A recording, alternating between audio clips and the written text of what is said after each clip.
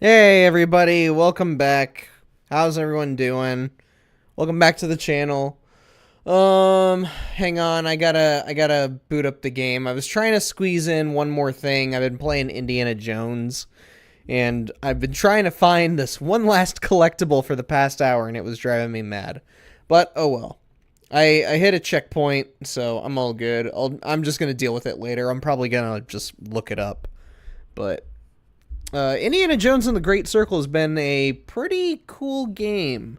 It's not perfect. It's got some problems, but I'm enjoying it regardless. Before we get into things, who's ready to steal more of Nanako's food tonight? I gotta tell you guys this thing that I found. So after the stream on Wednesday, I was like, what?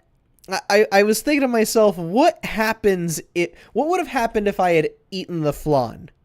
Besides losing all of you who have been so kind to dedicate your time to watching my dumbass playing Persona 4. So I googled, I ate Nanako's flan. And Google's AI actually had a bit of an opinion on it. It called me a monster. No joke.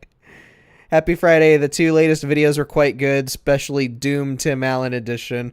I mean, I appreciate the compliment there, Jamil. Oh, goodness. Sorry, I was adjusting my cushion.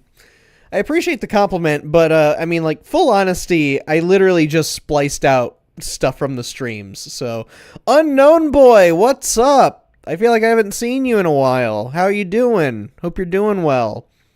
I just spliced out a couple of things from the streams, and I just threw them up. I figured they would just be fun little bits to pull from the stream, and it's easily accessible now. You don't have to sift through 4 or 5 hour streams, you know? So, yeah, busy on college stuff. I salute you, and I wish you the best of luck. So, AI knows what's up. Hello, Chewy. Yeah, so this is the full quote, alright? It says, I googled, I ate Nanako's flan, and it responds, you monster. Eating Nanako's labeled flan, or pudding, in Persona 4, gives your protagonist a major boost to his courage stat, but it costs you major emotional guilt for stealing Dojima's adorable young daughter. Oh, for stealing from Dojima's adorable young daughter. I almost skipped over a word. I was about to say, I don't think AI knows you can't steal Nanako. That's a little bit weird, but okay. But yeah, and then I found a GameFAQs forum of everybody trying to justify eating Nanako's flan. So, I gotta share this with you guys. I ate Nanako's flan. Here it is. Somebody says, I just couldn't bring myself to eat it. Another person goes, I ate and enjoyed it. I wish there was a way you could tell her you did. I ate it and it was yummy. You just wasted a chance to gain 5 points of courage. I ate it right in front of her. Then I offered a bite, pulled the spoon away, and drank her tears. Oh, goodness. You sure it means pudding meant for Nanako to eat or pudding made by Nanako? If it's safe for Nanako, I'm not sure why it would raise your courage. Unless it's something like, do you really have what it takes to steal a little girl's pudding? Then that makes sense to me. Either way, do it for the courage. Just take her to Junis next time. One of the many rules of Japan, little girls can and will kick your ass. That's why you need courage to eat the flan. The courage is that when she finds out that it was eaten, she will come to you, tears in her eyes, and ask, Oni-chan, Did you eat my pudding from the fridge? And you have to be able to watch a cute little girl in tears as you use that courage to say, yes. Yes, I did.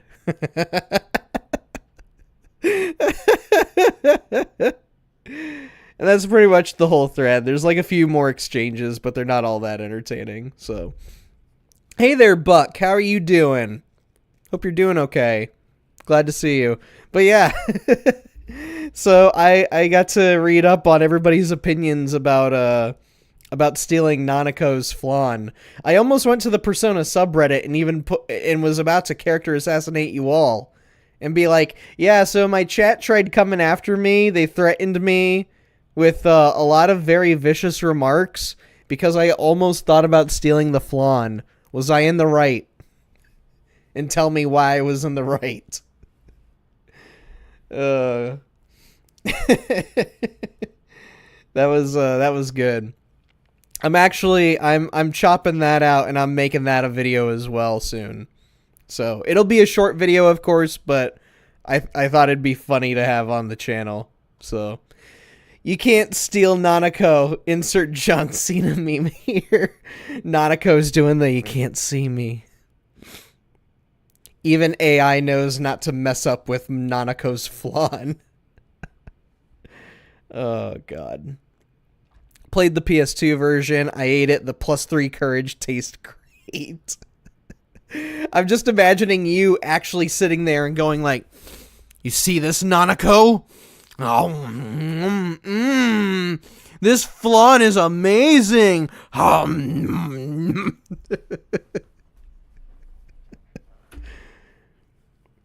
I looked at the details. Not only are there no negative consequences, it doesn't cause you to lose the time block in exchange for the courage boost. Those are rare. I think there was only at least one other like that. I might have gotten that one. I think it was supposed to be like a banana or something that had Dojima's name on it.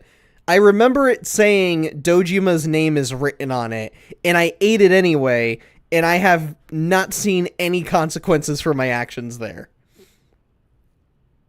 Yeah, that's it. The banana in the fridge, yeah. Yeah, that's the one. I couldn't remember if it was like a banana or something else. Now that I know that, I will support people eating the flan in the future.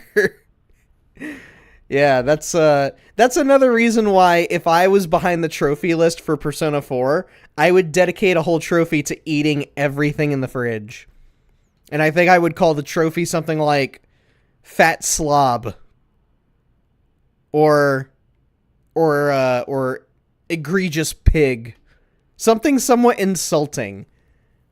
To let everybody know, hey, you did it. You ate everything in the fridge, despite how others may feel. You miserable sack of shit. It's like the Yakuza 0 trophy, where you have to go into the video store and you have to watch softcore porn, and the trophy is actually called "I did it for the trophy."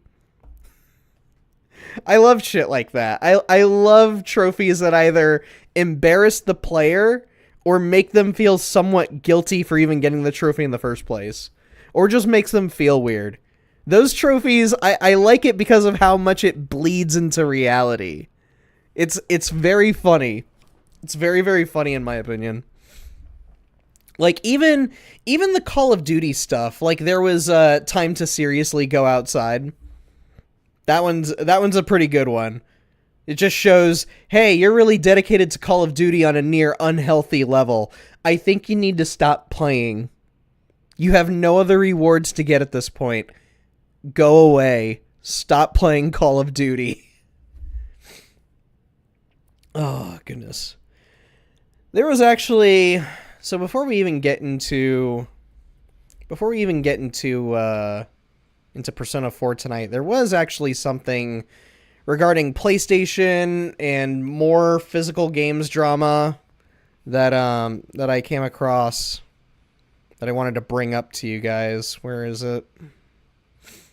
Oh, no, wait. It wasn't physical games. Yeah, it's this. So, I don't know how many of you have been paying attention over the last... It has to have been about a decade now, right? a decade since they started doing this. Nanako will get her revenge the next time she cooks for you. Yeah, I'm gonna go through Mystery Lunch X, the Nanakoing.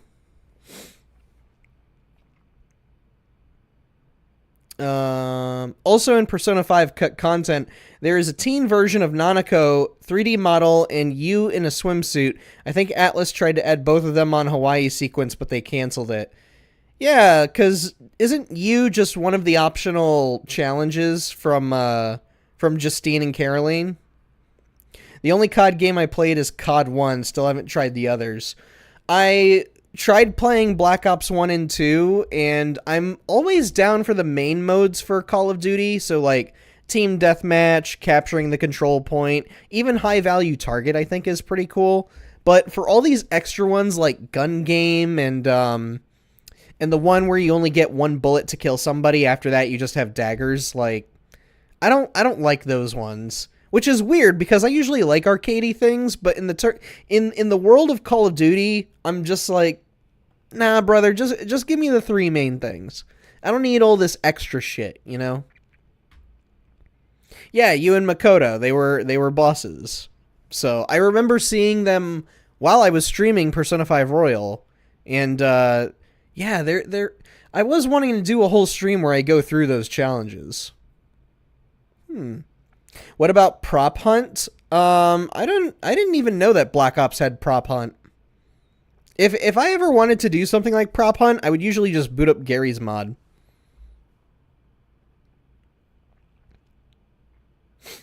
I think those challenges against the Persona 3 and 4 MCs are like outside of time in real life.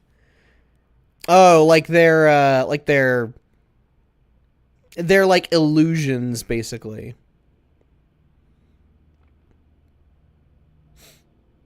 Well, anyways, I want to get through this story real quick, but apparently, so I don't know how many of you have been aware of this over the last rough decade, but if you've ever booted up your PS4 or your PS5 and you see that there's like a game that's being advertised on your dashboard, that's happened before for like Horizon Forbidden West. I'm pretty sure they've done it for GTA 5 at one point. But this has been like a form of advertising that Sony's kind of dipped their toes into here and there, where it'll just, I find this kind of stupid, but they'll shove a game onto your cross-media bar, and it's obviously not installed to your console, but it's their way of saying, hey, look at this game. Wow, don't think about your other games that you're playing currently. Look at this new one. Wow. You want to give us $70, $60, $50, $80, $100 for this? You get a lot of extra goodies if you give us $150. So they've been doing that for like the last 10 years. It hasn't really been consistent. It comes and goes, but that's really the most that we've gotten from it, right? Well, earlier, it was either earlier today or yesterday, apparently they put up a job listing for somebody to act as director of client partnerships.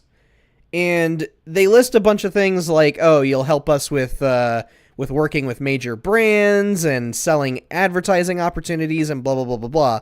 But one of the specifics is for non-endemic brands, which means if you were to get the gig, you wouldn't exactly be working with just video game brands. You'd be working with literally any other company who wants to advertise on the PlayStation platform. And that sounds like a good way to earn revenue. However, given that Sony has a bit of a history of loading up these game ads on people's cross-media bars, something tells me, no, you guys are gonna throw up like an ad for fucking Burger King or something on my console the second I boot it up. And I don't know how I feel about that. Like, I haven't been I haven't been super opposed to ads on certain things. I know that YouTube is super fucking annoying. Twitch is especially annoying when it comes to ads. But in the realm of video games, the most egregious I've seen was Xbox. They'll throw up like a like, you know how you have all the actual squares on your dashboard? One of them will usually be dedicated to something sponsored. And that's like, I've kind of figured, all right, whatever. I'm going to ignore this anyways because I usually go straight to my games collection anyways to go and boot something up. I don't really tinker with the main dashboard, you know? But with PlayStation, it's just, I don't know, man. I don't know. Just the way that the cross media bar functions anyways, like, look at this. Here. Like, imagine this, right? I just booted up my console, but imagine instead of going to Persona 4 Golden or even going to my welcome thing, imagine if it just centers on, imagine this square here ends up being for fucking Wendy's or Chase Bank or I don't fucking know, Amscot, right?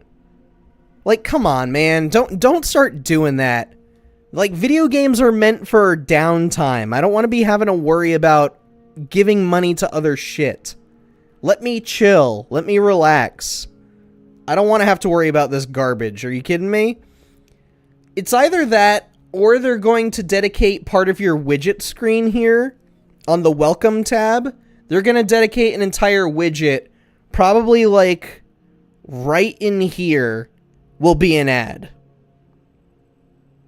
That's what I'm thinking. This whole empty space here will probably be an ad. And then this will be your personalized widgets or something. That's the way that I see it going. It's funny how companies can't make the basic connection. People are pissed off at us. Doing something else to piss them off will surely help our position. Well, that's Sony right now. Sony doesn't care. And according to Jason Schreier, they still don't care. So, unfortunately, this is where we're at. It's like, it's, again, this is kind of like the same thing that I was saying Wednesday night. Remember when I went on that whole mini rant about EA and the Saudi royal family and Andrew Wilson and all that? I had noted, look how many concurrent viewers I have since I started saying that. Because I had started the stream at like 12, 13, 14 concurrents, and then the second that I started talking about all of that, it dropped to 5, 6, maybe 7. Somewhere in there. And unfortunately, this is why we're here. It's because so many people don't want to hear about politics or business or economics. They don't want to indulge in any of that. Even though knowing could probably have prevented this sort of situation. And maybe we could have raised a big stink about it back when this was just an idea that they were touting around, you know? But what can you do? Now it's too little too late, and nobody decided to do anything. And now that it's too late, all of a sudden everybody wants to do something. That's why we're in the whole shit with the physical games nonsense, too. I'm not saying the issue itself is nonsense. I'm just saying, like, the entire situation is nonsense. Because it's just like, brother, we should have been on top of this 10, 15 years ago when people started finding out, hey, I put the disc in, but I still have to download the game. What the shit is this? Should have raised a big shit about it, man. Now here we are. Physical games are getting killed off. And everybody spent the last 10 years or so buying digital games first and foremost. So, not to say it's all the gamers' fault. What I'm saying is that we should have been on top of it, and nobody was on top of it. It was always these minor bursts of outrage. And again, this is why I'm so skeptical about this blackout that's planned for the end of the month. No one sticks to their guns anymore. So, is this actually going to work out? I don't think so. And same with this endemic advertising thing that Sony's looking to do. Is this, they started toying with this idea of advertising on our consoles 10 years ago.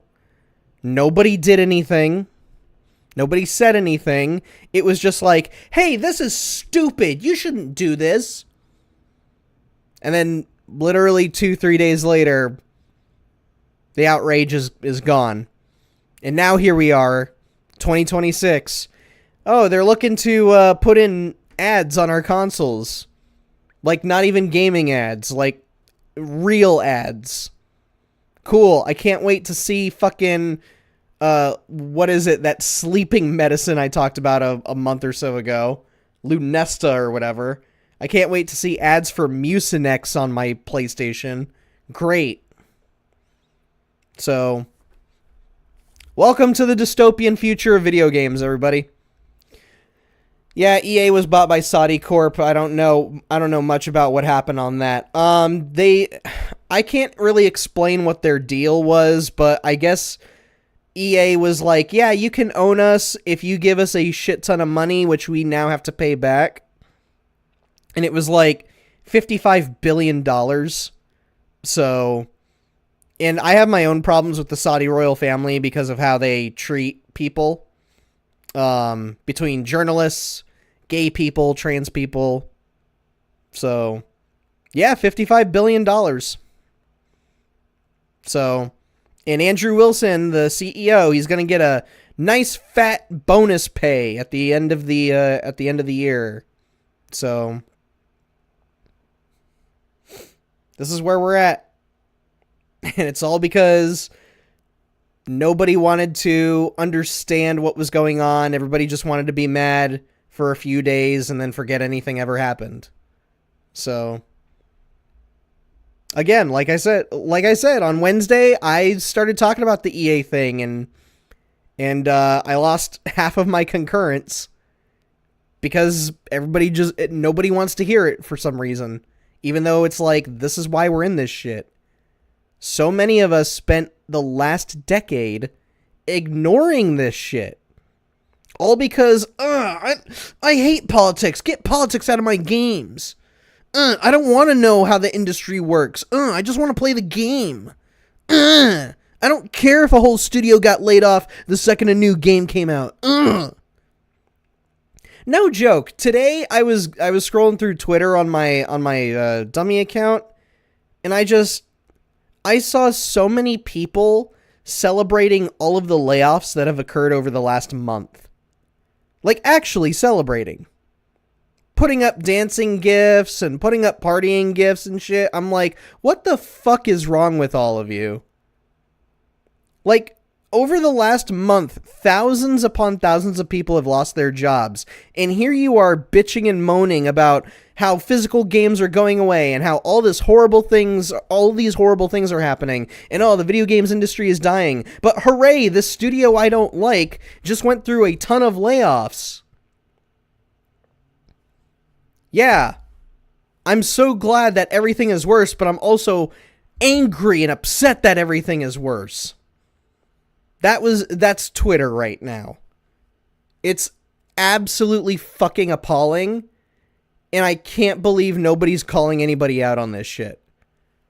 Like, I saw the grifters going about it. I literally saw one grifter today tweet within the same day, fuck Sony, AAA games are dying, and then hours later, Halo Studios going through layoffs, yeah! Like, I'm starting to believe that literally anybody on social media who claims to play video games... I know this is weird because I am technically somebody on social media, but anybody who is, like, constantly posting about video games on social media, I'm really starting to believe that these people just do not like video games at all. Like, not just the grifters. I mean, literally almost anybody. So... Save for a small handful, but I find it so weird how even if you're in the grifting space, you would be like, yeah, fuck Sony, and then not even a few hours later, yeah, a studio closed down, hell yeah. That's not fixing the industry like you think it is, dumbass. My God. It's just making it worse. It's so stupid. They don't care about the consequences of any actions they can't see immediately. Yeah, exactly. Like, nobody stops to think, well, wait, this may seem fine now, but how can this snowball in the future? Nobody thinks that, and nobody seems to ever want to think that sort of thing. And it honestly saddens me, because it's the same thing that I saw coming back when I was in high school, and all of these companies kept on trying to jump aboard the online multiplayer train because Call of Duty was exploding.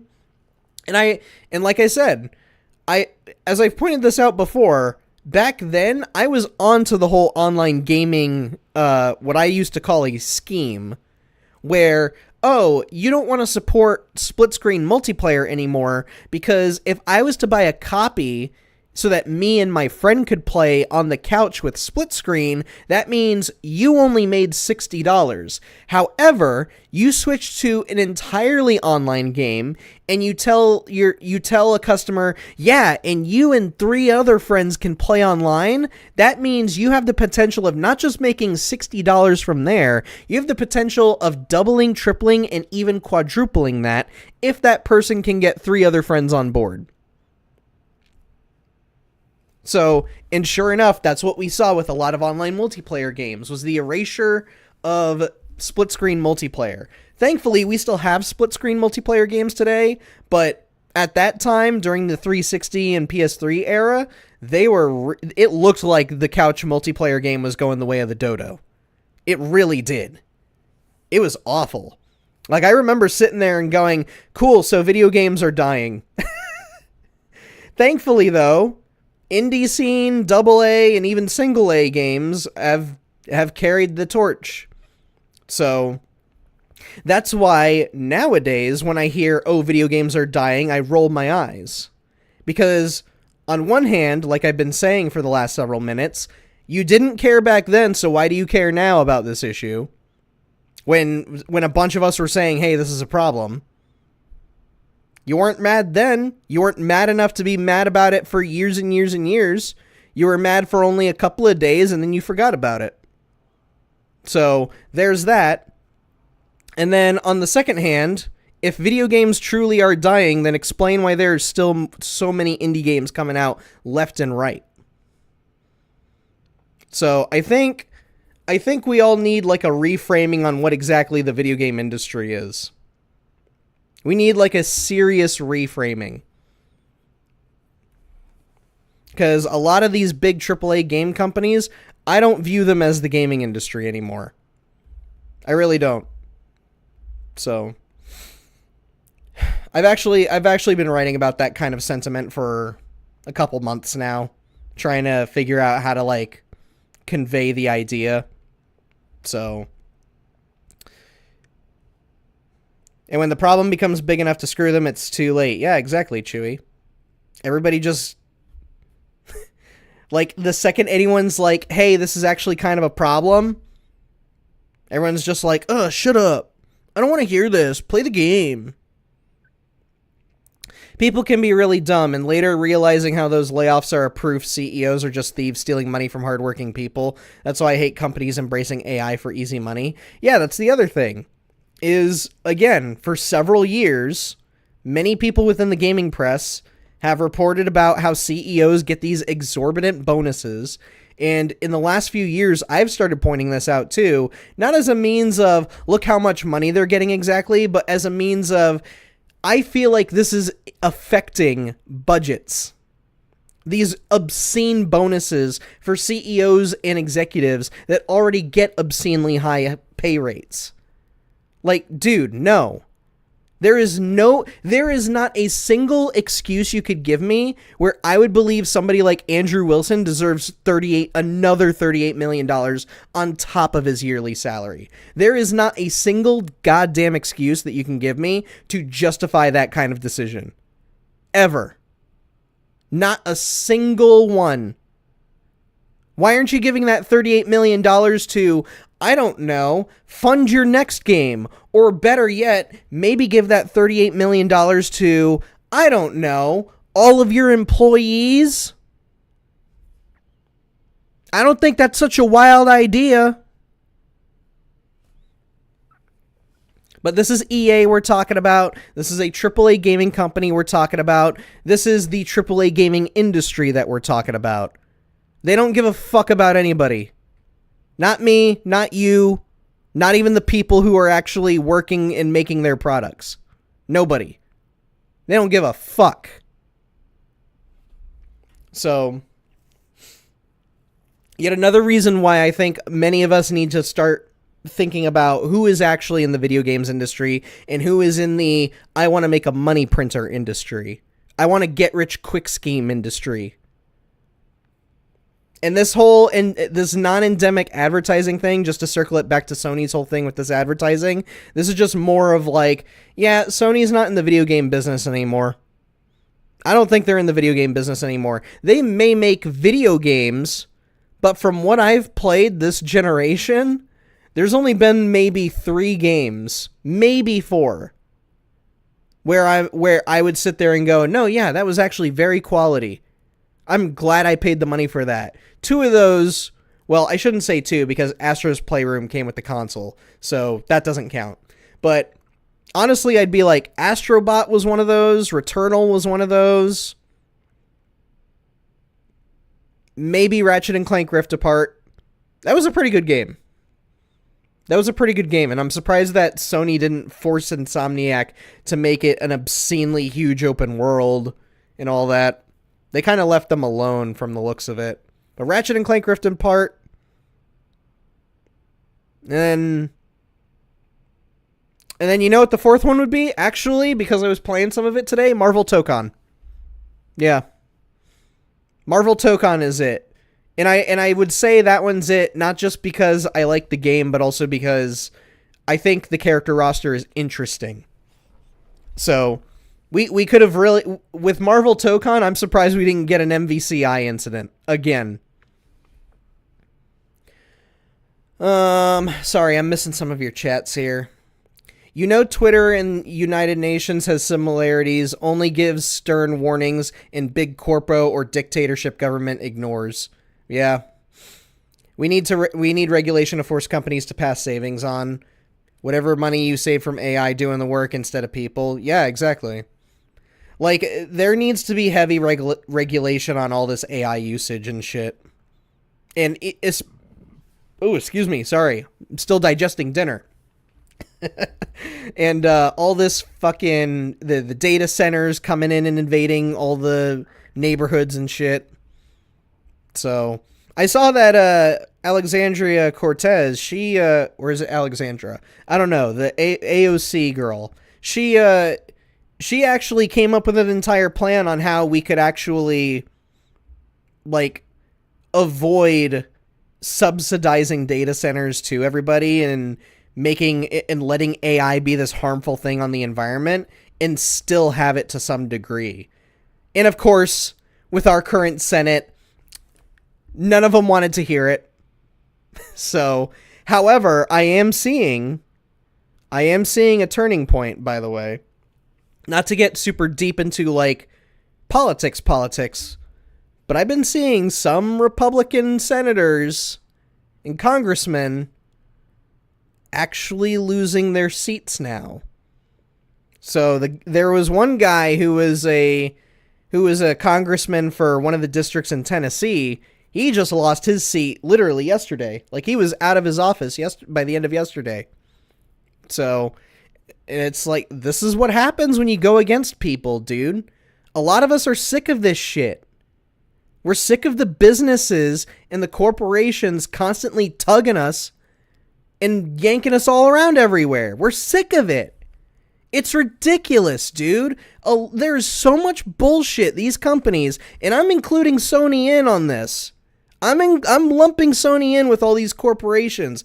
They have done so much bullshit to jerk us around and shake us of all of our money, and every year No joke, for the last several years, I have been hearing from all sorts of companies, not just video game companies, all sorts of companies, we made record profits, we made record profits, we made record profits. And what comes after that? Or even before that? Yeah, we fired like thousands of people. Yeah, that sounds right. That sounds like a business I want to invest in. This is the other problem with everything, all right? I'm sorry that we're actually getting into like real world shit now. Like not just video games, but actual real world shit. If I was a shareholder, I wouldn't be investing in any of these fucking companies. Because do you know, like this is, oh my God. I didn't think this would actually make me flare up like this. But just, if I was a shareholder, and I saw that a company I invested in just let go a shit ton of people, and then literally days later, we made record profits. Do you know how much of a fucking red flag that is? Do you know how much of a red flag that is? To me, that is, wait, no, that doesn't make any sense. Because you just let go all of these people for the sake of making margins look better? What? How much money were you spending before all of these layoffs? How much? No, I'm out. I am out. This isn't how you run a business. Not only is it unethical, but also, what happens if this sort of thing doesn't happen the next time? What happens the next time when you let go a shit ton of people just to make the profits look better, but the profits aren't really as better as they were the previous quarter, or the previous half, or the previous year? Do you know how stupid that looks? Do you know how stupid that sounds when said out loud? You know what I want to hear as a shareholder? Hey, we made a shit ton of money and we didn't have to fire anybody. That's what I want to hear. Not only because it's ethical, but also it tells me that the business is healthy and that we don't have to worry about fucking around with the books just to make things look good. That's what that tells me. And the fact that there are still a shit ton of shareholders funding and investing these companies, these same ones that are like, yeah, we're going to lay off like 2,000 people, and then days later report that, yeah, profits are at an all-time high. We had our highest record-breaking year in 12 years or whatever. That's stupid.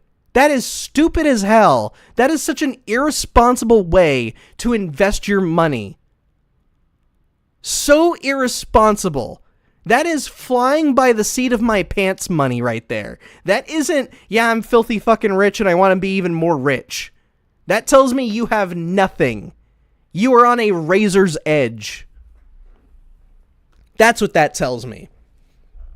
So I don't understand how anyone's still investing in anybody, quite frankly. That sort of move alone, I'd be like, excuse me, what? Like, man, I wish I had thousands of dollars so that I could join these earnings calls and just be like, excuse me, I saw that you fired like 5,000 people from your company. What would have those margins looked like if you had not fired all those people? What would your margins look like? Because if it's in the negative, that tells me that you're spending my investments in you in a very irresponsible manner. Excuse me, Microsoft, you spent how much acquiring Activision Blizzard King? And what do you hope you're going to get out of that?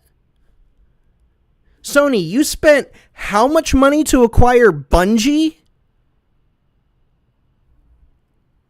What are you hoping to get out of this? Like, I don't understand how brain dead do you have to be to not look at those moves and think, this company is not spending my investments correctly or responsibly even. I don't get it. And I know somebody could be like, oh, well, you're just saying all of this in hindsight or whatever. No, even at the time, I was thinking that. I really was. And I'll forever push back on these corporations buying and acquiring all these different companies, because it's just like, I didn't ask for you to do that.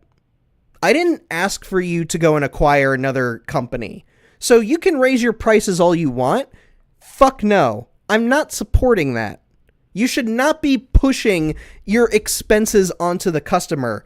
You should have the confidence in your own product, in your own service, to be assuring that you're not going to suffer that much in losses. Otherwise, why did you buy that? Why did you go and you buy that? Like, it's not that hard. And unfortunately, it just seems to be like, yeah, so long as we get positive news, I'll keep on being a shareholder. Yeah, that sounds like an amazing idea. Definitely not going to bite me in the ass later when the product starts to suffer. Like, it's absolutely embarrassing, dude. These are rich people. These are the people that are running not only the country, but the world right now. And all they care about is whatever sounds good, not whatever is going to be good in the next few years. Not whatever is going to be good in the next 5 years or the next 10 years. It's all about, what sounds good now? What sounds good right now? I don't know. Let's try and actually like fudge with the numbers a little bit, you know? Let's go ahead. Let's try to cut our expenses right at the last minute. That way, starting next quarter, we can say, wow, we made a ton of money. Because to me, what that is that's a bullshit lie is what that is. Let's all make sure we tell the wildest bullshit lie that we possibly can. Just so that we look good for a little bit. Just so we get 5 minutes of looking okay. Like we're a healthy business. Yeah, that's smart, jackass. So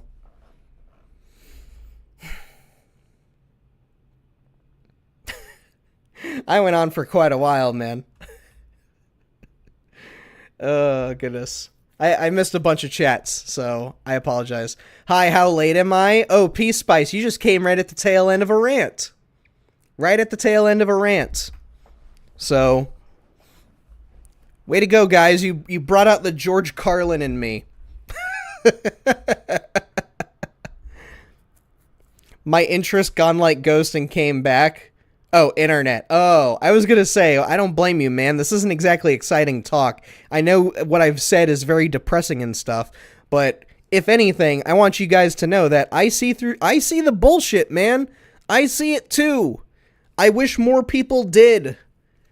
And I don't understand where, like, the basic common sense has gone. I don't understand where are the smart businessmen in our society. Like,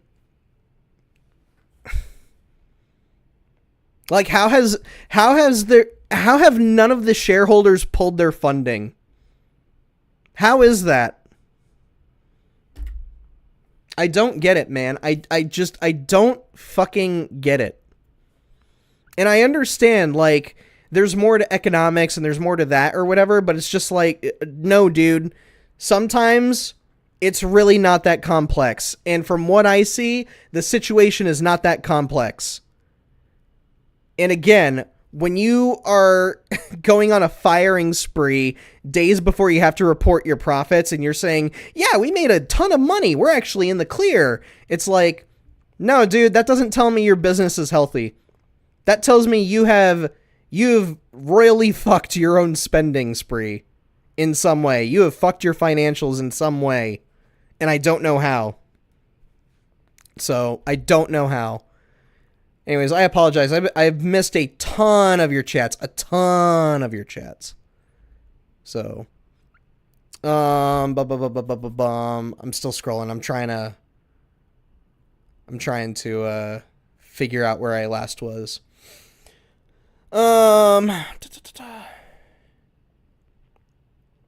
I forget the details, but there was somewhere in the US, maybe New York, but they're legislating so if you use a self-checkout at the supermarket, you get a discount. Oh! That's interesting. I don't know how to feel about that. Because, like, as the customer, yeah, that sounds great, but the question becomes how many people are going to be out of a job if this goes through, if this goes beyond New York, if this goes, nationwide. Like, it sounds great, and it actually and it's actually a way to, like, tell the business, no, if you're going to get rid of people, you're going to lower your prices. Fuck that. We're not playing with that. So, I don't know how I feel about that, though. This sort of situation is part of the reason why I initially was against the so, like, during the pandemic, there was that whole hullabaloo that minimum wage workers were getting behind, of the idea of, like, dude, we need to be paid $15 an hour just to be able to live in this country. Like, that's all we're asking for. I was initially against the idea because I believed myself to be in the same position as I am right now with the whole physical games thing, where it's like, well, maybe that's not the best way to compare it. Basically, what my stance was on that whole thing was, like, I'm for you guys getting paid. Unfortunately, the companies you're demanding this from, they're not going to stand for it, and they're going to find some way to replace you. And sure enough, almost immediately after that whole movement, and after the minimum wage thing was passed and everything, we started seeing self-kiosks popping up at, like, McDonald's and shit. So, it's like, I'm all for everybody making money, but unfortunately, these big-ass companies, you gotta keep them on a super tight leash, or else they're gonna pull shit like that, and they're gonna start finding excuses to start rolling heads. That's the horrible part. So buying new consoles is going to be the worst financial option from now on in the end. Depending on the consoles you're looking at, because this whole situation with Sony and Microsoft pushing for an all-digital future, and we all know Nintendo's on it too. We all know they're on it as well. They're just being hush-hush about it until they're ready. So, however, I've actually been looking at the retro console market, because I've noticed more and more companies are popping up, and they're bringing in their own consoles to say, hey, look, we're printing games as well, and we're cartridge-based. So in the UK, there's a manufacturer called Evercade. I was actually looking into that the other night, because I saw that they announced that they were printing Banjo-Kazooie and Banjo-Tooie cartridges. I thought that was actually kind of cool. The problem is that if you're one of these retro game console manufacturers in the year 2026, you gotta really stock up on that shit, man. You can't be releasing these like, yeah, it's a whole collection on one cartridge thing. You need an entire library. And I just don't know how many of these companies are going to be able to secure, like, an actual decent-sized library. Because I was looking at Evercade and I wasn't seeing much. I saw games that I absolutely would play if I had an Evercade. Like, they got Doom on a cartridge, and then again, they got Banjo and Kazooie on a cartridge again. So there's that. But what I want is, I would like for a machine, I want a console that was, I know that one company made it, but I can't remember what the name of the company was. But they used to make retro game consoles where they had like 5 slots, and all of those 5 slots were dedicated to a certain system. So like, one slot was used for N64 games, one slot was used for Sega Genesis, one for Sega 32X, one for, you get what I'm saying. And then like 2 tiny slots for Game Boy stuff. So I remember seeing that and thinking, wow, that would actually be really cool if I still had all my old games on it.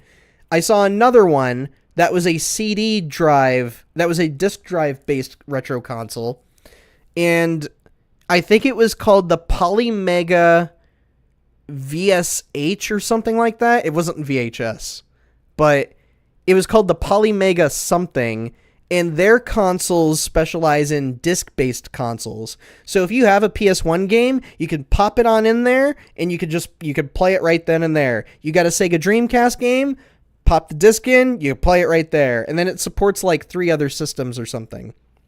So I think what we're reaching is we're reaching a point where, again, we need to reframe what the video game what the video game industry actually is.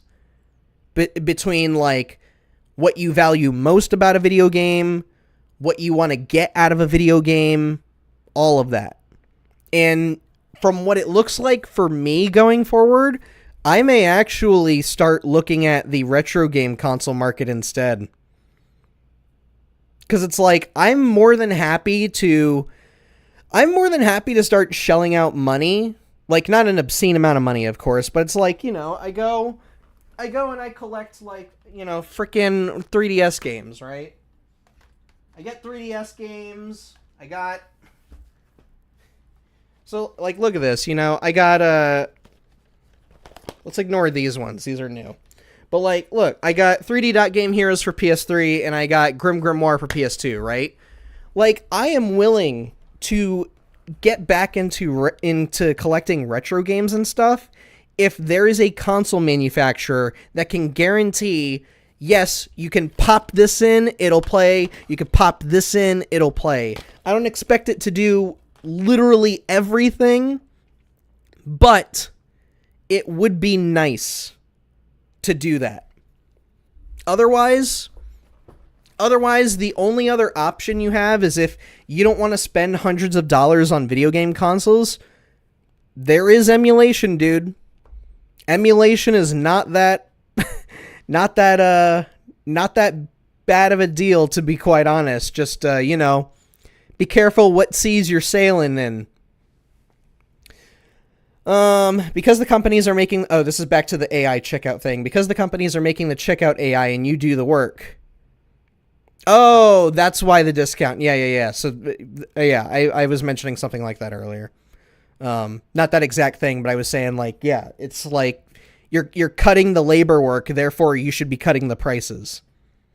Because suddenly your business is not that expensive for you to be operating then. Oh my God, U.S. midterms aren't until November. Yeah, like the official midterms aren't, but there are different districts that are already underway with voting. So, like I said, the congressman from Tennessee, I forget his name, but he's already out of Congress right now. He left last night. I feel like the media has been speculating about the outcome of them for over a year. Oh yeah, they've been watching midterms like a hawk, dude. They have been watching them like a hawk. I've told myself already, like, dude, Texas is not going to be on the table for me unless Ted Cruz gets out and we get, like, James Tallarico in there. Especially if it's Tallarico. Like, Tallarico's my man. I like him. I like what he's been saying. I like the ideas he's been conveying. He is one of those people where I'm like, you are a true Christian. You are. You are actually quoting Bible verses. You know what the Bible's about. You know that you have no reason to be acting shitty to other people. You are a real Christian. I would love to see you not just be a congressman on behalf of Texas. I want to see you become a governor. So, that guy I think is going to go places. Remember Sega and Nintendo being investigated by Congress during the 90s? Gamers should go to Congress and present a motion to investigate big companies like Sony, Ubisoft, EA, so CEOs don't get richer.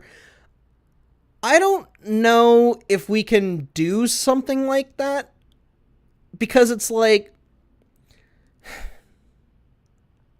I like the idea, right? Of like, yeah, you should go and be investigating all these corporations and making sure they're not doing shady shit. But also, aside from prices being unfair and stuff, like, what other reason do we have to say, hey, you should be investigating this? If anything, Colin Moriarty, the host of Sacred Symbols, he's a former IGN editor, all that. I'm actually wearing a beanie that that he sells. This is actually his network's logo right here. He's actually talking with his congressman in Virginia, and he's going to try and get things set up and explain to them what's been going on with the digital gaming ecosystem. It's just from what he's said, he has reiterated this a handful of times, but the problem with him being in Virginia and only having that to like as an outlet to express his concerns, Virginia's not really a tech like an area for tech companies. So there's like a worry he has where he said, like, considering that the tech industry doesn't really have much of a presence in Virginia, like they don't really have any facilities or anything, there's a chance that the congressman there and whoever else he needs to talk to, they may not really give much of a shit over there. And like same thing here in Florida too, is like I don't really know of many tech companies that are here in Florida. If I could get someone to talk to here in Florida, I would. I'm just like, I don't know who I would go to. I really don't, because I don't know who here gives any of a shit too. Like if you, like I would imagine you would have to be in probably the big three, Texas, California, or New York, in order to get somebody to pay attention or start paying attention. Because Texas is where many of the video game companies are, California as well, and New York is just arguably one of the biggest metropolises in the country. So you get anybody from any of those states to listen and pay attention, I feel like, you know, that would be enough to get the ball rolling. But you go to like maybe even Georgia. If you could talk to somebody in Georgia, Georgia has huge tech presence over there between the animation companies, the film companies, and all that. So it's just, if you're not in those 4 states, I don't know what other states would really care about that, you know? That's the issue. Obviously, I care about it, you all care about it, we all care about it. It's the problem of like telling politicians, hey, this should be a priority for you, because this is something that's going to get out of hand in the next like 5, 10, 15 years. So if you want to remain in office, you need to jump on this. And unfortunately, that's another sad truth to all this, is that they can start investigating right now. Who knows how long that's going to take, though. So, unfortunately, a lot of politicians just don't want to do their jobs. And the ones that do want to do their jobs, they're the ones that are not in office. Unfortunately. Sorry, still digesting dinner. So, unfortunately, I don't think the majority of people with shares in anything are as principled as you are. Well, yeah, exactly. They're not as principled. They all worry about what's making me money now and what's sounding good now. Now. Not how is this going to fuck me over in the future.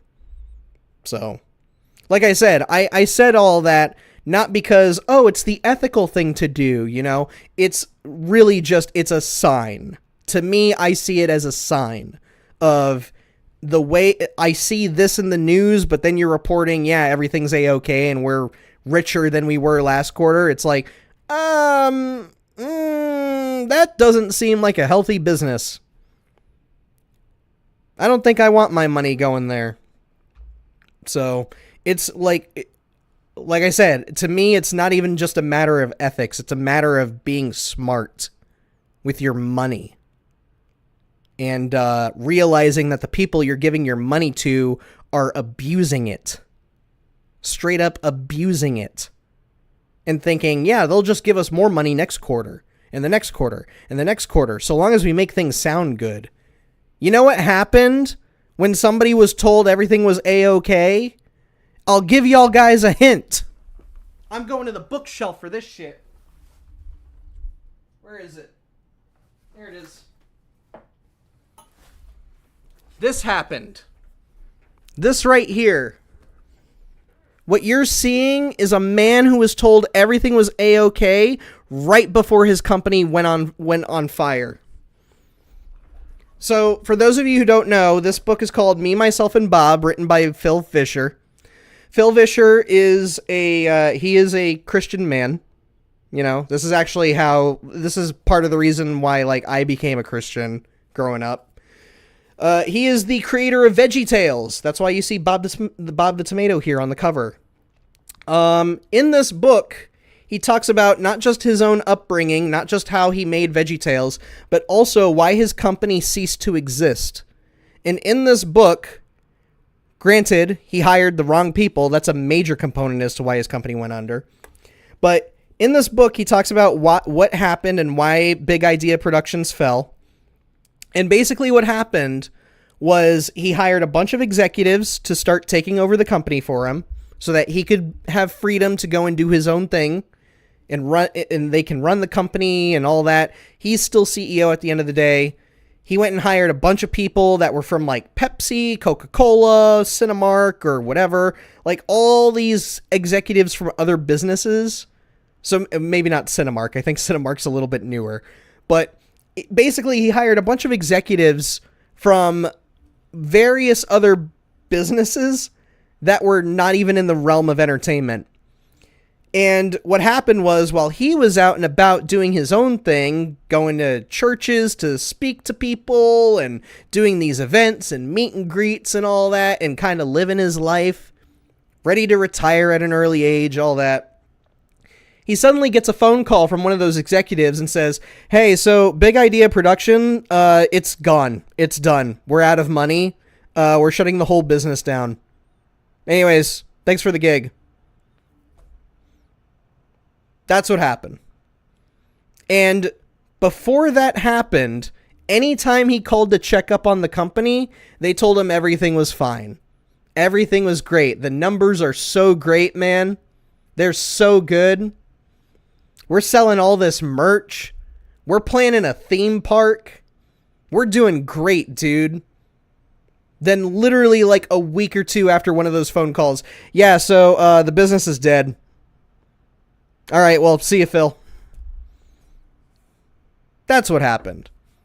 And that's why I'm saying, like, firing and hiring, or no, not firing, firing and then saying, "Yeah, numbers are great."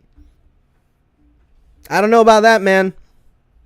Granted, again, I know that this was a bit of a different situation because he hired the wrong people. He was hiring people from freaking food companies and shit to run an entertainment company. But either way, it goes back to you were lying about the books and you were fudging the numbers around and shit. Is this business healthy? Because that's not what it seems like to me. So I highly recommend this book, by the way. It's actually a very interesting story. As somebody who's not as heavily Christian as Phil Vischer is, there are some moments where it gets a little bit hokey. But it's like, I try not to be judgmental, but there were definitely a couple of moments where I'm like, let's calm down there. I think we need to think a little more logically. So, not to insult anybody's religion or anything. It's just there were a couple times where it's like one of the big parts in his life changed when he was so depressed. He says in here that he fell asleep on the couch. His wife left with the kid for a little bit to go see her parents or whatever. They were like scrambling for money and whatever. And then he wakes up. They're still not home, but an envelope has come through the door and it's on the floor. And he picks it up and there's a wad of cash with a note saying, "God told me you might need this." And then he like goes into writing saying like how, "Oh, God heard me and he wanted me to have this and stuff." And I'm just like, I think it was just a relative, man. It was either a relative or a neighbor or somebody who knew you were in a rough situation. So, I don't know. Great book, though. Really great book. Very, very interesting on how entertainment companies are run and how they're supposed to be run and how one can end up having its own passion robbed from them. So, like, it's surprisingly very, very honest. I was very surprised. Anyways, I still got a lot of catching up to do with you guys. Now India has 12 data centers in the name of giving job opportunities for young people. This term is used so much by politicians. These politicians bring most pollutant factories or any stuff in the name of job opportunities. India has already a ton of drinking water and farmlands, but some places boycotted it successfully. I still have hope here. 12 data centers is small, but 12 becomes 200 real quick. Yeah, that's good. I'm glad that everybody stuck to their guns and they said, no, we're not standing for this shit. And you see what happens? Get to live prosperously. I wish we did that here in America. But clearly that's nowhere on anybody's priority list. Or at least the politicians. Carl, hello. Welcome. I apologize for not saying hello earlier. Hello, good evening. I got great news. My near 5-year slump of unemployment has ended. Going to start work on Monday. I am a quality lab technician at a plastics manufacturing company. Way to go, Carl. Glad to hear it, man. Glad you're back on your feet. Hope you're gonna knock this out of the park, man. I hope you're gonna do great things for us and maybe make microplastics not a huge problem for us anymore. I don't want it in my rain. I don't want it in my water.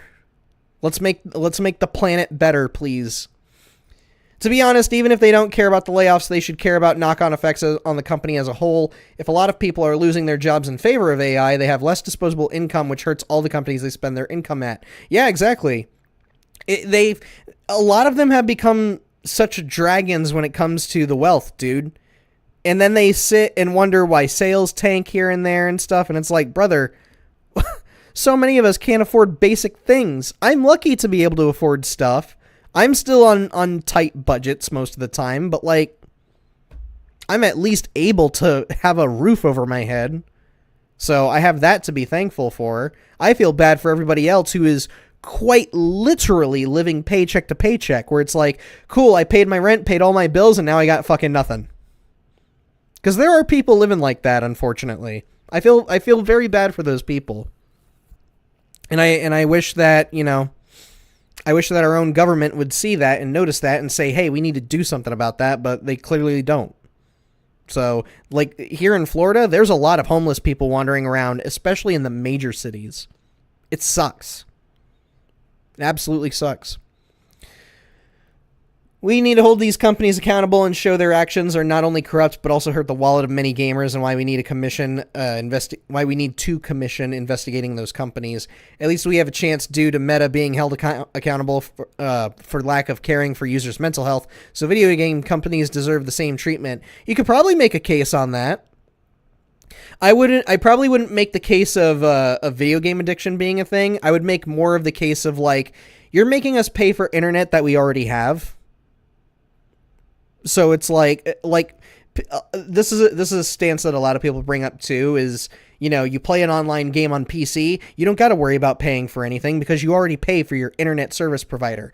But you go play an online game on PlayStation or Xbox, if it ain't free to play, you're not only paying for your internet, you're also paying for Sony and Microsoft servers, and you're also paying for the game itself, which is bullshit.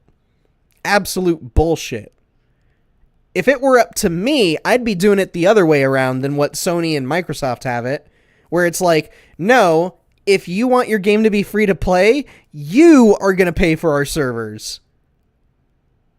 If you're charging money for your game, okay, well then we're going to take a bigger cut of the sales, but we'll make sure that your players are not being held to having to pay for our yearly thing. But again, this is me conveying ethics, and the companies don't give a shit about that. So I understand. I'm just saying that's how I would handle it. Again, I'd probably be the worst businessman on the planet, according to all of the people who are executives and shit. So, because, I actually care about people.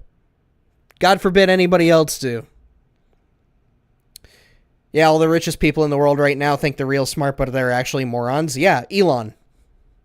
Elon's the biggest example you could give, truly. They are watching the world set itself on fire and neither doing nothing or pouring gasoline on it. Again, Elon. Dude makes an asinine amount of money. It's ridiculous. Him and Jeff Bezos.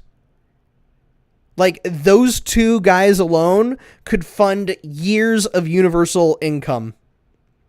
Years. And not just for a country, I'm like for the entire planet. And this is the other thing too, is like they make such an inconceivable amount of money. I don't know what I'd be doing if I had either of their salaries, man. I don't know. I definitely wouldn't want to be a talking head on the internet, desperate for people to like me. I wouldn't be going on all these TV interviews and shit. You know what I'd be doing? I'd be living a quiet life. I'd be like, leave me the fuck alone. I don't want to talk to anybody. The business is going to keep businessing until it doesn't business anymore. And I'm just going to, I'm going to sit in my house. I'm going to read. I'm going to get me a nice pool. I'm going to play video games. I don't give a shit, dude. I don't want to be doing TV interviews. I don't want to be online all the damn time. You know what that behavior tells me? It tells me you're a psychopath. You're an egotistical psychopath. Because not only is all of the money in the world not good enough for you, now you need all the attention. You need everybody to listen to your big ideas. No, dude. If I were in either of their positions, I'd be like, all right, I've worked my ass off to get this far. I'm done. I'm done. I don't need hundreds of millions of dollars in payout anymore. If anything, give me 50 million a year. Not even 50 million. Give me 10 million a year. And let's actually pay our people. If we want to be the biggest company in the world, we got to have some freaking backbone and some heart. But again, God forbid we do either of that. So, me. That's unfortunately how a lot of these people think. It's sad.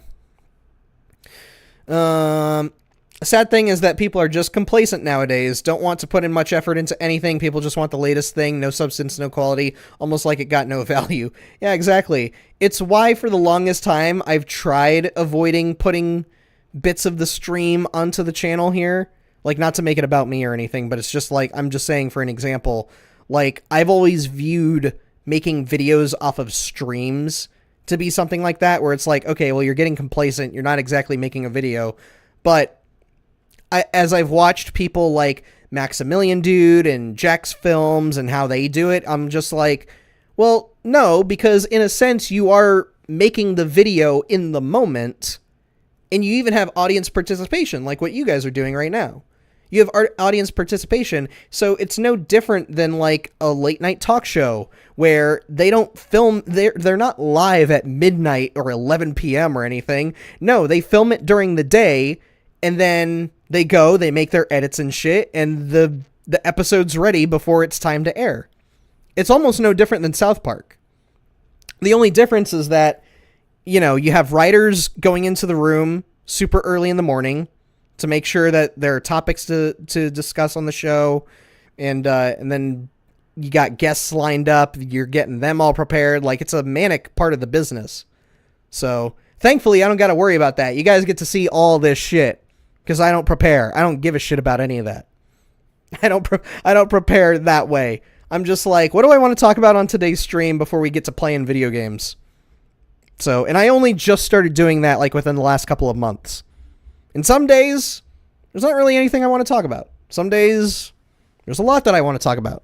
Some days we get into situations like this where there's actually quite a lot to talk about because of one little thing. So, I appreciate you guys like being into this, though. I'm honestly kind of surprised. Like, I'm very surprised. So, but also I think a lot of you are in the same boat that I am, where it's like, I'm just sick of the way that a lot of shit is these days, dude. I'm sick of it. And like you said, Carl, sad thing is that people are just complacent nowadays. I'm not fucking complacent. I'm tired of this shit, dude. I'm tired. And I'm somebody who's been freelancing for 10 years. I have basically been on my own for 10 years. I am basically running my own business as somebody looking for work and stuff. And granted, the majority of my work over the last 10 years has been Watch Mojo, but also within the last 4 years, it's been Long Play Archive. And now, as of earlier this year, I'm doing stuff with IGN. So, And it's like, I'm very grateful that all three of them give me work to this day and tell me, hey, here's a quota, or here's a whatever, here's a deadline, you know? Like, they help me pay the bills and stuff, and I'm eternally grateful for that. But also, there's like a part of me that's like, there shouldn't be a freelancing anything in this world. There shouldn't. I understand how some businesses operate on it, and it makes sense, but it's just like, I really wish that more businesses would understand the human side of things and how those should be the utmost importance. And unfortunately, a lot of these businesses, we've just allowed way too many awful individuals to come in, take control, and just straight up ruin everything. It's sad. It's very, very sad. And I'm tired of seeing people get, like, I'm not going to sit here and say, oh, I'm in a horrible situation or anything, right? But it's like, there are days where I'm like, things could be better. But then I see what other people are going through these days, and I'm like, holy fuck, dude. That's awful. That's awful. And I'm so fucking tired of just companies and businesses treating all of us like we're expendables. No. That's all I can say is just no. You don't treat people like that, man. It's like, it's part of the reason why I like Christmas Vacation. I know this is like a weird thing to transition into, but like, one of my favorite, sorry, if you heard that was my stomach. I think it's still expanding and trying to digest food. I'm sorry. I had a big dinner tonight, man. I had a big dinner. I had myself a fat Culver's meal today, man. Anyways, one of my favorite movies of all time is Christmas Vacation. And for those of you who haven't seen it, movie's about Clark Griswold, played by Chevy Chase. And he makes it explicitly clear at the very start of the movie of like, I want this to be the best family Christmas vacation ever. And of course, nothing goes right. And it leads to him having a severe mental breakdown in front of his entire family.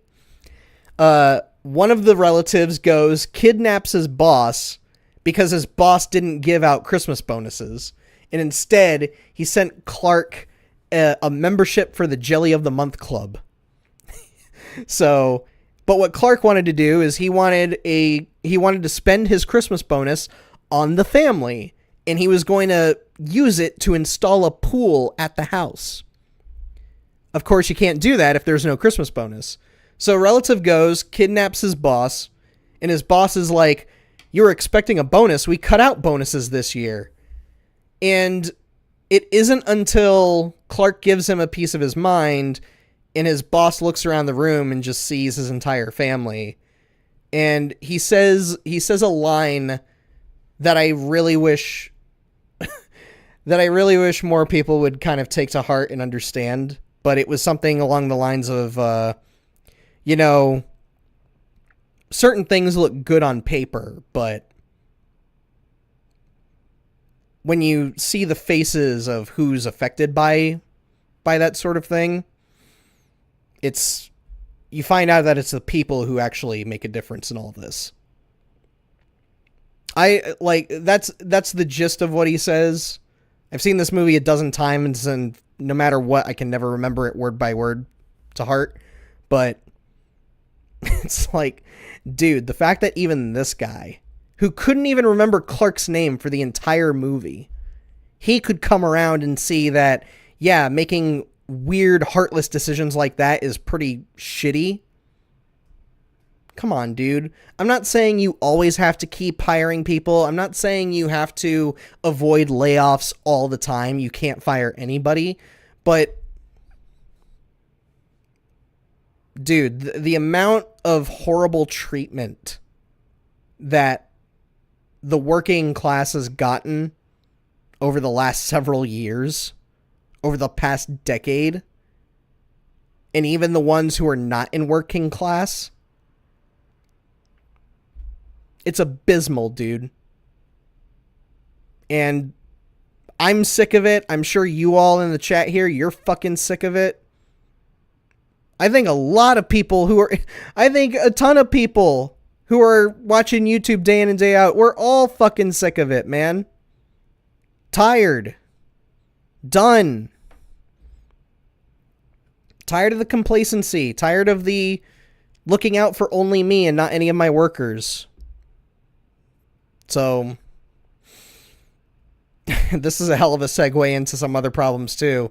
So, Chewy, you say here, by encouraging misinformation, disinformation, anything for clicks, censoring healthy discourse, they're ripping the fabric of society, and eventually there will be a violent end if it continues, and it will affect those billionaires. That's another thing. If I was a rich snob like any of these people, and I saw that the mass population is being mistreated like this, I'd be scared shitless. Because in every post-apocalyptic story that I have read, that I have seen, it starts the same way. The rich get eaten. The rich get eaten first. Because immediately when shit goes south, you know what the mass general public goes to? They go to the leaders who they know for a fact are the reason why they're now in this shithole. That's why. So, and yet, they don't care. They don't care.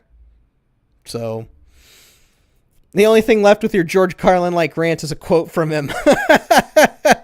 If only I knew any. Thing is about Carlin, though, is that he goes on such long rants, such long political rants, that I'm just like, dude, you're just speaking truth at this point. You're not telling jokes. You're making fun of how horrible things are, which I appreciate and I respect. So it's also just, it's been a long while since I listened to Carlin. I see clips of him pop up on my YouTube feed every now and again, but I haven't like fully sat down and actually listened to his stand-up. Not for a long time, at least. I know that I did like a report on him back in college. For some reason, I don't know what happened, but like we were talking about stand-up for like a week or two for some reason, and I don't know why. I don't know why.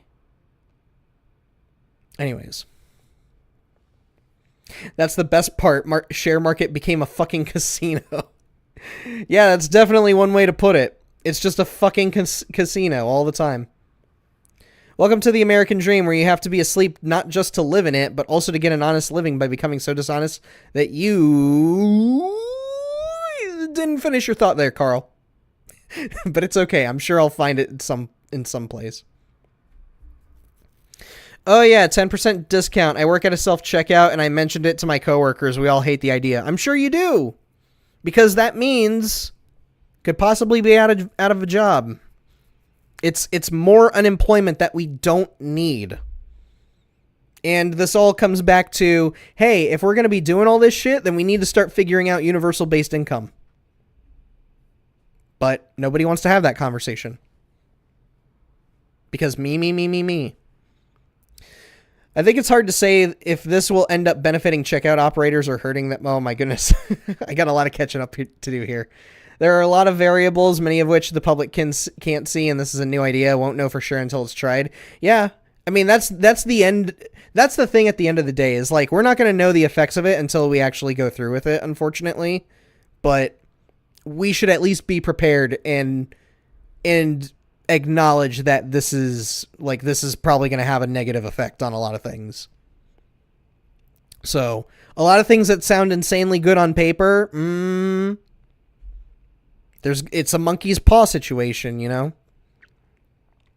I know at my store, that's 10% self-checkout discount would be so chaotic and terrible that I would immediately quit and never be a cashier again. The idea that a 10% self-checkout discount would encourage companies to focus more on having actual registers is fucking stupid. The majority of customers would be swarming the self-checkout and never go to the actual cashiers. That's one thing that I've kind of noticed in my behavior. Like, I noticed it the other day when I went to the grocery store. I went to go and pick up a couple of things.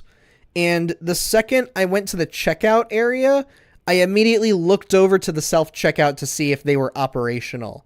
However, I think the grocery store that I go to, I think they've realized that the self-checkout is sort of self-defeating, and that they want to keep their staff there as much as possible. Because the last several times that I've gone there, their self-checkout is not open at all. So I don't know if maybe they're a local grocery store. I don't know if there is a company pulling the strings or whatever. But clearly this grocery store does not like the idea of self-checkout.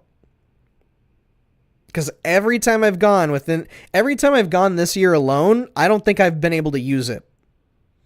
If anything, I think they only bring it on if they're like insanely busy. So I do remember it being operational, like, I don't know if it was on a weekend or something, but I do remember being able to use it sometime within the last few months. Like, I think maybe earlier this year in the spring. It was crazy busy in there. So at that point, yeah, I would see why you would want to use self-checkout. Like, go in, grab your shit, get out, you're done in 5 minutes. Super appealing for somebody like me. Especially if there's a ton of people in the store. But if it's something like a normal weekday where, yeah, it gets busy, but it's nothing too insane, then yeah, I don't see much point in making self-checkout available. So I think what they're doing is they're using it more as a backup instead of always having it on and devoiding people of work and eventually out of jobs and all that. So yeah, exactly, Chewy. I suppose if your store has balanced checkouts like 50-50, it could create chaos. Yeah, like if wait a second, hang on. I'm not sure if I. Yeah, it's okay. We're just gonna move on. Wow, didn't know there are retro consoles as different ones. Now that PS3 and Vita store got shut down, do you have PS3 and Vita? I have a PS3, but Sony killed it. They sent me a system update and it killed my console. So, thanks, Sony. Now I can't play my PS3 games. So much for doing a 3D Dot Game Heroes stream. Retro gaming. Okay, so now we're getting into the part where I was talking about retro game consoles and stuff. Retro gaming can be profitable, especially from indie developers who can use NES technology to make games that appeal to gamers and a nice way to keep old consoles. Possibly, I would much rather see like an actual unique console that's like, we don't care how big or how small your company is. You want to print stuff, we'll charge you this much, or we'll do like an income-based, a revenue-based charge on you, where you can order this many and we'll take like this amount of money for every sale you make or whatever, blah, blah, blah, blah, blah. Like, you can get in all kind of specifics. But like, I feel like we need a console manufacturer that's not going to go down the road of Sony, Nintendo, and Microsoft, where it's like, no, this isn't an online-only digital ecosystem.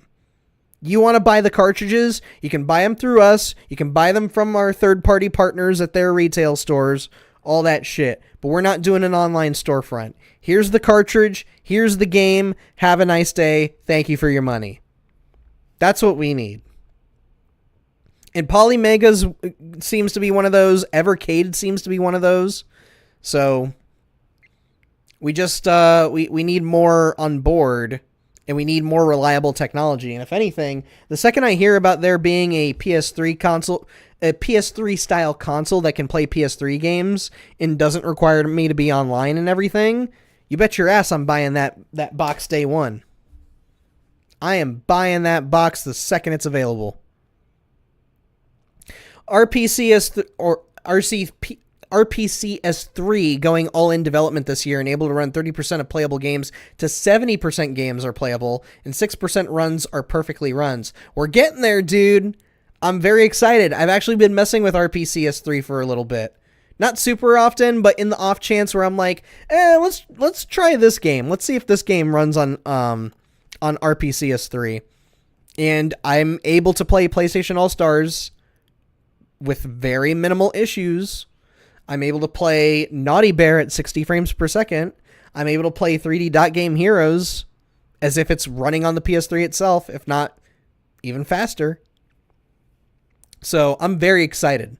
I'm very excited to see RPCS3 actually like finally come to fruition after all these years. Because for a while, that emulator was pretty rough to deal with. Pretty rough, very intensive. So, sorry, my hair's all out of whack because of the beanie and the fucking the headphones and everything. Goodness, I look like Kamikaze Short Bus.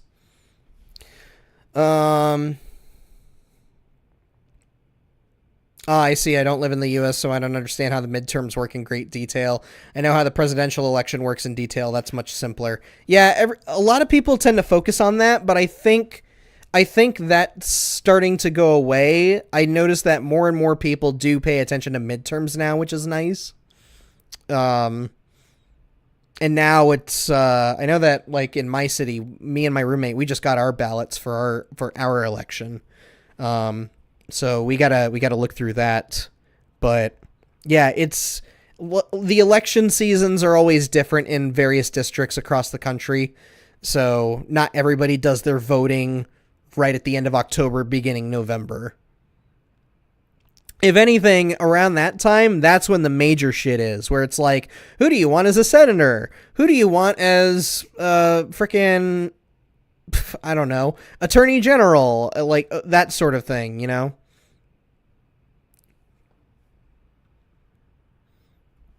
Okay, I'm starting to catch up to you guys. The scroll bar has shrunk. It has shrunk, not in size, but in height. Got some jobs to do. See you in a few minutes, but this rant is really well. I appreciate it, Unknown Boy. Thank you. I'm glad you found it entertaining in some way. I feel like I've depressed everybody to shit, so I apologize, but this whole thing with Sony and the advertising thing, I didn't anticipate it was going to unfurl so many things, so many issues about it. But clearly, you know, this is a much bigger deal than you would think, you know?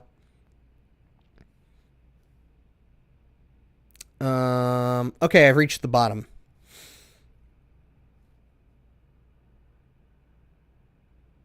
Elon, oh, this is when I was talking about Elon. Elon literally throwing rare minerals into space repeatedly. Yep, Elon could just piss off and retire, but he's a mad-triggered little snowflake about woke and using all of his influence to ruin the last couple decades of minority rights, care, and safety progress. He took his kid being trans super personally and made it his life mission to punish them and all other trans people. Yeah, clearly. The dude's got such a fragile ego, it's honestly hilarious. It sucks that he has so much power and wealth as he does right now, but oh my god. Like, so this is the funny thing, right? Is we got all these grifters running around, and a lot of these grifters, they love to preach about what being a real man is, right? Okay, let's look at one of the richest motherfuckers in the world, Elon Musk, right?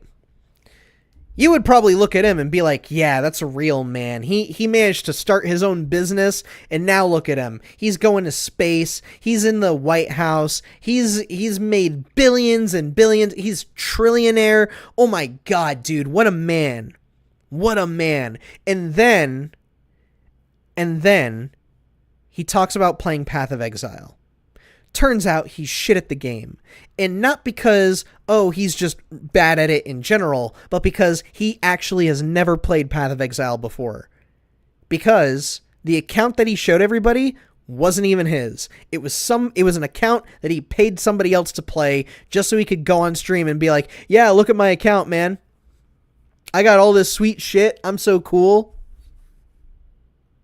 Yeah, that's a real man right there, lying to thousands of people about how much he plays video games, how much of a gamer he is, and then he gets outed for being a fucking liar. Yeah, what a man, guys. What a real man. A real man lies about playing video games. A real man doesn't play video games. He pays somebody else to play video games for him. Yeah, that's a real man. Get out. Get out. You're not real. Get out. So dumb. So dumb. Absolutely stupid. Imbecile. Incompetent. Insipid little insect. Pathetic. My God. A real man lies about playing video games. Brother, you go through all of this in life, building up a company, using your wealth to go to space, brainwashing people into thinking you're cool, and then you manage to expose yourself, and turns out you're lame as shit, man.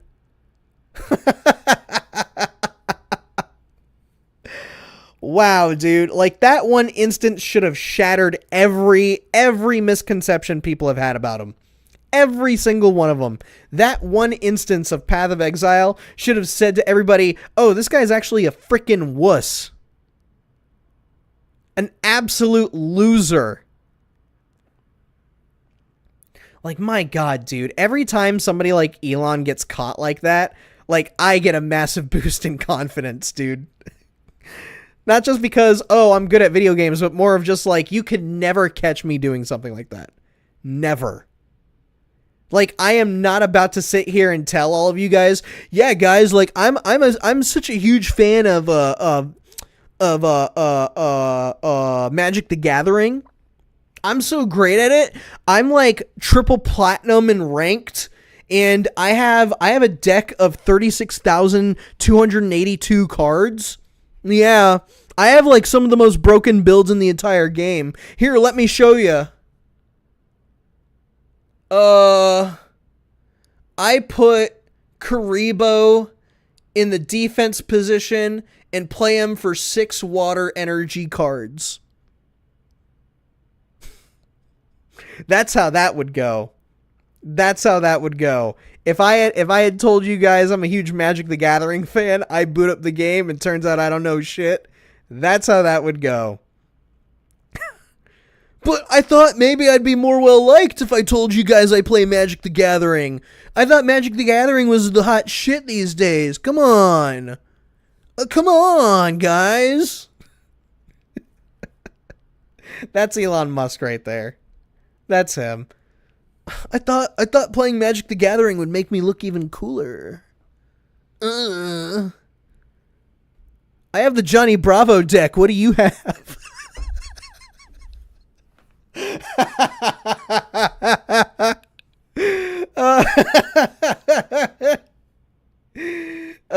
You know what's funny about that too is like a Cartoon Network Magic the Gathering crossover does not sound that far-fetched. It really doesn't. I mean, for God's sakes, Magic the Gathering's got Final Fantasy, they've got SpongeBob, they've got I think The Witcher, right? There's also a PlayStation a deck that you can get. It's like, what do they call it? Like Crossworlds or something? I don't fucking know. I don't play Magic the Gathering. I don't care about that. I don't even understand how it got so popular in the first place. But I just thought that'd be a perfect example for that whole Elon supposedly liking Path of Exile. Excuse me. Goodness. Using his wealth to fail to go to space more often than not. Yeah, exactly. He uses his wealth for such frivolous shit. It's embarrassing. Like, I don't get it. Again, that whole Path of Exile incident, that should have shattered everybody's perceptions of him. Everyone's. Even the ones who keep following these chuds. Pretty sure they do all media except for porn. Oh my God, could you imagine this February? Get hot and saucy this Valentine's Day with Magic the Gathering OnlyFans edition. You can now summon top mages like Amaranth.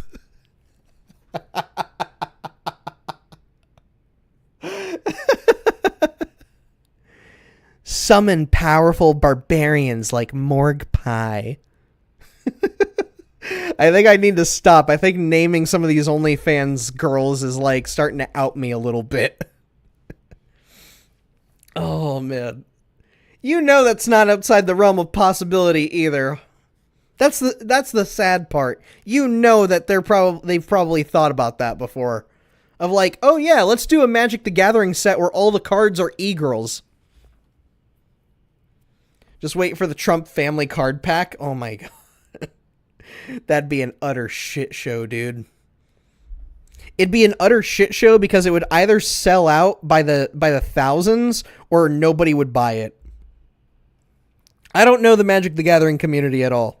I don't either. I don't know how conservative they are. I don't know how liberal they are. I don't know how mixed they are. I don't know anything about them.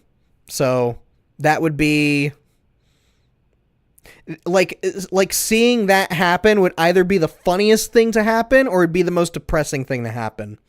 And I can't make heads or tails of which one it would be. Because I don't know the fan base. I almost bought that PlayStation crossover they did. I was this close. I was this close because I'm pretty sure, didn't they have a, I'm pretty sure they made one of the cards Sweet Tooth. And that was enough for me to actually consider getting it. Here it is, Secret Lair, the PlayStation Super Drop. Let me see. Yeah, they had Aloy, they had like Horizon cards, they had Uncharted cards, God of War. I could have sworn they mixed in a Sweet Tooth one somewhere in here. I know that they had a Last of Us card, or they had Last of Us cards.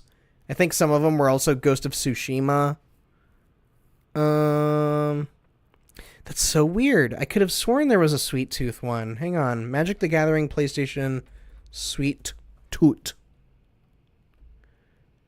Oh yeah, here it is. Sweet Tooth from Twisted Metal appears as a special rainbow foil Soul Ring bonus card in Magic the Gathering.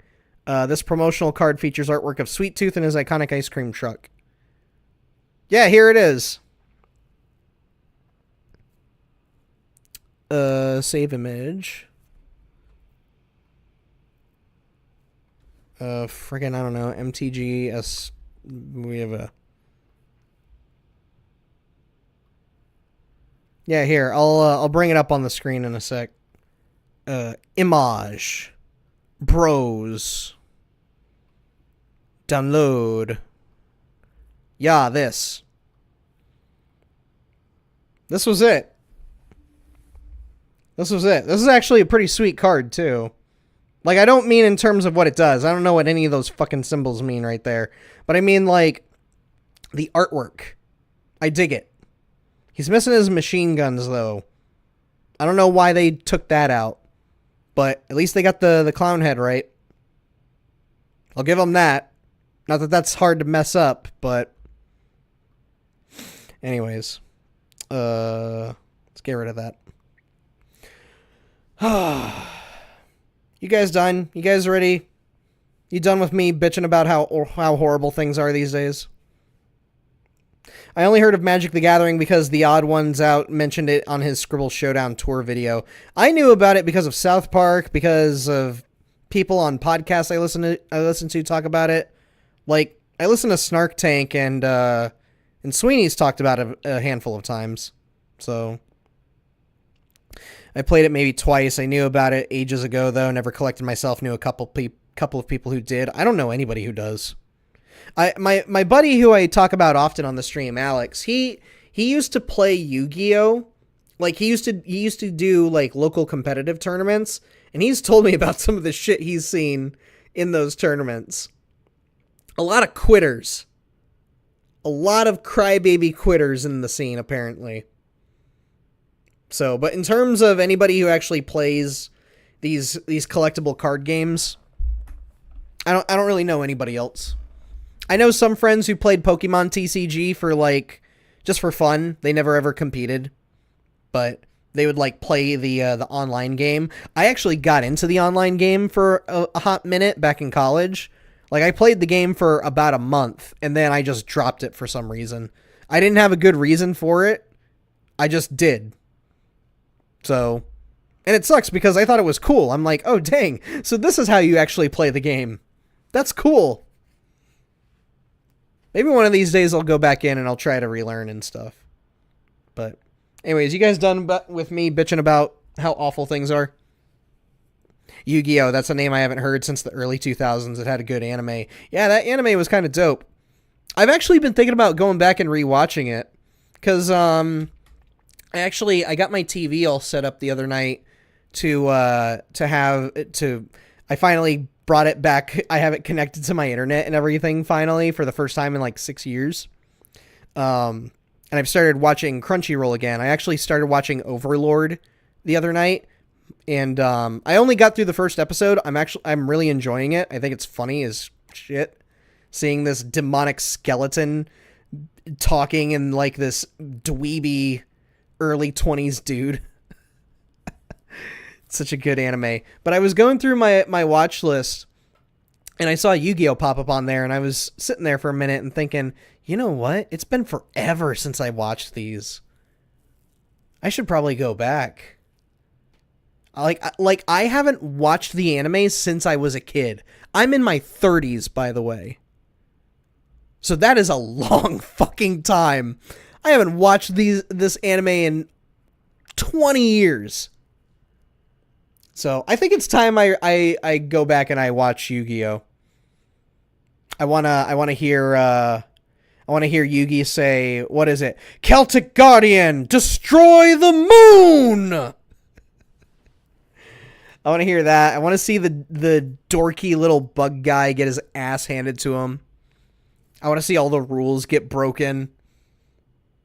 I want to see the annoying monologues mid-battle. You know what we should do? I don't think it's on sale, but you know what would be really cool is if we actually... There's that Yu-Gi-Oh! Early Days collection on the Nintendo store and on Steam. We should go and try and actually play those.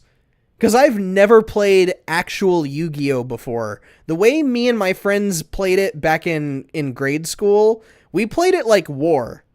Where if your attack power was lower than the other monster's attack power, your monster's immediately dead. Like, it was just straight up War to us. Nobody actually bothered to learn how to play the game. So, maybe by playing the actual video games, maybe we'll pick up on something. Although Alex has told me before the video games are nothing like the actual game itself, and that every video game has changed the rules so drastically. So maybe that's out of the question. Who knows? All right, I think you guys are done listening to me blab. I can't believe we talked for as long as we did. Holy shit. Nearly 2 hours. But I'm glad that we can all have conversations like that. So I'm glad we could have conversations like that and just kind of like vent if we need to and actually talk through things. So, anyways, let's progress some more in Persona 4. Let me turn my fan on real quick. It's getting hot in here already, and I don't know why. My computer's not even like... It's not even freezing up. How'd you like seeing my ass, chat? Oh, goodness. Oh, man. Unless some crazy shit happens, I promise you on Monday we won't spend too much time gabbing and stuff. We can progress some more in the story. So, I would like to cross hour 40 by the time I leave for vacation.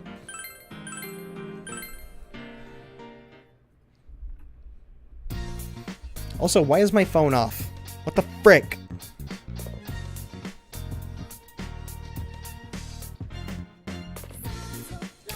Hang on one sec. I thought I had the stream pulled up.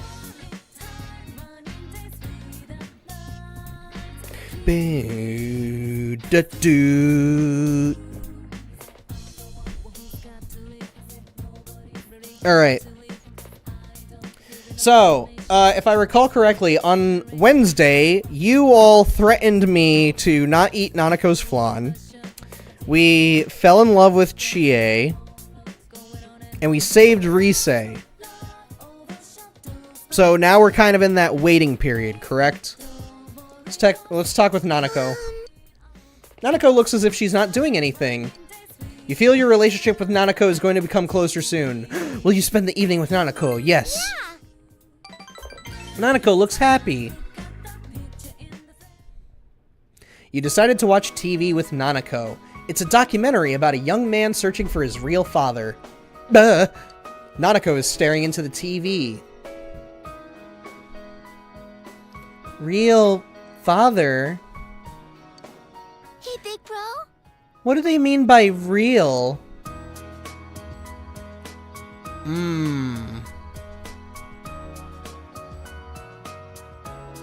Imagine if you ate the flan and while you're sleeping, Nanako drags your body to the TV as revenge. We're waiting for Risei to wake from her 4-week coma. It might be 3 weeks, depending on like the time in the game. Because remember, I spent all those days trying to find clues to tracking Risei down. So what do they mean by real? Well, there's the scientific explanation. I'm gonna say that. Yeah, I'd rather give her, like, the honest answer. Related to you by blood. Blood? Related? I don't get it. Nanako seems confused. Maybe. Maybe I'm not real to him? Daddy doesn't come home because I'm not his real daughter? That's not true! But Dad's not here! Nanako doesn't seem to be satisfied with that answer. Mommy. Why'd she leave me?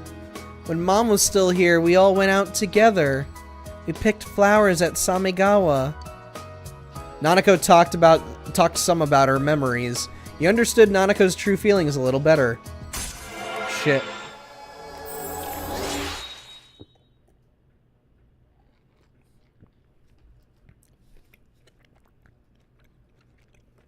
Excuse me, guys. Sorry. I ordered... So I got Culver's, right? And I got their mango blueberry lemonade. It's actually really, really good.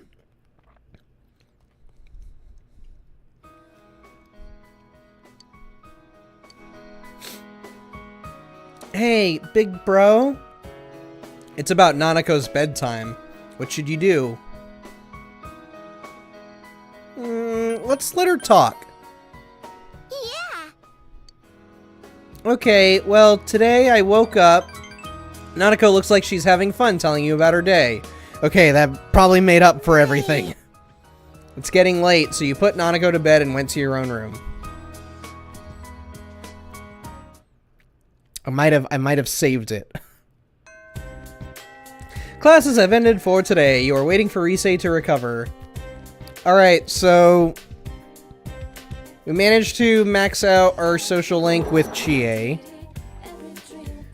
I think now we need to prioritize Yosuke and, oh no, wait, there's kanjis. Best big bro, you better believe it. I'm the bestest, biggest bro you could ever have. Alright, so there's Yukiko.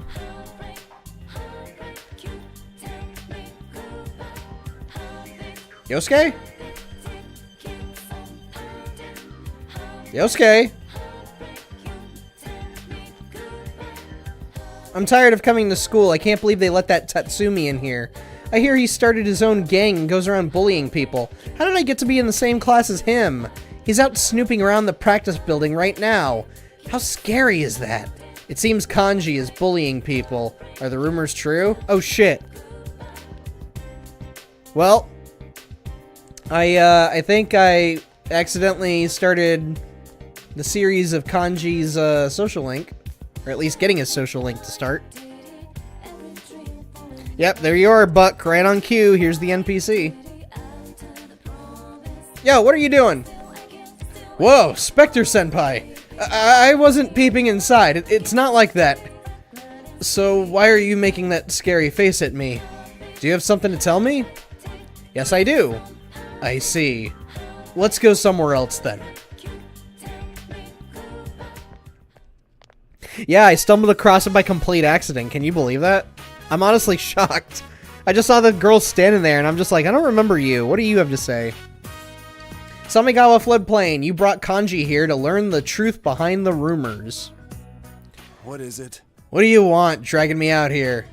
Oh, you here to tell me off or something? I'm just here to talk. Huh. How come you're sounding like a cop? So what is it? You asked Kanji about his ties to the gang of bullies. Huh? Bullies? Me? Senpai, you suspecting me? You heard me. Bitch! Sorry. Oh, sorry. Oh, I didn't mean to come off angry. I didn't mean to piss you off. But I didn't do it. It's my own fault rumors like that go around, huh? At this rate, I'll be causing trouble for you guys. It's no trouble. Senpai. Whenever you got time, could you maybe hear what I have to say? I feel all cramped inside, and I'm too dumb to know what it's about. Clumsy as he is, it seems Kanji is looking for an opportunity to change. You feel a faint bond forming between you and Kanji. Yes! Kanji social link acquired. So now we have everybody in the party. So far. We don't have Risei, but that's going to take a minute. The Emperor Arcana, huh?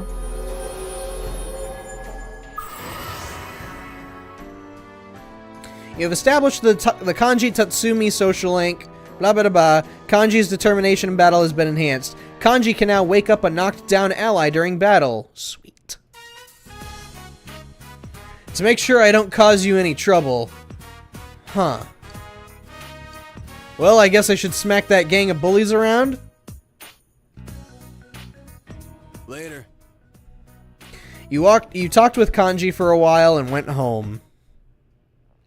Risei has not yet risen. She has not. The queen has not risen yet. So you're home. I went shopping today. The fridge is full of food. Oh yeah, a package came for you. It's on the table over there. It's the Armada Bustier combo you purchased from the TV show. As in... No, wait. Amada, not Armada. In addition, you obtained a bonus price sticker. Wait! There's that thing we sent in the mail.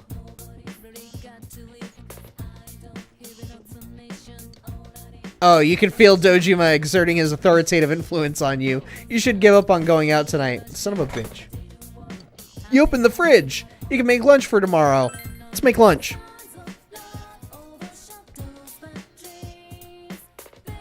In case you didn't know I was doing kanji, I was basically looking out the window of the home economics workshop. Nice. Surprisingly, you have the ingredients to make Daigaku Imo. You decided to make Daigaku Imo. You made the sweet sauce. How should you prepare the sweet potato?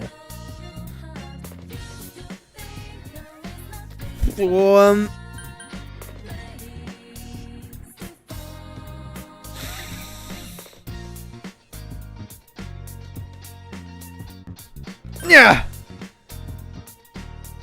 The results are repulsive. This doesn't seem edible at all. You decide to throw it away. Shit.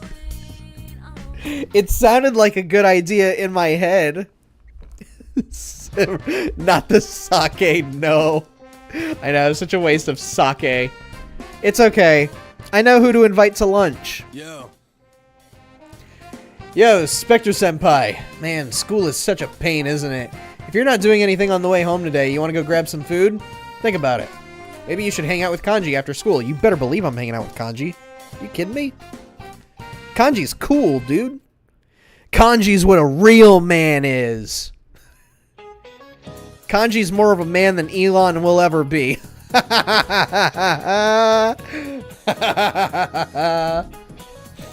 Kanji's more of a man than Andrew and Tristan Tate will ever be. Ha!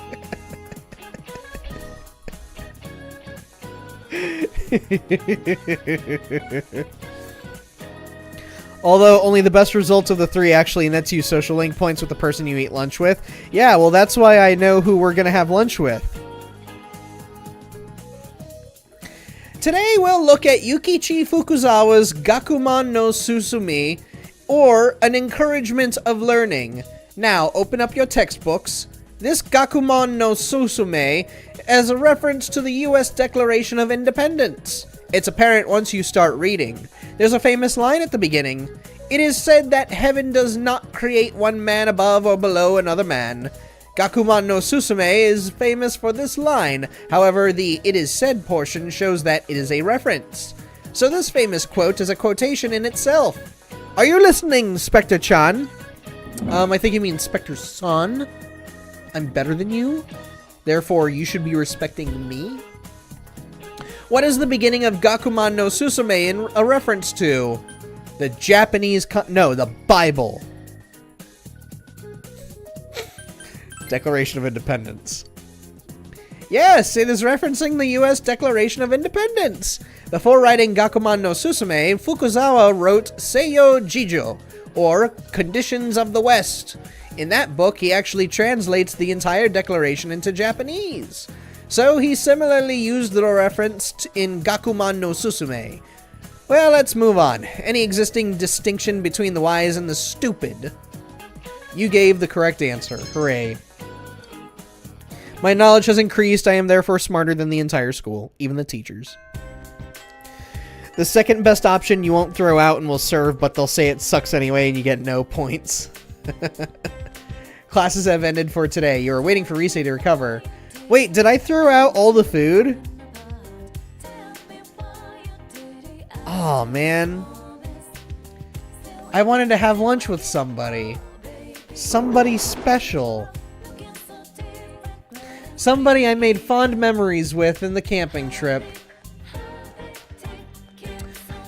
Oh yeah, Kanji wanted to hang out. Well, wait, Yosuke, are we ready to rank up with you? Let's go find Kanji. He should be in the practice building still, yeah?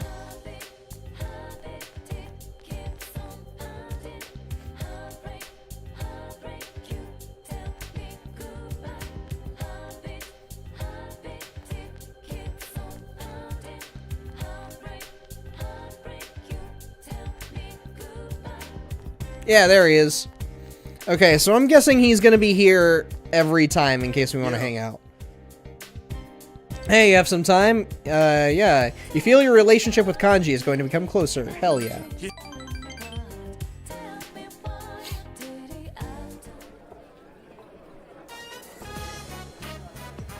Yep, Chad Narukami knew it was inedible that night. Damn. Here I was thinking I was going to be able to feed Yosuke something disgusting. Again. You came here at Kanji's request. Man, I'm starving for some Chinese. Me too, man. I've been craving some sweet and sour chicken for a long time now. Unfortunately, we don't really have any good Chinese in my area, so no good Chinese food. Last place I tried, I was having the runs the entire night. Sucked. Ugh. But if I eat and then go home, I can't finish Mom's food. She serves so much. You'd think I have 5 brothers. She's trying to make my stomach burst.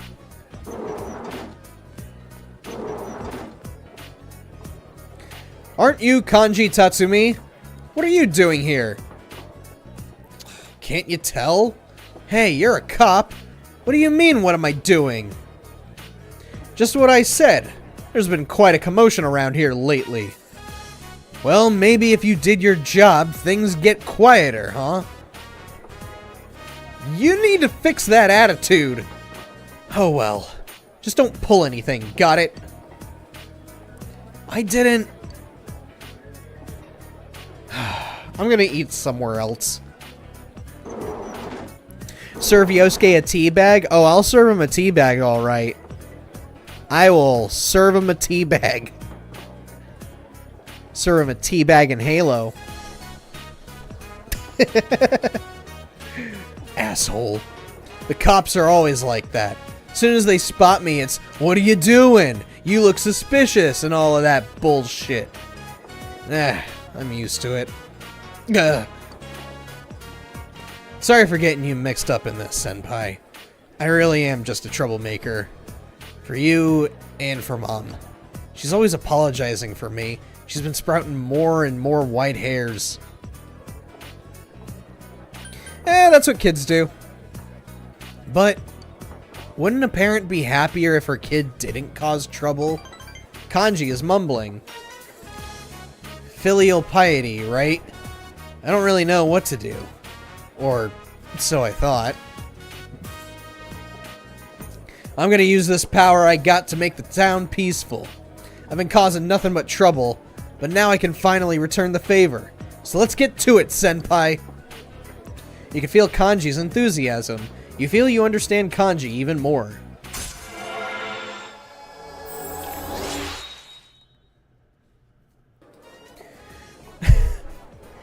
Every time I see the, man, I get a little uncomfortable with how they talk about the characters. I guarantee you they're going to change this in the remake.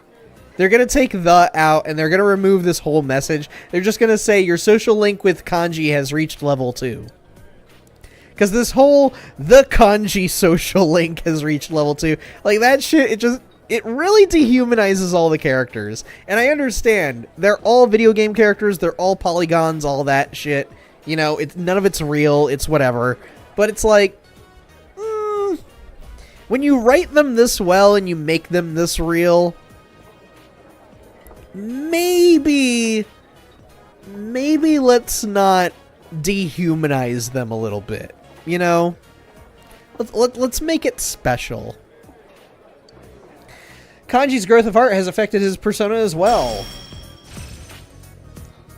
Learned Dizzy Boost? Hell yeah. Make him a real bully now.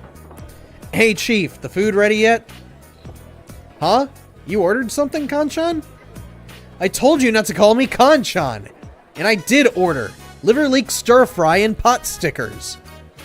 Tch. I'm gonna tear your store apart so fast you won't have time to file for insurance. Well, I'm gonna tear it apart and rebuild it twice as good. I'm gonna renovate your ass. Sounds good to me. All right, let's go. Localization team be going over Persona 4 Revival with a lice comb. Okay, for a second I'm like, did he mean nice? And then I looked at my keyboard. No, the N key is a little far away from the L key. So, you went home after eating at Aya. No, yeah, I'm sure a lot of these games, like, whether they're JRPGs or anything else made by a Japanese company or even a Korean company, I'm sure a lot of these localization teams know, like, no, we need to make sure the intent is delivered the same way it is in the developer's native country and everything. So, we can't be doing this whole, alright, well, it's trying to say this, well, what do we do? You know? Anything in the fridge? Nothing catches your eye. Bullshit. I found a Nanako flan again. I'm willing to bet. There was a nice flan sitting in there. Renovate your ass sounds like a potential double entendre. It does, actually. Come in here. I'm gonna renovate that ass. That's right. I'm gonna renovate it so hard you're gonna need a premium insurance. You're even gonna need volcano insurance to come with it. Excuse me. Can you even afford this package? I don't think you can. Therefore, I can't renovate that ass. Goodbye. Just gets up and leaves.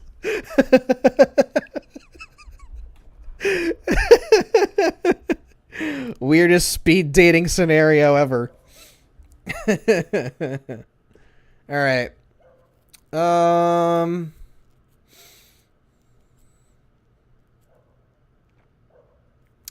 I guess we'll read.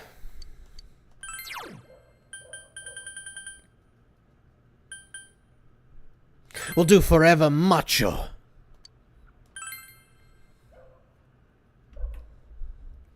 You begin reading Forever Macho. Every chapter begins, all men have the great spirit of masculinity within themselves. I think I found the book that might have brainwashed Yosuke. What is true manhood? The amazing Khan set out on a journey to find the platonic ideal of masculinity. You feel more like a real man than ever before. Do I, though? There's still some pages of Forever Macho left. You decide to read them next time. Yeah, maybe the guy at Aya, maybe the owner was actually into it. Maybe he did want his ass renovated. You know? At that point, then the ball's in Kanji's court. What you gonna do, bro? He said he's fine with it. Renovate his ass.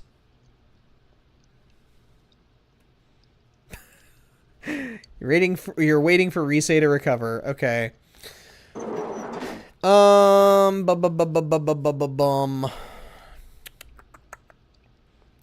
We're reading. Oh no, we're reading Manosphere material. Yeah, we're reading the book that Yosuke was probably reading.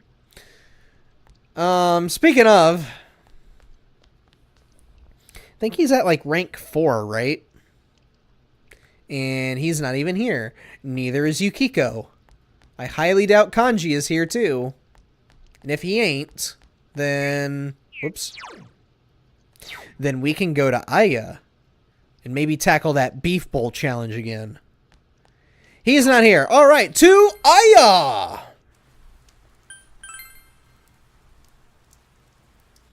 We gotta find the Mega Beef Bowl challenge. We gotta...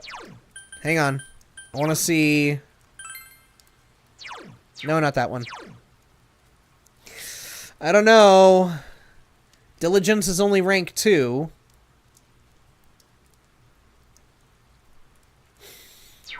I don't know, man. Not many social links can happen on rainy days. Yeah, I've started to realize that. It's a little bit weird to me. On drippy days like this, your heart for art tends to dull. Maybe it's because I don't see many rare materials. Is he serious right now?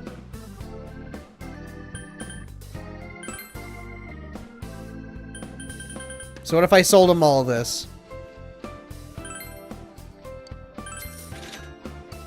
Okay, he still makes things. Marie's first hangout can because the weather will just change to cloudy when she comes out and goes back to the rain when she leaves. That's weird. Fitting for her in a way, but still kind of weird.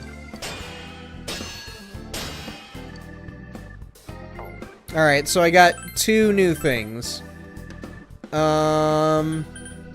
I don't want to spend any money just yet. I'm gonna wait until we get to the next dungeon.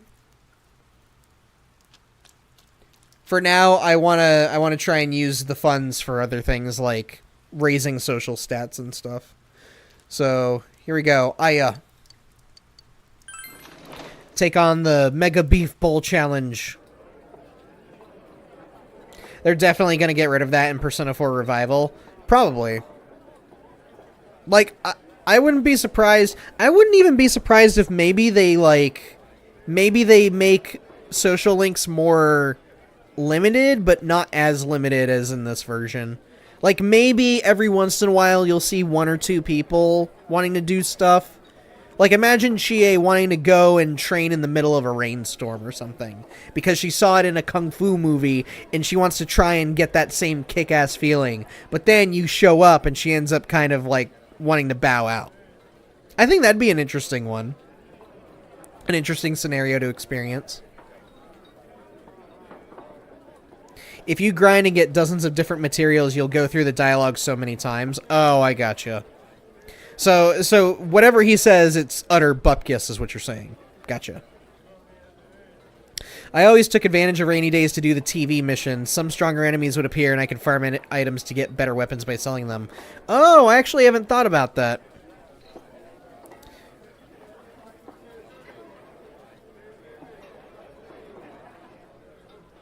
The individual message when you sell each type of material. Oh, okay, I gotcha. Alright, you still can't see the rice. Amount of meat is staggering. Shit. Unable to finish. Your personality has grown tremendously. Too bad, mister. That'll be 3,000 yen. Give me your fucking money.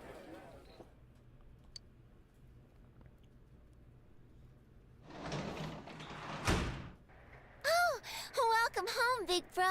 Thank you, Nanako. Oh, she wants to hang out. Well, hold on a sec. I gotta see if there's anything... Okay. I wanted to see if you had flan in the fridge again. And threaten my chat over your flan. It's raining. Yes? You feel your relationship with Nanako isn't ready to advance yet. I see. Good night. Okay, so that's the full voiceover. Nanako looks a bit sad. She'll be fine.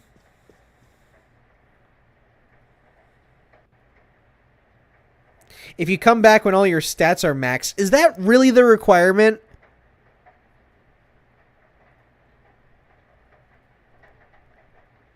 Okay, so I probably shouldn't max them out. I should keep trying.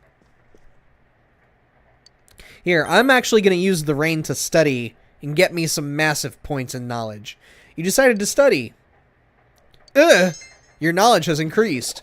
Your knowledge has changed from expert to professor. That's right, I can now teach the entire school about everything. I am that smart. As you studied, you read a number of dictionary entries that piqued your interest. Since you had completely read expert study methods, you were able to study more efficiently. Fuck yeah. It works until you no longer need stats. The rain doesn't seem to be letting up this morning. Excuse me. Classes have ended for today. You are waiting for Risei to recover. My god. Me. Oh, I'm almost there.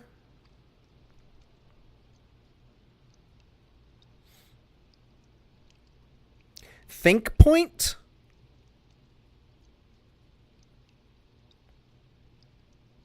What is that? Is that like the quiz show or something? Am I able to participate in the quiz show? What I need is like expression and understanding.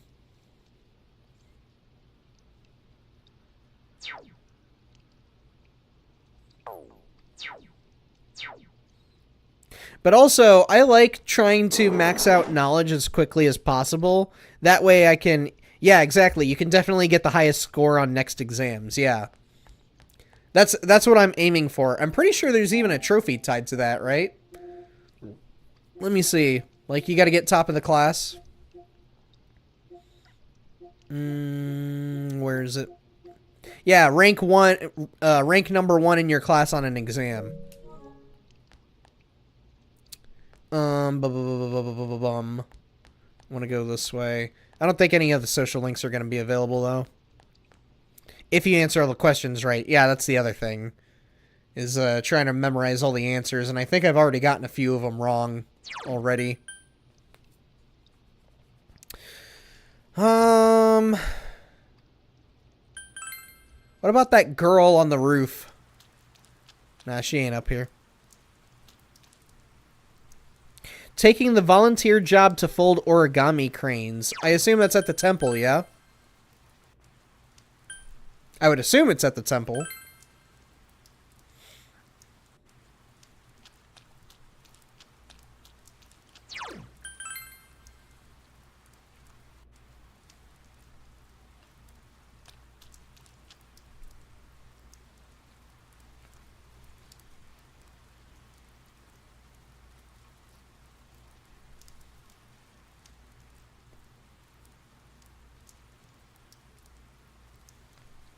Sorry, I heard somebody yelling outside of my window. I don't know what the hell's going on, but like last night as I was going to bed at my usual ungodly hour, I was hearing some dude yelling outside, like not directly outside my window or at my window, but I could hear him yelling. And I don't even know what he was yelling about. It's like, brother, who are you talking to at this hour? No one's up but me, and even I'm going to bed. So, I don't know. I'm starting to wonder if it's the same guy. Because, like, for a handful of years since I've lived in my area, there was this one guy who would just be, like, he wouldn't be showing up frequently, but every once in a while, he'd be walking or biking down the street, and he's just yelling about things. Like, it wasn't incoherent, but he was yelling in such a way where you would think it is, and then you tune into what he's even yelling about, and it still doesn't make any sense. He's forming sentences, but you're like, brother, this sounds like you need to go and yell at the person that you're angry at, you know? I get people yelling at night from time to time. It's so freaking weird, dude. Like, I remember the days when I would walk back to my apartment, back from, like, the bar or something. I wouldn't be yelling at anybody. If anything, I'd be singing. So, most of them probably have poorly treated psychosis. Yeah, probably. I mean, fucking, you see how many people are running amok online these days? I think a lot more people have psychosis these days. It's freaking ridiculous. Town bulletin board. There are several job openings posted. Working a part-time job will earn you money. You may be able to increase your knowledge, diligence, understanding, expression, or courage by taking a job. When these various qualities reach certain points, you may unlock quests, meet new people, or earn a raise.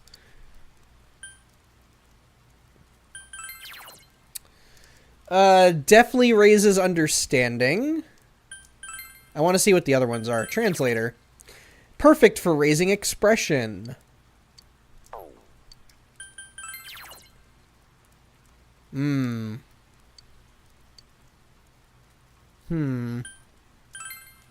are the other ones? Good for raising diligence. I don't need diligence. I'm already diligent. What are the other ones? Whoa. Understanding required. 4,000 yen. Holy shit. And I can only do it when it's not raining. Damn. What about the other ones? Pub dishwasher. Boosts your diligence. Only 1,500 yen any day at night. Hospital janitor. 5,000 yen gives you a shot of courage. Some diligence required.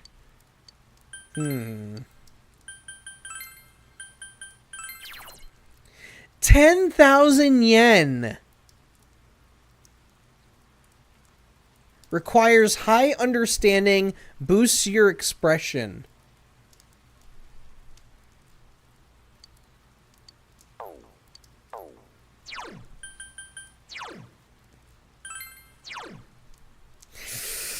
Yeah, I don't know if rank 3 is going to get me the tutor gig. But damn, that is a high pay right there.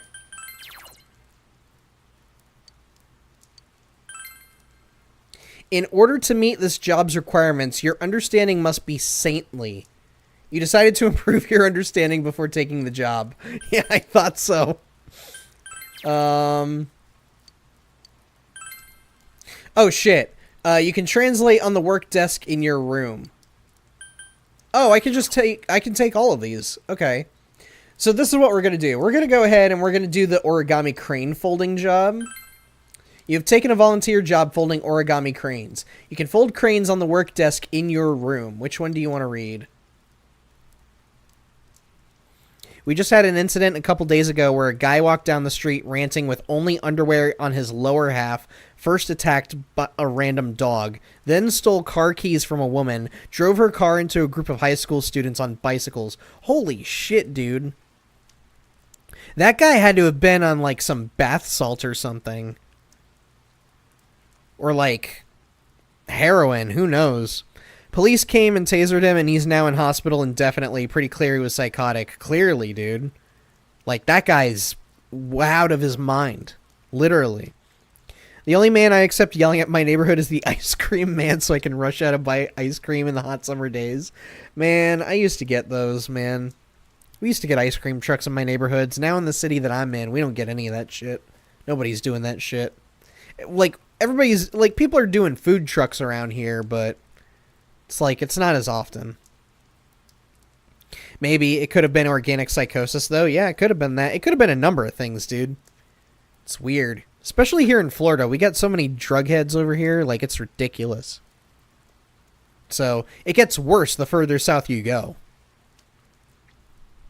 That sounds awful. It's bad. Mental health hospitals are getting closed. Yeah, it's only going to make everything worse. I'm sure when the case gets to court, we'll hear more. Probably. So, I hope the guy gets the help that he needs. That's awful for everybody. But that whole thing, it's exactly why I say fuck RFK Jr. as well. Of everybody in Trump's cabinet, he's the one that I despise the most. Just for a multitude of reasons. Like, there is no reason for that guy to be in charge of all of our medical shit. It's like, you're a fucking lawyer, dude. You have no business being in charge of this. None. Come back when you've served medical for like 30 or 40 years. But I'm pretty sure he doesn't have that much time left. So, but sure, let's all fall for the guy who's got a frickin' worm in his brain. Understanding required. Yeah, well. Alright, so I do want to do the origami stuff, but I don't want to waste the opportunity.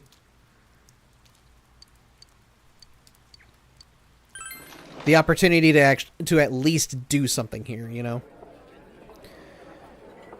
He will have cost lives with his anti-vax bullshit already. He's cost so many lives, man. It's ridiculous. The amount of deregulations that have happened, like, not to go back onto rants and everything, it's just that, again, I think we're all fucking sick of it, and we need to start looking at the politicians more than anybody else. The origami you do in your room at night. Yeah, I'm just saying I didn't want to have to go home to do it and then waste an entire block when I could have at least done this, you know?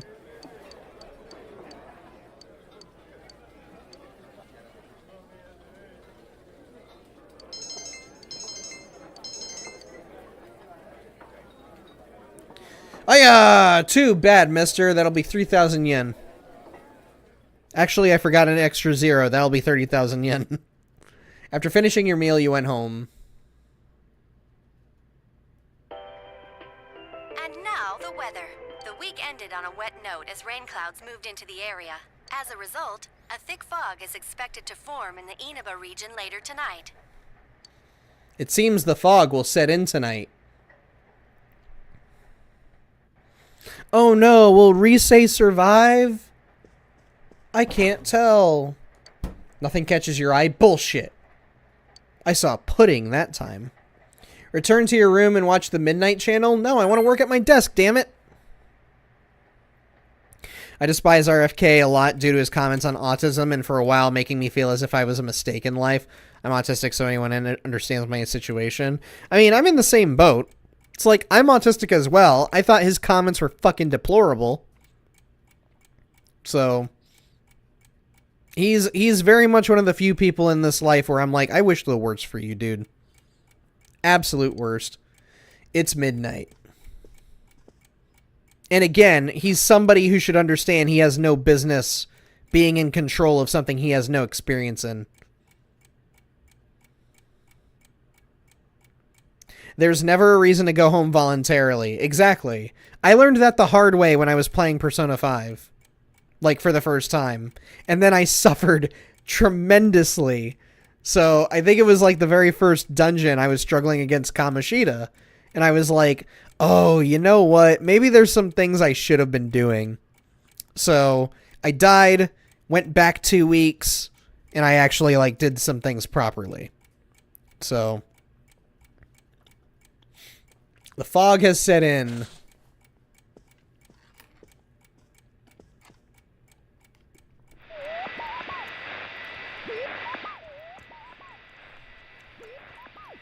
No one is appearing on the Midnight Channel. Since Risei has been rescued, it seems the killer was thwarted this time.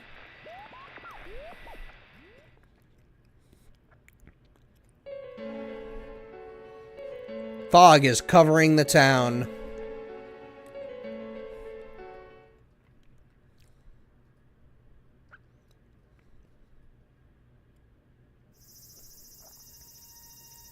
Oh.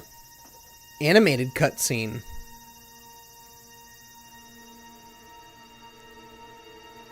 What? Wait.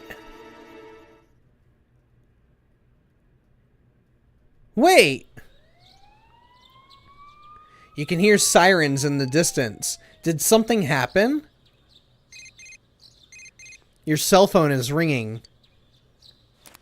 It's from Chie. Did you hear yet? They found a dead body just outside the shopping district. I don't get it. I mean, look, we're all meeting at Junes. Come over right away. Yeah, I'll see. Okay. You're sure that you rescued Rise. It would be best if you hurried to Junes. I'm so confused on who that figure was. Hopefully not. Hey, like, over here. Like, I saw the suit and I thought, Adachi? And then I thought, Morooka? Yosuke went over to check out the scene. He should be back soon. There he is. Yeah, it was murder, all right. The body was hanging upside down on an apartment's rooftop railing. But how could that... That's not all. The victim this time, it was King Moron. It was Morooka. Oh, shit. You mean that King Moron? Senpai's homeroom teacher? Why? What on earth is going on here? How am I supposed to know? But I talked to a guy there who saw it. It's true. There's no mistake. Gotta be shitting me. Ain't the killer targeting people who get shown on TV? I ain't never seen King Moron on the Midnight Channel or any other programs. Why did this happen? I thought we finally figured some things out. Were they all just a big coincidence? Maybe the Midnight Channel doesn't have anything to do with this. Damn it! We came so far and now we're back to square one! Were we in over our heads, trying to catch a culprit that even the police couldn't find? We have to move on. Yeah, you said it, Senpai. We started this thing because the police can't tell their asses from their elbows. We give up now, and that shithead's gonna be on the loose forever. This ain't the time for bitching and moaning. We just gotta keep on keeping on. Kanji-kun. Huh. Big talk from someone like you, Kanji. What's that supposed to mean? I know. We're dealing with a murderer here, but we've all risked our lives to get this far. No way we'll back down. And we promised the bear, too. Hey, that's right. Maybe Teddy knows something about this. Well, since moping around won't do us any good, let's go see him. That's crazy, man. Morooka got murked. Holy shit. There's staff here? Now that's unusual. Hi there. Did something happen? Ah, Yosuke-kun. Great timing. Did the manager tell you anything about this? There's been this weird mascot around our department for quite a while now. Is there some kind of campaign on today? Mascot? He said his name was, what was it? Terry? Eddie? Well, What? there are no customers around, so I guess it's fine. I better get back to my station. Please don't tell me. Whoa! He's here! Ah, this really hits the spot. How the hell is he here in the real world? What the? I mean, how'd you? It took you guys long enough. I've been waiting. Teddy, are you okay on this side? How did you even leave your side? Of course I can come out. There's an exit. It just never occurred to me to do it before. But spending time with you all sparked my curiosity about this world. I did wonder if it was a good idea, but my feet started moving before I could decide. And when I thought about it, I had nowhere to go. And someone sorry. asked for my name, so I told them, I'm Teddy. And when I thought about it, I had nowhere to go. And it was a waste to go back. So I waited here for you. So that's why. Oh, yeah, there's something we need to ask you. Imagine trying to establish who had a motive when he made enemies of half the town. Yeah, right? It's that meme that's going around right now of like, oh, who did it? I don't know, but half the town hated him, and it's that guy from like Ben 10 or whatever that's like, well, that really narrows it down, doesn't it?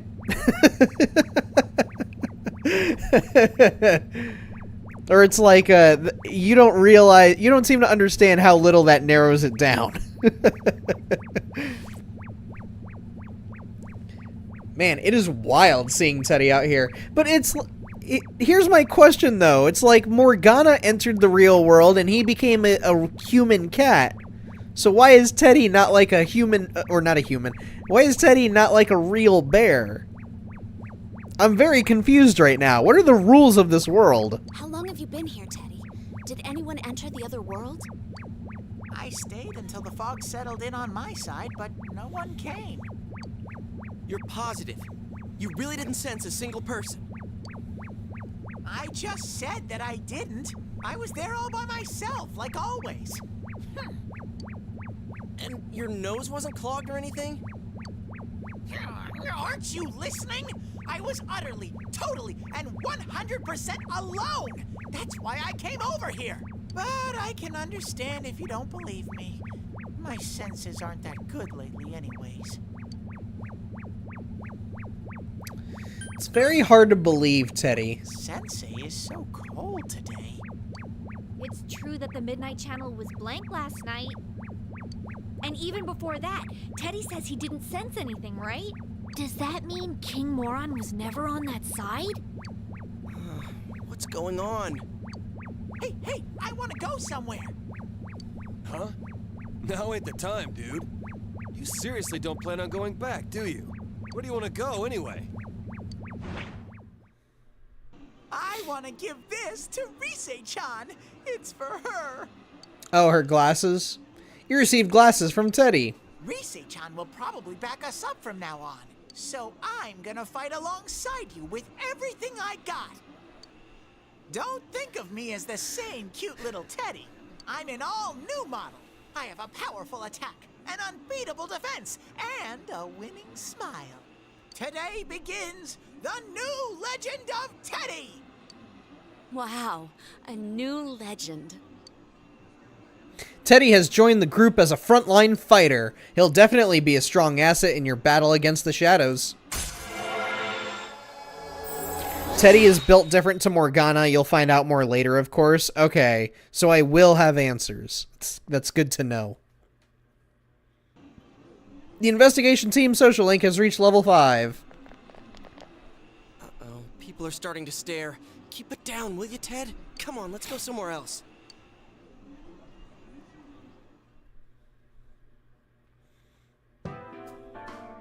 Okay, just to make sure, I'm gonna ask you one last time. Nobody was over there except for you until the fog came back, correct? That's what I've been saying. He didn't show up on the Midnight Channel either. What's up with that? No clue. But I think we can be sure now that King Moron was never thrown into the TV. Then what? He was killed over here? Why not throw him into a TV like all the rest? They never intended to. They never intended to. So you're saying he wasn't like the other victims to begin with? But why? Maybe the culprit thought he couldn't kill any more people by throwing them into TVs. I mean, we prevented his last 3 attempts in a row. Oh, I get you. That could be it. So they snuffed someone on our side this time to make sure it worked. Damn it. If that's true, then we have no way of preventing more murders unless we catch the killer. We need more clues. I wonder if Rise-chan's up and around yet. Yeah, we'll have to put our hopes on her. It's so hot out. I'm taking this off. Wait, you're not talking about your head, are you?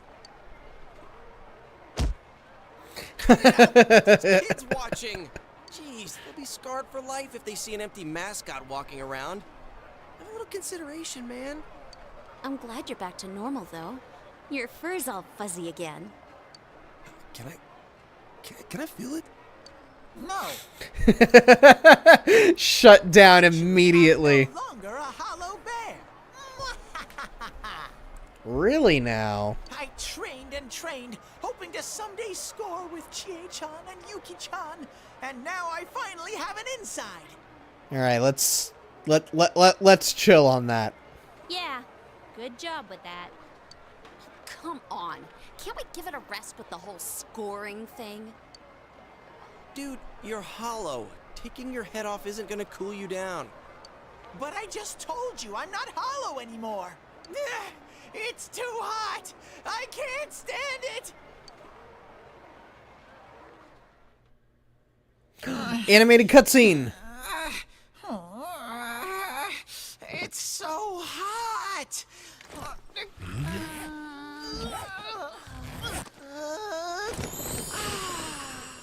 Whoa! What the? Much better. No way! What the fuck?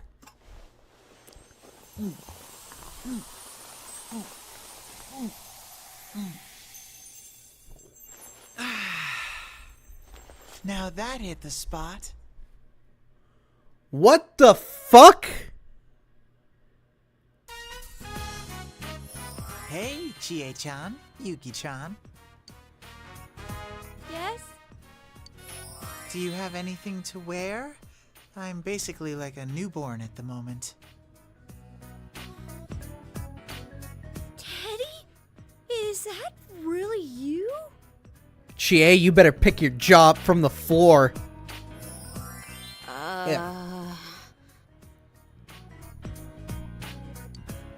Wait, did you say you're like a newborn? Then don't take the bottom part off. You need some clothes, right? Come on, let's go look around.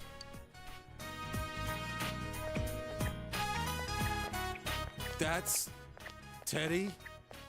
He said he's not hollow anymore. So, like, he grew himself a body in there? What kind of creature would do that? Teddy the Twink. I mean, what is he? Then again, this is hardly the first bizarre thing we've seen. And I gotta admit, it's probably better than him walking around in his bear suit. Oh hey, weren't we gonna see about talking to Rise? I was so shocked that I lost track of what we were talking about. Let's head over to Rise's place. As for Teddy, he's with the girls, so he should be fine. What the fuck? Morgana throwing knives at a Teddy poster as we speak. Oh, 1,000%. 1,000%. I feel like Morgana would hate Teddy just out of fucking jealousy. Hey, Smash, no. I'm not that way. I'm not that way. You went home to change before heading to the shopping district.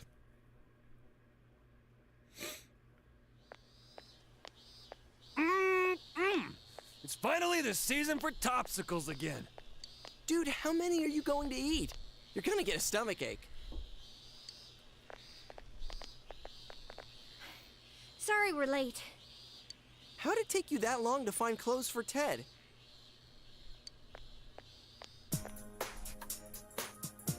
Whoa. Is that you, Teddy? Oui, monsieur. How do I look? You know what? Fuck it. He looks fine. Say magnifique. Don't encourage him. I have to say, It totally blew my mind. Yeah, I got He's like a Teddy, blueberry all chunk. right. Oh, got it. This guy had to make it a huge ordeal. Everything was new to him, so it turned into a big mess. He was so excited in the women's section that he started blabbering.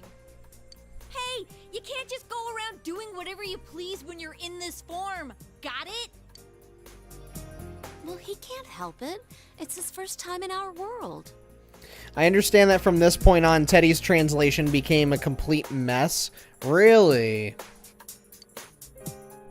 All right. You don't need to get all mopey like that. Like I assume he either started becoming pervy or creepy or something. I never said I won't forgive you. I'm so glad. I was worried that you didn't like me anymore. Oh, man. If you can behave yourself, you'll be pretty cute. Chie! Is he cute? What do you think, Kanji? Huh?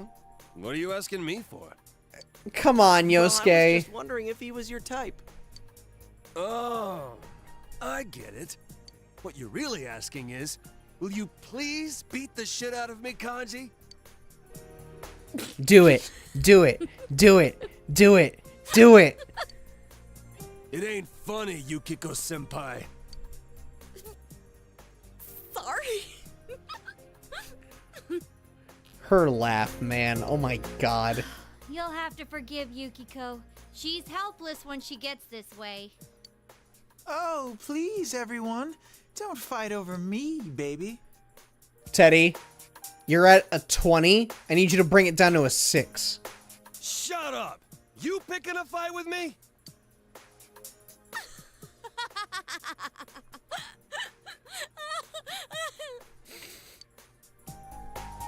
Jeez, oh well. Yosuke handed a 1,000 yen bill to Kanji. Here, Kanji, get whatever ice cream you want. Just share it with Teddy. We're gonna head for the tofu shop. Wait here until we get back. Wow, you're rich. I can't just take this from you. It's a $10 bill, man. Calm down. Think of it as a welcome back party for Teddy. Just don't go around making a racket. Whoa, Yosuke, what's gotten into you? You're acting like a real senpai all of a sudden. Exactly, Chewie. He was absolutely making a punch down joke. Like, it was like a bit of a... It was a tease, but it wasn't exactly a playful tease. Like, the fact that he keeps going back to Kanji being gay. It's like, brother, come on. He owes you way more compensation for that? Yeah, he needs like 3 more zeros tacked onto that bill, man. Oh, I get it. You might say differently, but you're still nice to Teddy. I'm glad Yosuke's developing into such a mature adult. Someone who doesn't let trifles bother him. What? You're worrying me, Chie. Oh, it's about Teddy's clothes, that's all. We didn't have the money for them, so we charged the rest to you. What? You put it on my account? Hell yeah. Chie, I never said you could do that. What else were we supposed to do? That stuff was expensive, even for Juness. You seriously charged it to me? Kick his ass. Kick Why his would you ass. do that? Kick his No, I ass. just bought a motorcycle. I'm broke. So, if you're already broke, a little more debt isn't gonna make much of a difference. What?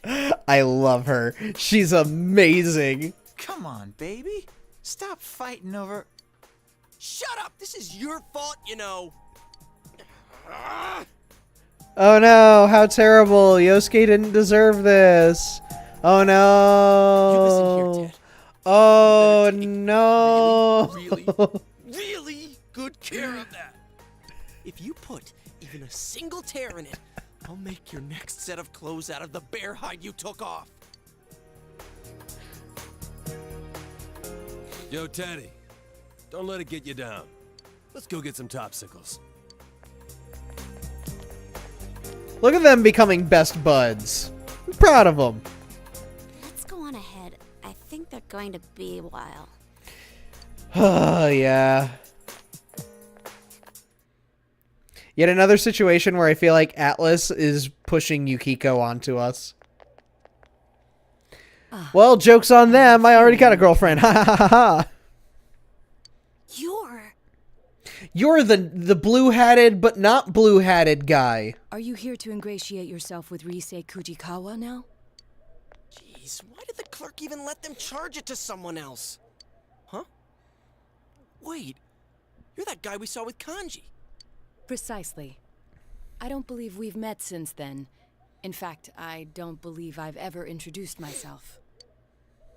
My name is Naoto Shiragane. I'm investigating the multiple murders that have occurred here. Mind if I ask you a few questions on the subject? The latest victim, Kenshiro Muraoka. He was a teacher at the school you all attend, correct? So what? The public is focused on the fact that he is associated with the second victim's school, but in truth, that's irrelevant. What intrigues me is the inconsistency. This Muraoka Same. has never appeared on television. What do you make of that? How are we supposed to know? Well, we'll leave it at that. For my part, I'd like to solve this case as quickly as possible. I'll be keeping an eye on you all. Well then, until we meet again.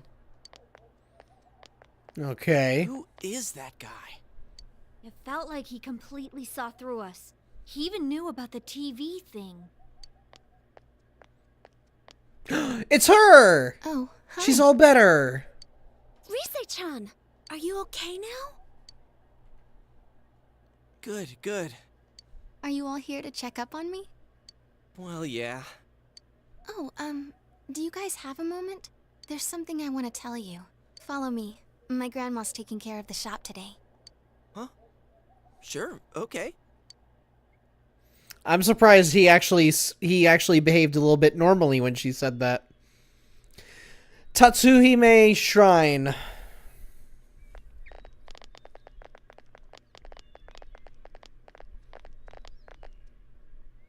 Yeah, I remember being at my house. When I came to, though, I was already in the other world. Aw. Still no real information on the killer. We met this weird kid named Naoto a second ago. Oh, he's come to the shop several times. He asked me a lot about the incident. I didn't tell him anything about the other world, though. I figured it'd be a waste of time. What if Naoto is actually the detective that came in? If it is him, I'm okay. I'm okay then. He doesn't strike me as the Akechi type, so we'll see though. Actually, he asked me about you guys too, but I just made up some stuff. Like, they found me unconscious on the roof at Jeunesse. Well, I guess that's close enough to the truth.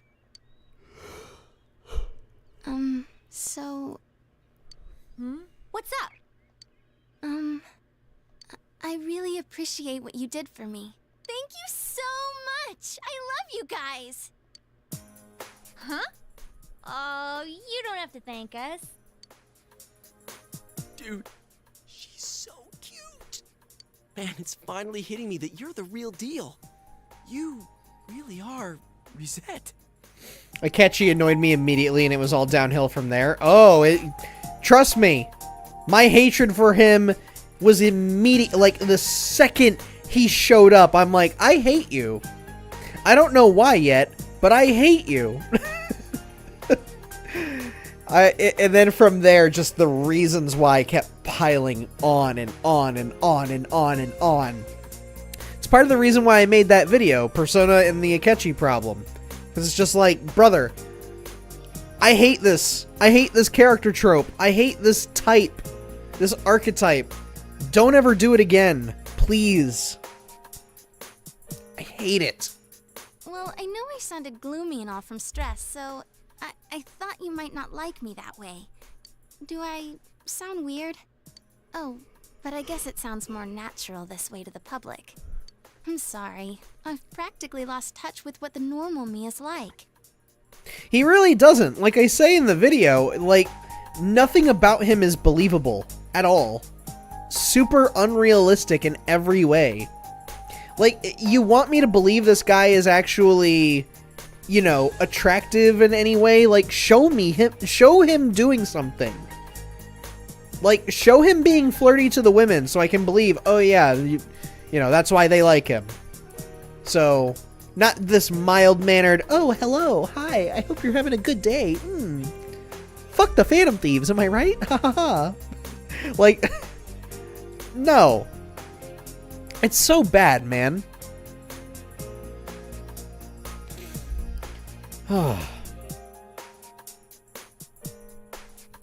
I had a bad feeling over Akechi, and maybe it was because he looked like a light Yagami wannabe. I mean, sort of. I have this weird feeling inside of me whenever, like, not whenever, but like, when I get the feeling that somebody is full of themselves, I almost have immediate hostility. Like, not aggressive, but like, I want nothing to do with you. And Akechi was 1000% that. No need to apologize. Just do what comes naturally. I think everyone has multiple sides to them. You don't have to force yourself to decide on just one. It sounds convincing when Yukiko says it. Huh? Really? Thanks. I'm glad you're the first people I got to know here. Aw, what a sweetheart. Oh yeah, we almost forgot your present. The teddy glasses. You don't have to take them, but, well... Teddy gave you a pair of glasses to hold on to for when Rise joined you. But what should you say when giving them to her? Senpai, would you be struggling without my help? I can help you in that world, right? With my power. So wouldn't it be better if I joined the team? You handed the glasses to Rise. These are kind of like proof that you're one of us. You explained the effect of the glasses to Rise. I see. I do remember you all wearing glasses over there. Thanks, Senpai. Now I'm part of the team too.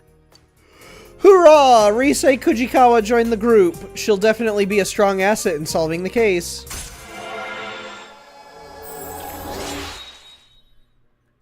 Damn, rank 6 with the whole team already. I'll be going to Yasugami High starting tomorrow. But I don't have any friends yet, so don't ignore me, alright? I do owe you my life, so, you know. I mean,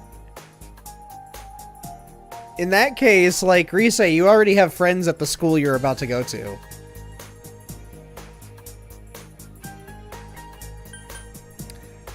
If you put it that way. You know what? I want to say this and see what happens. Is that what you'd say to a super cute idol like me? Oh, Sure is a rough time to transfer here, though. The kidnappings, King Moron's death, all that and exams are. She knows how to use her pop idol status against people.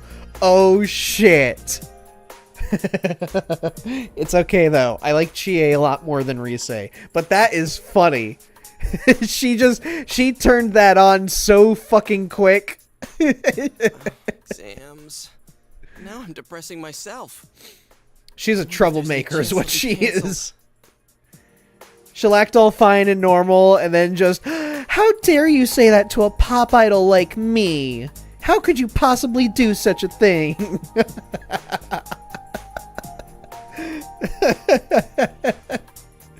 That's hilarious. I doubt it. They always hold exams, rain or shine. I almost got killed by those monsters. Compared to that, exams are nothing.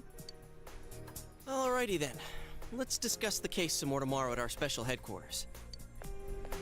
Yo, how's it going? Where the hell have you been? Dude, Teddy ate 5 topsicles. Oh. Though if you count the ones I had before, well, that makes 6. So I still win.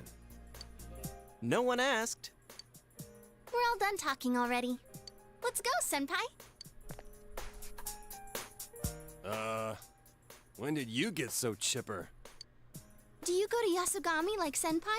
I'll be starting school there tomorrow, so I hope we get along too. As much as I'd hate it, there was a part of me that wanted to take a pin and just pop that heart. And be like, no! I'm with Chie. No! Huh? Oh. Cool. What grade are you in? So where's Teddy? He's over there, finishing up his 5th topsicle. What are we gonna do with him? I didn't mind Rise when I played Persona 4 Vanilla, then between that and Golden I met somebody in real life like her. That's all I'll say, I'll let you find out for yourself. Oh, that's incredible. I've always wanted a woman like that. Like, not intentional, like, not a troublemaker in the sense of actually causing, like, real damage, but just one that's, like, a little bit mischievous at times. Like, like, it is not my roommate's sense of humor, but I have actually told their parents before, where I'm like, you wouldn't believe some of the things I've been called around here. They throw slurs all around at me. Just make my roommate out to be this horrible person. I do the same thing with my brother. Like, I'll do the same thing with my brother where I'm just like, come here, you son of a bitch. And I'll start like punching my hand. And our dog, my dad's dog, Sophie, she absolutely goes ballistic if she hears that sound and then hears him or my sister going, ow, stop it, stop hitting me. She'll come rushing in and is trying to get in between whoever's making the sound. It's so funny. So it's that level of troublemaking versus like some of the things I see where people do almost life-threatening things. Like there was something I saw going around on, I think it was on Reddit yesterday, but there was like a montage of all of these people playing a prank on their husbands, wives, girlfriends, boyfriends, whatever, where they had like a blanket and a wig and they would make it seem like they were making out with another person who was not their wife, husband, boyfriend, girlfriend, whatever. Or doing other things. And of course, you know, the other person would come in, see what was going on, and immediately go into a frenzy until they find out the whole thing is fake. I watched that and I just kept thinking like, no, this is kind of in poor taste. I mean, if you guys are about that sense of humor, then more power to you, but I would not be videotaping this. I would not be recording this and putting it on the internet. Like, there's actually something that feels a bit malicious about that kind of prank. The kind of mischievous behavior that I like is there's a meme that I remember seeing when I was in college, and I was like, that's the kind of woman I want. But there was one picture that was going around way, way, way, way, way back. And and it was somebody saying, my wife left this outside of my front door. I just got home from work. I feel like the luckiest man ever. And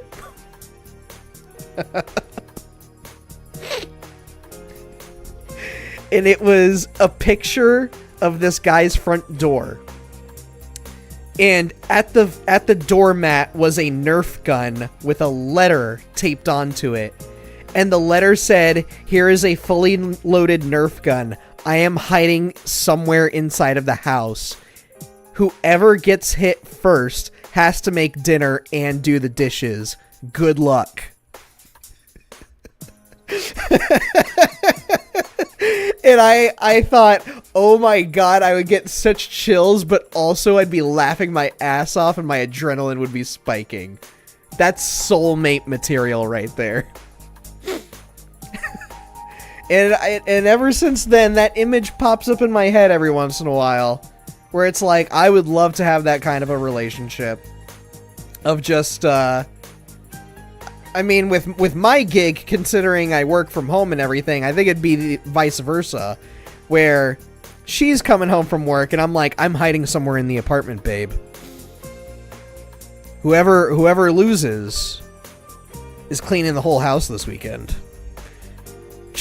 Good luck. Love you. That's the kind of troublemaking that I like. That and, like, just lighthearted character assassination. That's the kind of stuff that I enjoy. And then, yeah, of course, like I said, the tricking the dog into thinking that one of us is fighting the other. Yeah, she is a sweet dog. She's adorable. She's a big golden retriever too. Still acts like a puppy and everything too, even though she's like 7 or 8 years old. That's unhinged. It absolutely is. Like I couldn't imagine playing that kind of a prank on my girlfriend or my wife or anybody. Like it's so fucking weird, man. The trauma triggered in that moment can linger even after they find out it was a joke. Yeah, exactly. Like, even if you're the person who would never do such a thing, it's like, okay, well, you joked about it, and you even made it to where it looked like it was real, so how do I know the next time is fake as well? How do I know the next time is actually real? Like, there's a certain level of trust that's broken in that moment to me, even if neither of the parties realize it at first. So, again, if that's their sense of humor, more power to them, but I wouldn't be recording it and putting it on the internet for the world to see. Like, that's like a private joke, you know? So, that's the level of troublemaking that I don't jive with, man.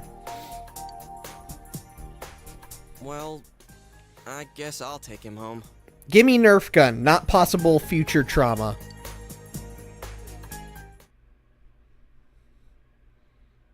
Gimme the Nerf wars. Good evening. This is Nightline News. Our top story for the night concerns the latest developments in an ongoing story. The serial murder case in Inaba has claimed a third victim. The news shocked local residents, who have not seen another murder in 3 months, and assumed the spree had reached its end. The deceased taught at a local high school. Since his body was found arranged in a similar manner as the last 2 victims... King Moron's picture is on the news. It seems he really was murdered. What's wrong? Was it someone you know? He died? It seems like yesterday he was yelling at us at camp. Nanako seems scared. They'll catch him. You calmed Nanako down. Your understanding has increased. I'm alright. Nanako seems somewhat relieved. This marks the second consecutive death after Miss Saki Konishi's, where the target was involved with Yasogami High. Mr. Muraoka was known for his strict teaching methods, and is said to have had constant friction with his students. The police will be pursuing this line of inquiry, and are planning to begin a large-scale investigation tomorrow. We now turn to our reporter at the scene for more details.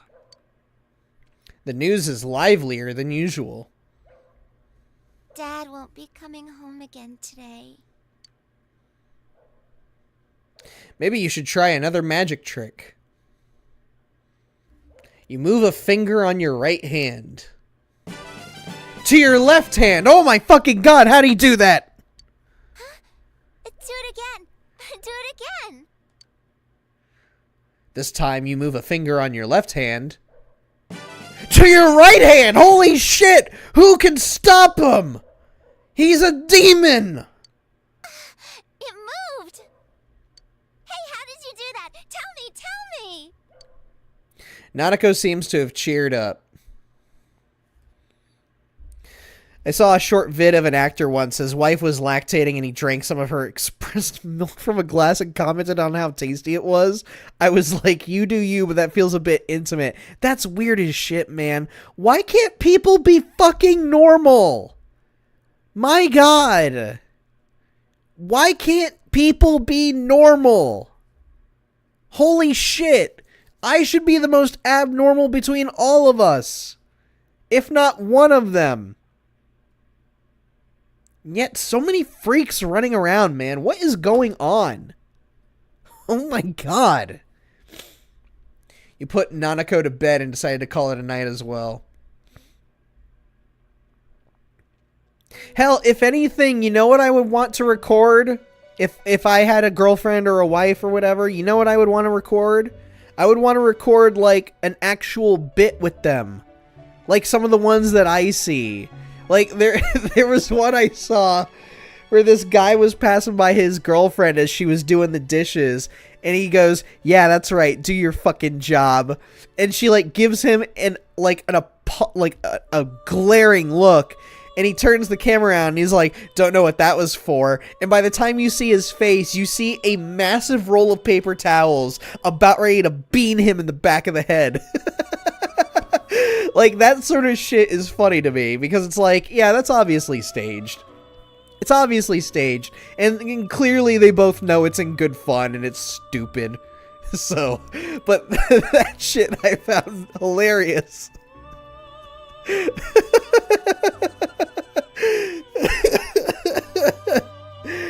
Oh god. That one I saw in a compilation with a bunch of other jokes that were both between, like, the wife giving the husband a hard time and the husband giving a wife a hard time and all this other shit. Like, another one of them was, she went to sit down and she was recording herself taking a drink of, like, some new drink from Starbucks or whatever. And just as she's setting it down and is reaching for her straw, the husband comes in with his straw, puts it into her drink, and right as he's about to start guzzling, she breaks out a pair of scissors out of nowhere and clips his straw short and is like, you didn't ask me to pick up anything for you, therefore you're not getting shit.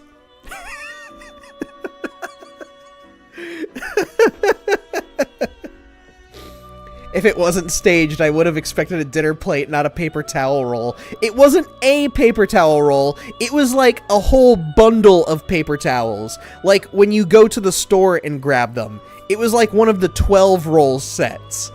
Like just, you see it hurled across the room. And it hits him right in the back of the head at the very end of the video. It was so funny. And then like the guy putting his straw in his wife's drink, and then it gets cut in half. Like, it didn't even reach his mouth. So when she cut it, all of the drink he was about to get just came pouring out.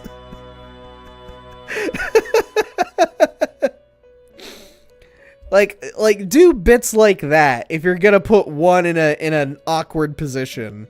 At least everybody's in on the joke and it's stupid and we can all laugh, you know?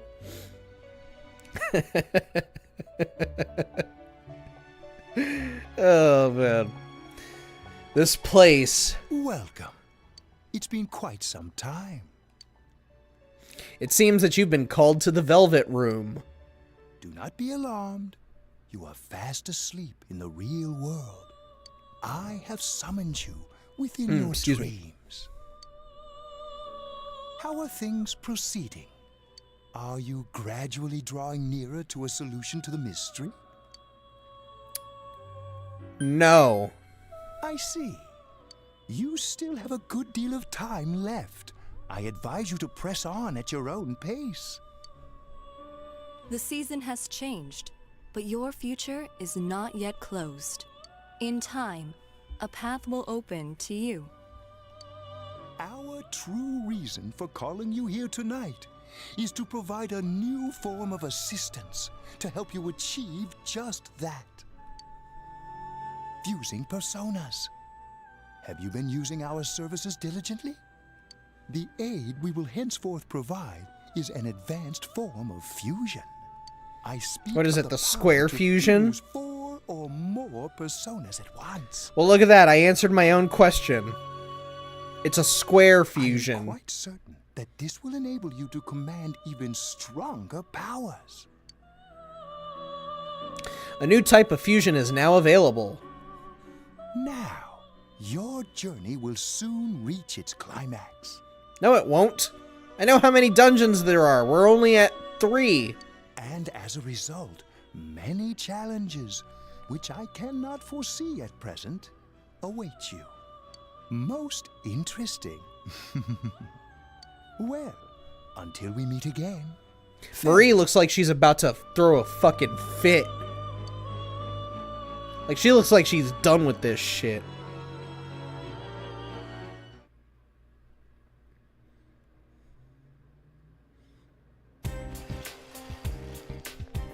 Yo! What's up, Yosuke? I still can't believe it. Our homeroom teacher was killed. I couldn't get that much sleep yesterday. How about you? Are you alright? I'm okay. Well, if we start getting depressed over something like this, we'll never catch the killer, huh? Oh yeah, this means we'll be getting a new homeroom teacher. I wonder who it'll be. Well, I'm pretty sure that they won't be able to find anyone worse than King Moron.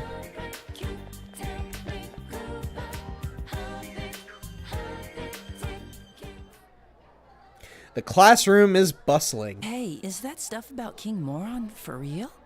It was on TV, right? It must be true. Turns out Rise is the teacher. Good morning. You're gonna be a problem.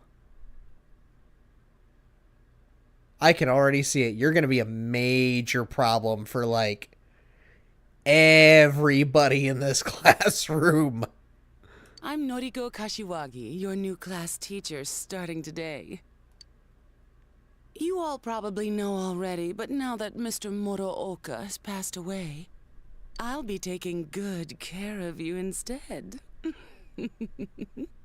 Okay, why don't we start off with a moment of silence for Mr. Morooka? Why did you have to say it like that? Close your eyes, everyone. That should be enough. I'll do my best to fill Mr. Morooka's shoes. Why do you keep saying it like that? Why are you saying his name like that? So, our regular exams are still on track for next week. As your principal said, it's times like these when the schedule is most important, Nori-chan. Oh, it must be tough for you. But that's what it means to become an adult, little by little. Why did you say that like that? I already can't stand her. I'm sure you can't. First King Moron and now Kashiwagi? How much worse can it get? Oh, and one more thing. That idol in our first year class, Ms. Kujikawa, was it? In person? She's nothing like she seems on TV, so don't get your hopes up, okay? What's so great about an idol anyway, right, class? She's just a piece of inexperienced jailbait. Whoa! Hey! Let's put the brakes a little bit. You're like coming in really hot here, lady. And not in a good way anymore. Miss Kashiwagi is ranting on and on. What's up with her? Does she think she's Rosette's rival? She doesn't stand a chance against Rosette. I mean, I heard Kashiwagi is on the wrong side of 40. I mean, I wouldn't say that. She looks fine, but holy shit, that whole thing just made her ugly as sin. You can hear your classmates gossiping. I bet King Moron would have been ecstatic to hear Rosette had enrolled here.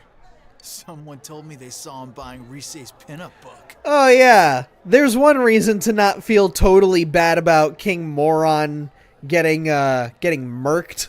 That sounds kind of pervy. He annoyed the hell out of me, but I feel bad that he got killed. You do you. Oh, you know what? Rosette was on a striptease show. Huh? A striptease? Dude, if that was true, the paparazzi would have been all over it. I'm serious. But the reception went bad right when it was getting to the good part. It was on that midnight channel everyone keeps talking about. You actually believe that crap? How friggin' dense are you? Trust me, you were dreaming it. The rumor about the Midnight Channel is spreading further. We'd better wrap this case up quick. Anyways, let's meet up later. Don't make any plans for this afternoon. All right, so Chie, what you doing after school?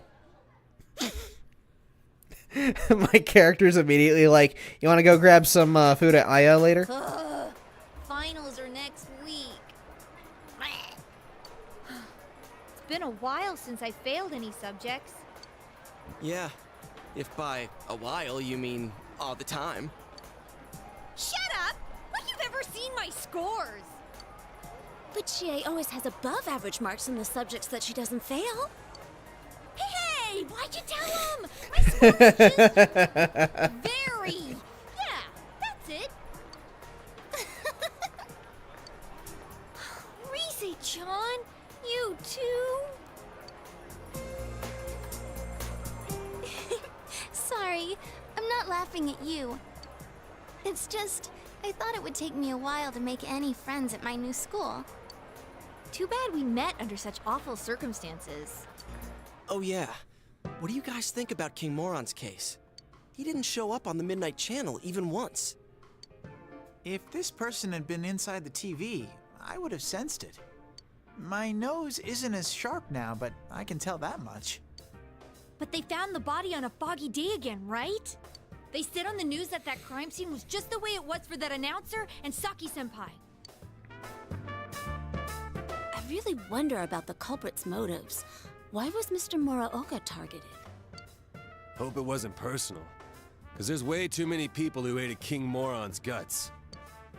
But didn't you say it's people who get famous on TV who are targeted? If the killer's choosing targets by watching TV, I picture him as someone who doesn't know the victims at all. I don't think it's worth trying to figure out motives for that type. There are too many people who hold grudges against you for no reason, even if you've never met them before. Huh. You sound like you speak from experience, Rise-chan. But with King Moron, he didn't appear on the Midnight Channel or the regular TV. Arrgh, I don't get this at all. Man, 2 victims in a row from our school. That's gotta set off the police's alarm bells. They're not gonna leave any stones at school unturned. You know, to be honest, somewhere deep inside, I thought maybe King Moron was the killer. The news says that he was the second victim from Yasogami High, but we all know that's not the case. And I've heard him say more than once that so-and-so deserves to die. But now, I feel bad that I doubted him. He was a capital A asshole, but that doesn't justify killing him. And not just King Moron. I feel sorry for all the victims. I can't forgive the killer, no matter what. Well, we'll do what we can, for King Moron's sake too. At this rate, you have to figure that the killer has something to do with the school, right? So why don't we split up and... That won't be necessary. Excuse me? Oh, okay. You? There is no need to examine the case of Mr. Muraoka any further. Why's that? Apparently, the police have found a suspect. It would be best to let them handle the case from here. How do you know? I'm on this case as a special investigator, by request of the prefectural police. Ah, so it is him. No, it doesn't justify killing him, but you're not required to feel sorry he's dead either. Exactly. Exactly how I feel about the situation. Especially after finding out he's got photos of Rise. Like, dude.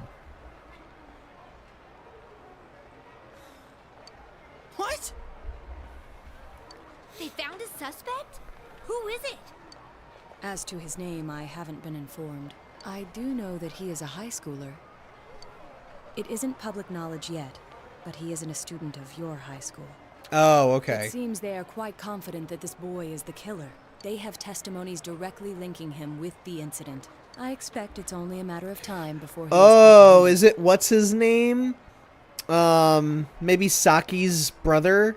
Soon this case will be solved, and your town will once again be its peaceful, rustic self. I don't know about that. The suspect is a high schooler? All right, so why come tell us? That's confidential info, right? Why run right here and spill it? Your game will soon reach its end. I felt I should at least let you know that. Thanks for the notice. You don't deny, then, that you have involved yourselves in the matter? Well, no matter. I have no reason to say anything further. A game? I can't believe this place has enough teens to fill more than one high school. Yeah, I mean, we're in frickin' Inaba. It's like a town of nothing. It's a very small population. How is there another high school? Aren't you the one who thinks of this as a game? I don't care if you're a special investigator or an amateur sleuth. All you're doing is solving mysteries. What could you possibly know about us? You're the one who's playing a game here. One of the victims? She meant a lot to me. How could I possibly treat this like a game? Plus, we made a promise. Yosuke. A game. That may be quite true. But why so understanding all of a sudden? Oh, I get it. I was wondering why you'd be wandering around like this when the police have a suspect. What, did they get rid of you now that they have their man? Is that why you came here? You were lonely? Detectives normally aren't involved with arrests, and we never harbor any special emotions regarding a case either. Still, it is rather unfortunate that people are only attentive so long as our services are required. But then, I'm accustomed to it. Much about this case was perplexing, but its solution was surprisingly simple. Well then, I'll be going now. I don't know about that. What was that about? He just said his piece and left? He said they have a suspect, but is this really gonna solve everything? Who knows? You all decided to call it a day. Naoto getting dragged a little by the team. Yeah, that was actually kind of nice to see. Home, big bro. But the way that he said, like, your game is coming to an end, I immediately thought, like, are you a plant made by Igor? Like, that's why I looked a little, like, not off, but I was just like, excuse me? Your game? That sounds like something like Igor would say in Persona 5, the fake Igor, you know? So that's what was throwing me off a little bit. Let's check the fridge. You open the fridge. Another snack from Nanako? For some reason, there's an alarm clock. Was Dojima in a rush this morning? You left it alone. Okay. Alright, I'm not gonna bother with the fridge right now. Nanako looks as if she's not doing anything. Your relationship is not ready to advance. Fuck it, let's spend time.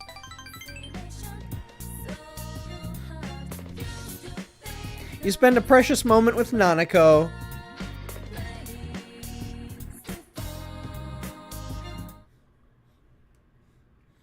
Oh shit, it's gonna storm!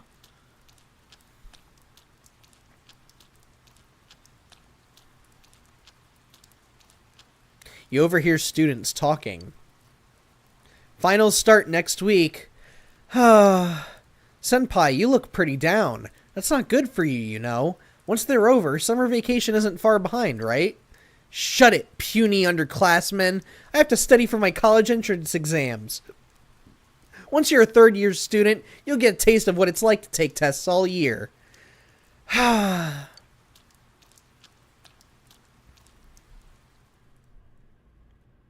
If only the Persona 5 team had roasted Akechi's ass every time he deserved it, aka every time he showed his face. Dude, at that point, I'd be happy to have another Akechi. If it means some asshole that we get to bully every time he shows up, yes. But instead, we indulged in his stupid philosophical discussions. Remember, guys, the finals are starting next week. If you fail, you'll have to attend our lovely summer school. Anyway, today we're going to talk about sex linkage. Sex linkage inheritance is dependent on allosomes. To say it simply, it's Why do I feel like I'm not surprised that she's teaching anatomy?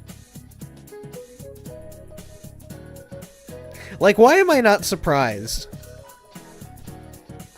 There's something sinister about her that I'm not sure about. It's not like a catchy levels of sinister, but there's a part of me that's like, you're about to get thrown into the Midnight Channel, aren't you?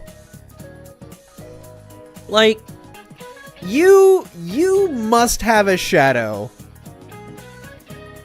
You must have a shadow that's like reminding you of your age and is tricking you into being this like, this cougar. Like, there's something about her that's really weird right now. I feel like she's gonna be the next person to get thrown into the Midnight Channel.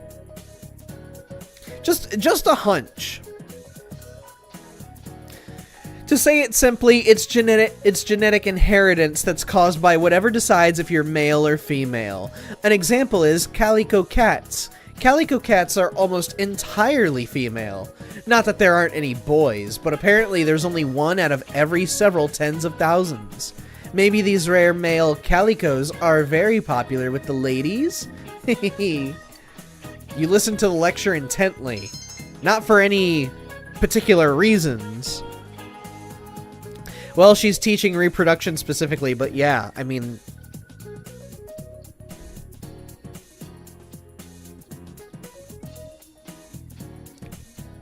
I mean, come on. It's just like, of course it's her. Of course! Of course! Classes have ended for today. The suspect has been added to the wanted list. Who is the criminal? You have no choice but to wait until more progress is made into the investigation. Alright. Well, what's up, babe? You just sitting there looking like a PS2 model? Okay. Yo! Man, it's that shitty time of year again, huh? I hate when they post the test results, and you get so embarrassed because your name happens to be on the bottom. Everyone respects the people who make it to the top of the list, though. Hey, maybe being popular would help you stay closer to your friends. Are you studying? Hey, why don't we study together? Would rather study with the girlfriend, but sure. Cool, let's head for the library. Yasogami High, library. You studied with Yosuke. Oh, now I get it. I wasn't supposed to just memorize the formulas. This'll really boost my score on the next exam. Thanks, man. You were able to get more studying done by teaming up with Yosuke. Your knowledge has greatly increased. You bonded with your study partner by studying together. Since you had completely read expert study methods, hell yeah, take another bonus in knowledge. Haha!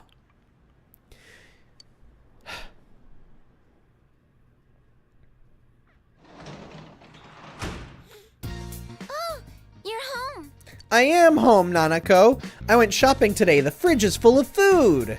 You recall that exams start on Tuesday next week. Study?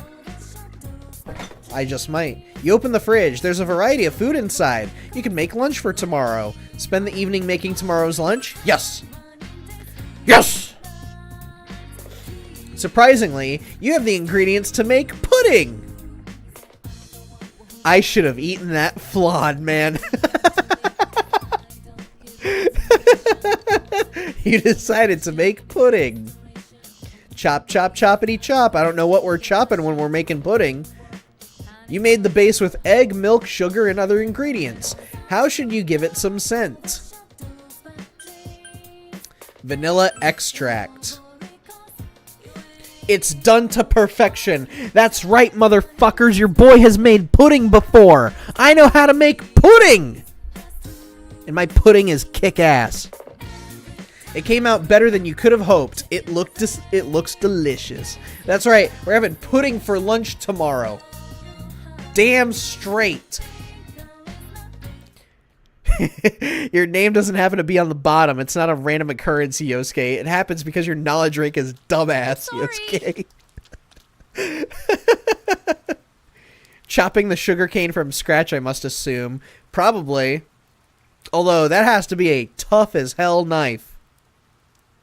Nice, you made pudding correctly. I told you, your boy knows how to make pudding. My pudding is rock solid. Not literally, I mean metaphorically. I mean I make good pudding. My pudding kicks ass. Yukiko forced herself under your umbrella. Thank you. Whew, thank you. I couldn't find my folding umbrella. It's odd because I always have one in my bag. Oh, did I use it when I was with Chie? Oh, sorry. I didn't mean to intrude. Now I'm a little nervous. What if people start to talk? Give it 9 days. You think it'll be a passing thing? I wonder if that's true. I hope it stops raining by the time school gets out.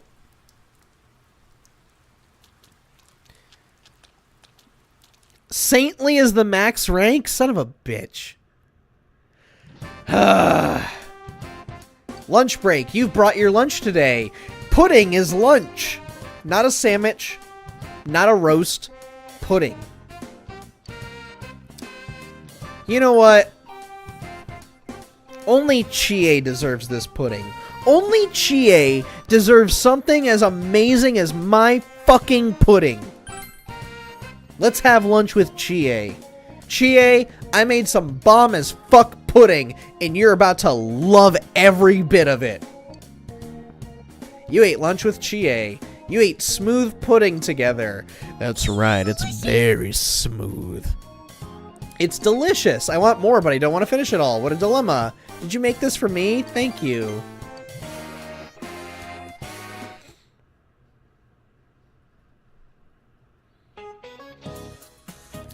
You all seem really sad. I know, it's tough. I still can't believe Mr. Morooko was taken from us. The faculty office is still in shock, too. But we can't sob about it all day. Today, we're gonna put the physical back in education.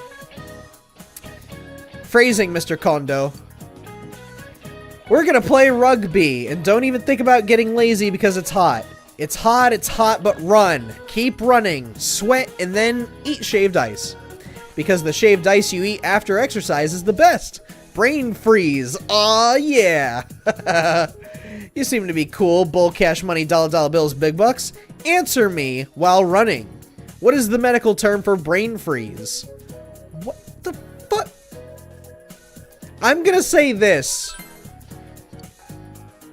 Wrong. The correct answer is sphenopalatine ganglioneuralgia. Neuralgia. This fucking game. When you eat something cold like shaved ice, it constricts the flesh around the trigeminal nerve. That's the nerve that tells your brain that your forehead hurts, and so you think your forehead hurts. Alright, I can see you're all sweating hard. The more you sweat, the better the shaved ice will be when you're done. Your answer was incorrect, because who the fuck would know what the scientific term of brain freeze is? What is this game? Classes have ended for today. You have no choice but to wait until more progress is made into the investigation.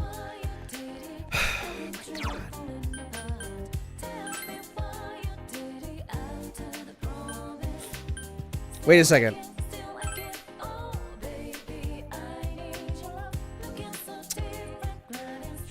You know, we haven't gotten to hang out with Yukiko yet. Not for a hot minute. Not ready to advance?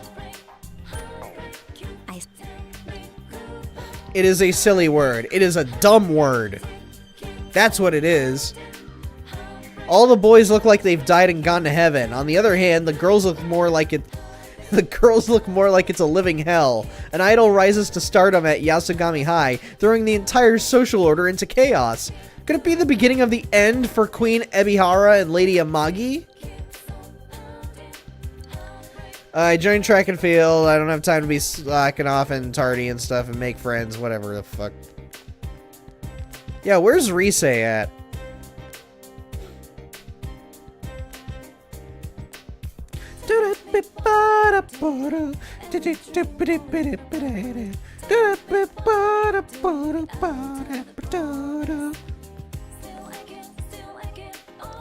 Rise's got to be hanging around somewhere, right?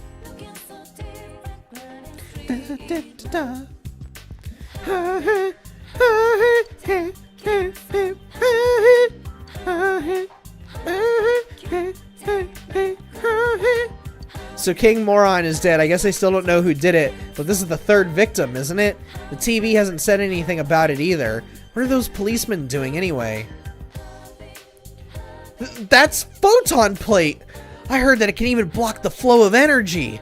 I'm not really sure what that even means. I'm begging you with my life. Please exchange that photon plate for the weapon I made.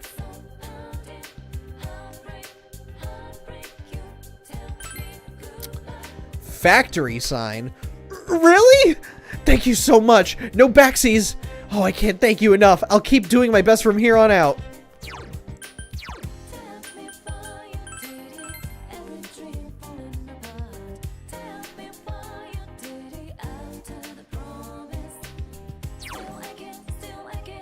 I don't see a difference. What was the difference? I don't know. Her social link will start via main plot cutscene like with Yosuke, Chie, and Yukiko. Okay, cool. So I don't gotta do anything special like I did with Kanji. That makes sense. Yeah, Atlas, that makes sense. Okay, I mailed in those prize stickers, so, like... Do I have to come back to the mailbox here? It's the mailbox. You have sufficient number of prize stickers for a redemption. You recall, you can choose either the plentiful combo or the rare combo. Give me the rare combo.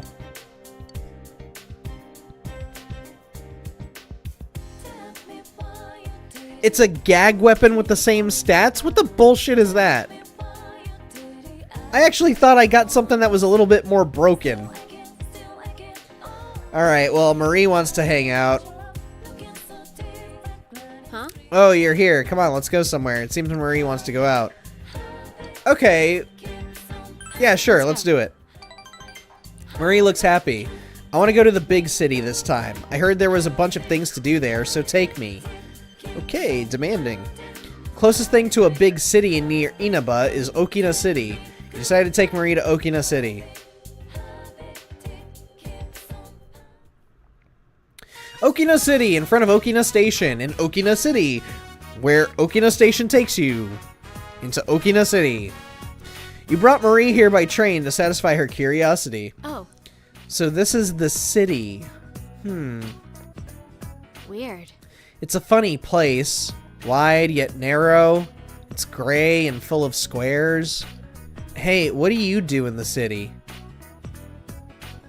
I people watch. I see. Oh, so you brought me here to look at humans? Is that fun? But you're human, and I watch you all the time. Marie looks confused. Huh? Spectre-kun? Oh, and Marie-chan! Chie, it's not what it looks like, I swear! Hello? Is she your friend? Oh, that's right. You haven't met her before, huh? She's Marie-chan. I had lunch with her once. Oh yeah, this is Yukiko Amagi. She's our friend. Friend. If she's someone you know, then she must not be from around here, right? Did she come from the big city?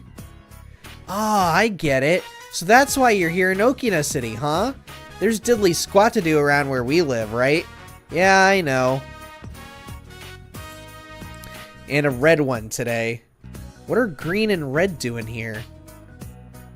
Green and red? Green and red? I was wearing green last time I saw you, wasn't I? I didn't say it was bad. You look good in those colors. Oh, Thanks. I didn't think it was a compliment.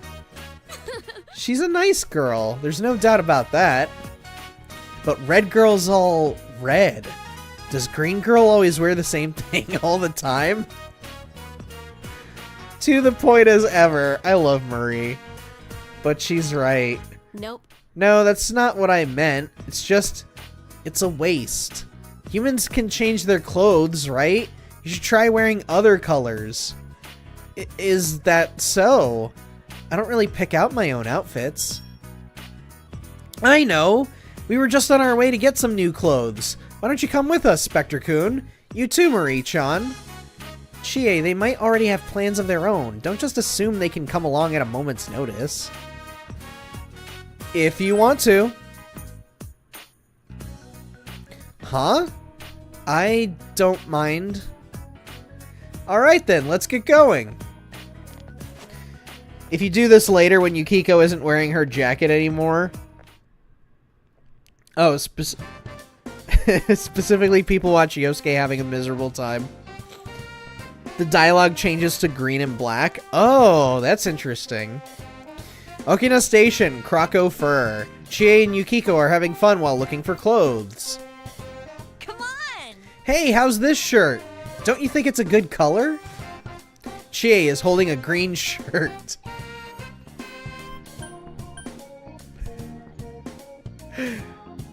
That's green, you know. Yeah, it is. Huh? Whoa, you're right. Why do I keep buying myself green clothes? Marie-chan, what's your favorite color? Don't tell me. Blue, right? I don't really have one. Hey. What do you think of this skirt? Is it too mature for me? Yukiko has a crimson skirt in her hands. That's an eye-catching color. It is eye-catchingly red. I see. So wearing a single color isn't in? I like to keep things simple. Yes. Thank you. I'll try exploring. Away with simplicity. Oh. Well, okay. Oh. What about this? Does this say me? Green again? Hey. How about this one? Away with simplicity. There's too many colors. I'm getting dizzy. This skirt's cute. It would go well with... How's this? Let me guess. Another green thing. Chie selects a yellow shirt and blue skirt. Okay, there we go. At least it's not green. Wait, but yellow and blue make green. Oh, son of a bitch, they do. Oh, you're right. Maybe it's some kind of instinct? You're not doing it on purpose?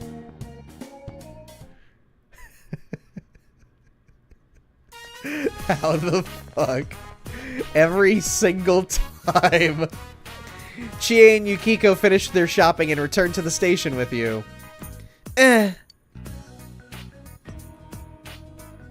Why were they only out of stuff in my size? It can't be helped. Let's go back sometime later. They might have some new inventory by then.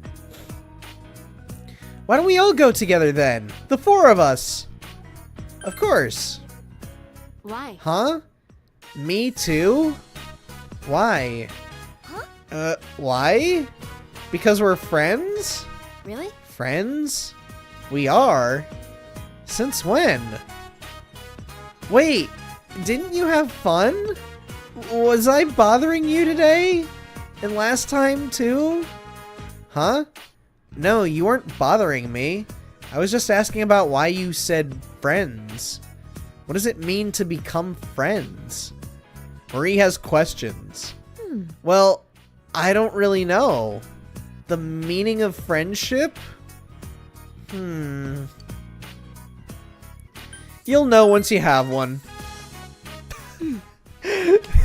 Just a casual burn right there. You'll know a friend when you have one. You'll know you've had one. I've just been choosing to hang out with you just to kill time. Yes, I believe there is meaning. There are things you can't do by yourself that you can do together with others. Like today, we had you to help us choose our clothes. I don't get it. After all... I almost forgot, there's a DVD I wanted. Let's hurry, it'll sell out. It's a kung fu movie, right? I doubt it will sell out. Enough talk, come on everybody, hustle! Wow, she's preparing to lone wolf it. Huh? Me too? It'll sell out. I don't want whatever that is. It's not like I don't want to go, though. Marie seems perplexed, but not against the idea. Hey. Hey, those two are Persona users, right? They're chasing after the truth with you, huh? You can't do that on your own, but you can do it together? Because you're friends? It seems Marie is wondering about what Yukiko said. You feel like you understand Marie a bit more now. What the fuck? I'm only at rank 3 with Marie? We gotta change that. We gotta accelerate the social link here. Hey, pick it up, you two! Move, move, move!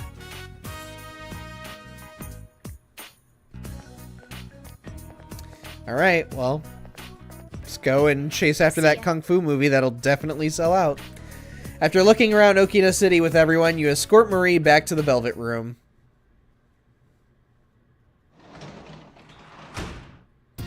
Welcome back. Hey, welcome back. Thank you, Dojima. Thank you, Papa. Ah, no, my battery died. Hang on, I gotta connect my controller. There we go. Alright, Nanako's watching her little quiz show. Let's go upstairs then. Hello, it's Chie. Do you have any plans for tomorrow? Why don't we go into the TV? You know, training? Chie hung up. You thought about exploring the world tomorrow. No, I didn't. I thought of no such thing. Fuck that. I'm going to my desk. If you get a good score on the test, you may become well known among your classmates and be more popular. Do you want to study? No. I want to... You can work here. Here we go. Make origami cranes. You decided to make cranes with your little arts and crafts. You carefully and precisely folded cranes for a person you have never met. Your understanding has increased. Since you had completely read Easy Origami, you were able to focus and fold cranes with a clear head. The colorful origami paper is giving you eye strain.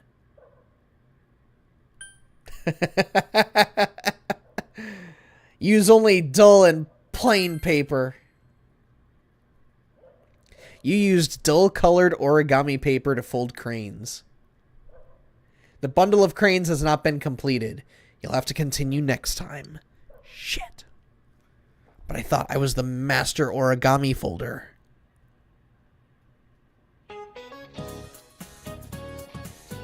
Oh my goodness, I got a friend messaging me about the hood in Marvel Rivals.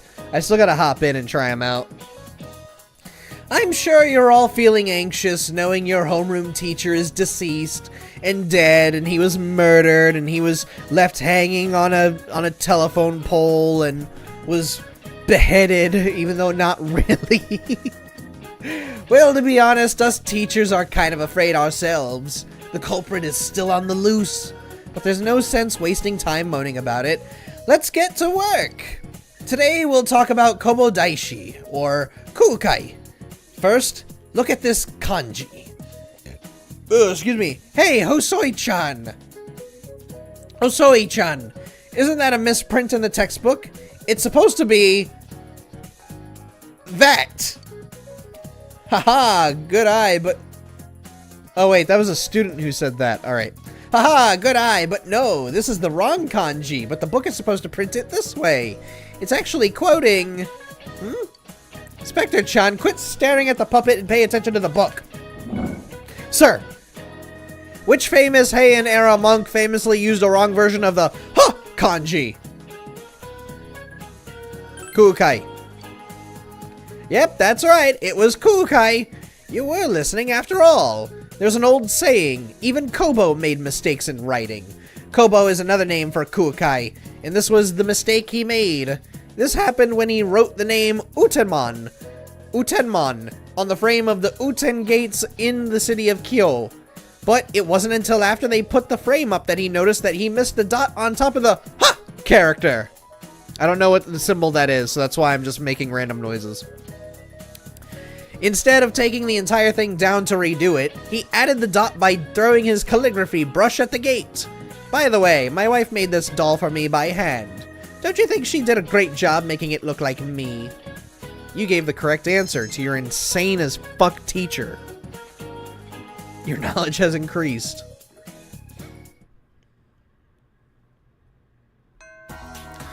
Classes have ended for today. You have no choice but to wait until more progress is made into the investigation. Hey, babe, you want to go and study? Come on. You want to go inside the TV now? No, I don't. I don't. I'm sorry, Chie, but I don't. No. I don't wanna. I would rather... Oh, wait, I think library is on the first floor. Nurse's office... Faculty office, counselor's office, and then all of those are classrooms. So maybe it's on the second floor.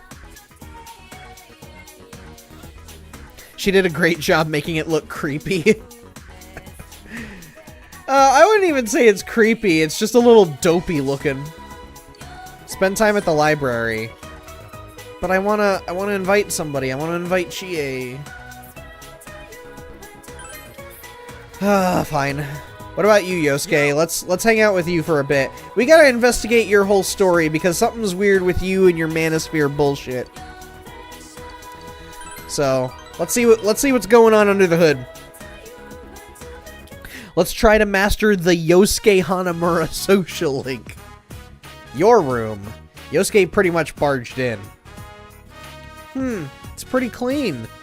So, you keep the goods under your futon? Huh? Come on, no need to play dumb. Don't worry, I'll still be your friend even if you're into the freaky stuff. Brother, you gotta calm down. Yosuke looks like he's having fun. I'm sure he is. So, you ever invited a girl in here? I have. You kidding? Seriously? Who'd you... I'll stop right there. I think it's better I don't know. Yosuke is smiling wryly. Hey, big bro? Are you up there? Have you seen the public notice anywhere? Nanako-chan's here? Let's let her in. Nanako-chan, are you free today? No, I'm going to Takayoshi-kun's house with Miwa-chan and Yo-chan. Huh? A guy's house? Yosuke, come on. Calm the fuck on.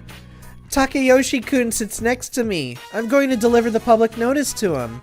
Miwa-chan said she's going with me because she likes Takayoshi-kun. Because she likes him? Man, kids sure are mature these days. Well, my first love was in first grade too. I've always been ahead of my time. Grab him by the ankle. Hurl him straight into the sun. But, well, I don't really need that in my life right now. It's just not the time. I have something I need to do before that can happen. Homework? No. Well, maybe it is. You're smart, Nanako-chan. Nanako left for her friend's house. Nanako-chan called it homework. Catching the killer, ending the murders, bringing peace to the town. Only we can do it, huh? Let's hang in there. I'm counting on you. Yosuke's determination shows through. You sense Yosuke's trust. You sense that Yosuke's got the hots for you.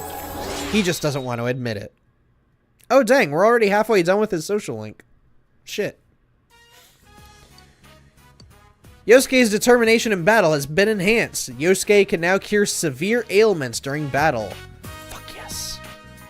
Oh, so did the notice reach you yet? The one about joining the Young Men's Association. They were talking about having some kind of event to boost the economy. Juness is involved with it, so they're trying to rope me in. I don't have time for that. I told them I was busy, but they keep dogging me.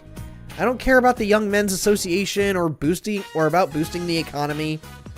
Yosuke sighs. Alright, time to take a peek under the futon. You talked with Yosuke about different things.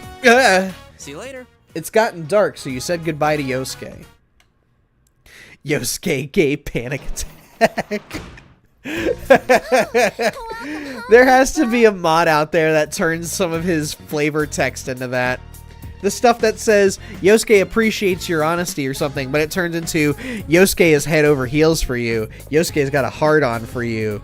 Yosuke is thinking very, very specific thoughts about you. Like, just as an act of revenge against the character, because holy shit, dude. Yeah, Yosuke's still hoping they'll check off together.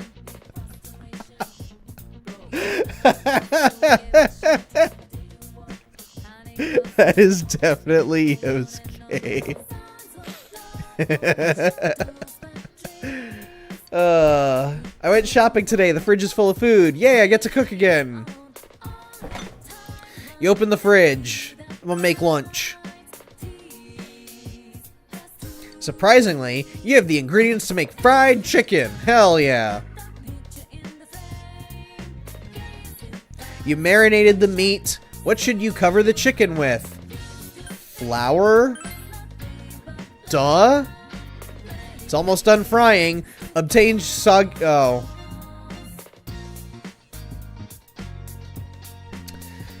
I know who I'm having lunch with today. Lunch break. You've brought your lunch today. Do you wish to eat lunch with somebody? Who would you like to invite for lunch? You all know. You all know there's only one option.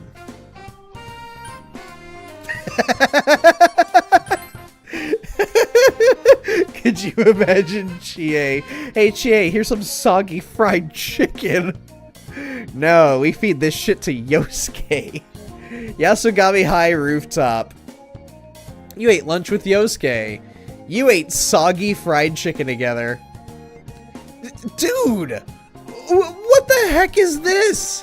Whatever it is, it's not food. Yosuke didn't seem to enjoy your lunch. You should try making better food next time. Hey, fuck you, game. You feel that your relationship is going to become closer soon. Yosuke gonna get the kind of soggy he didn't want. That is cold, Chewy. That is cold. Alright, that's the lesson about the Mariana Islands. Let's take a breather and talk about something fun. The Mariana Islands are in the area of the ocean where typhoons are born. There's a line on the map that typhoons can never cross. Let's see. Spectre-kun, you've blended into this class a little too well. Sir, which line can a typhoon never cross? Oh, fuck. I remember learning about this. It's one of these two. The Prime Meridian. That's not it. Sorry, you're a fucking moron. The correct answer is the equator. People should call you King Moron, you son of a bitch. Typhoons are moved by global air currents called atmospheric circulation. If one forms in the northern hemisphere, it moves north. If it forms in the south, it moves south. That's why a typhoon can never cross the equator. Isn't that interesting? Make sure you tell your parents that I'm an interesting teacher, okay? Feedback like that affects my paycheck. Just kidding. Let's continue the lesson. You gave the incorrect answer. It's like he was hiding it. Like he was joking about it. And then he's like, no, that's actually true. I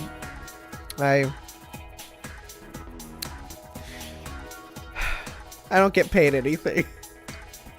You have no choice but to... Yeah. Stage whisper. He's asking where you keep your porn.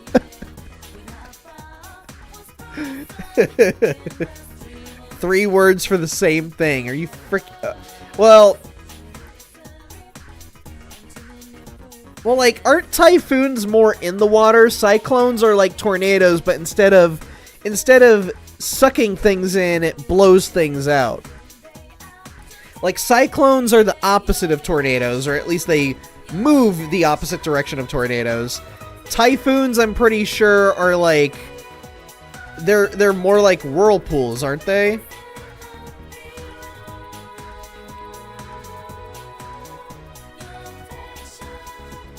Only thing that changes is the region it's in. Western Hemisphere is hurricanes, Eastern Hemisphere is typhoons. Oh, so it's the same thing, basically.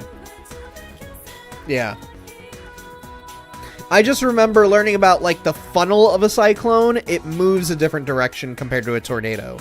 Tornado, everything gets sucked up. Cyclone, everything gets blown away. Raw! You're a water spout. You're a water spout, Chewie. So is Jamel. So is Carl. So is Pea Spice. Everybody's a water spout. No, I don't know what I mean by that. But you're all water spouts. Take it as you will.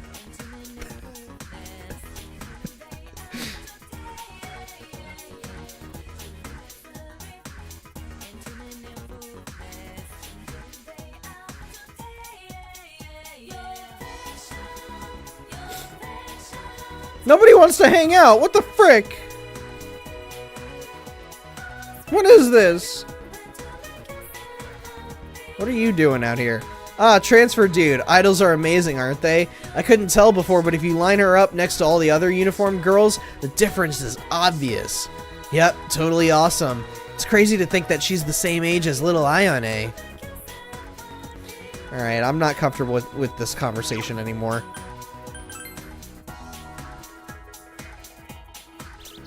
Chie, you're the only one who wants to hang out? Sitting next to you makes me want to work hard. I hope you feel like working hard when you sit next to me, too. Oh, yeah, she is our desk mate. You feel that your tight bond with Chie is irreplaceable. You feel you can't get any closer than you are now, but will you spend the rest of the day together? Can I go to your room again? Chie decided to go to your room.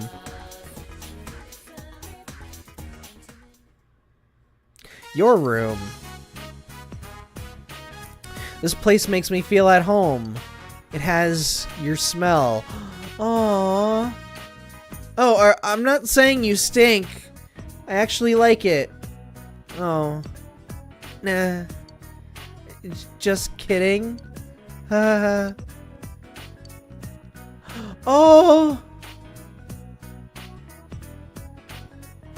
I want to cry. I love you. Oh. She's such a sweetheart. You pass a long while with Chie. You feel that the tight bond you have with Chie is irreplaceable. It has gotten dark, so you walk to Chie to her house. I want to get through exam week before I end stream, so that's why I haven't ended yet. I know we're well past our time, but I want to get through exam week first. So you're home. Yes, I am, Uncle Papa. Papa Uncle. Do you have a problem with that?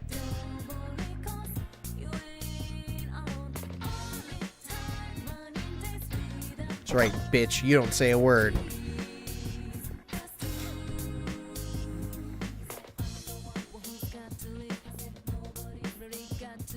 You know what? I'm gonna work on more cranes.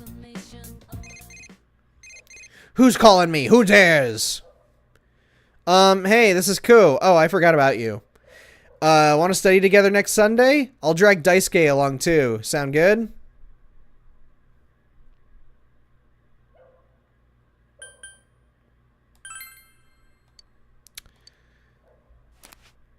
I'm gonna wait for Chie to possibly pop up. I interpret a long time or while, and Persona has some degree of sexy time. That is one way to put it. But the thing with Chie is that she's way too wholesome. So there's a part of me that feels like, nah, they're really just like snuggling on the sofa, maybe watching a movie. And that's what they do. That's all they do. That's what I get from it. So, air only leaks significantly across the equator in certain areas. Mostly they are totally separate. So if Northern Hemisphere has a nuclear holocaust, the Southern Hemisphere probably won't get significant fallout. All right, so we're all moving to South Africa. Got it. Don't get murdered by tigers. Work table. Let's make some cranes. Make them all nice and pretty. You decided to make cranes. You carefully and precisely fold them. You're getting tired of folding nothing but cranes over and over. Make other animals. Completely sabotage the mission.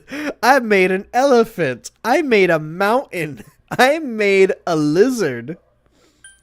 Cheer yourself up. You continue to make cranes as you cheer yourself up. The bundle of cranes has not been completed. You will have to continue next time. Son of a bitch.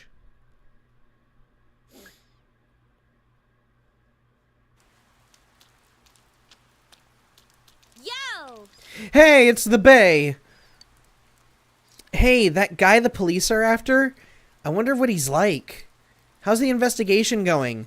I can't stop worrying about it. Speaking of worrying about things, we have tests coming up next week. But I can't study when I'm thinking about our investigation. I don't want to study anyway. Cheer yourself up. Decide to be happy. Maybe your character learns to do an origami paper cup. Possibly. You've learned how to make weapons out of origami. You found the most broken weapons in the game. Congratulations. There is no difficulty setting anymore.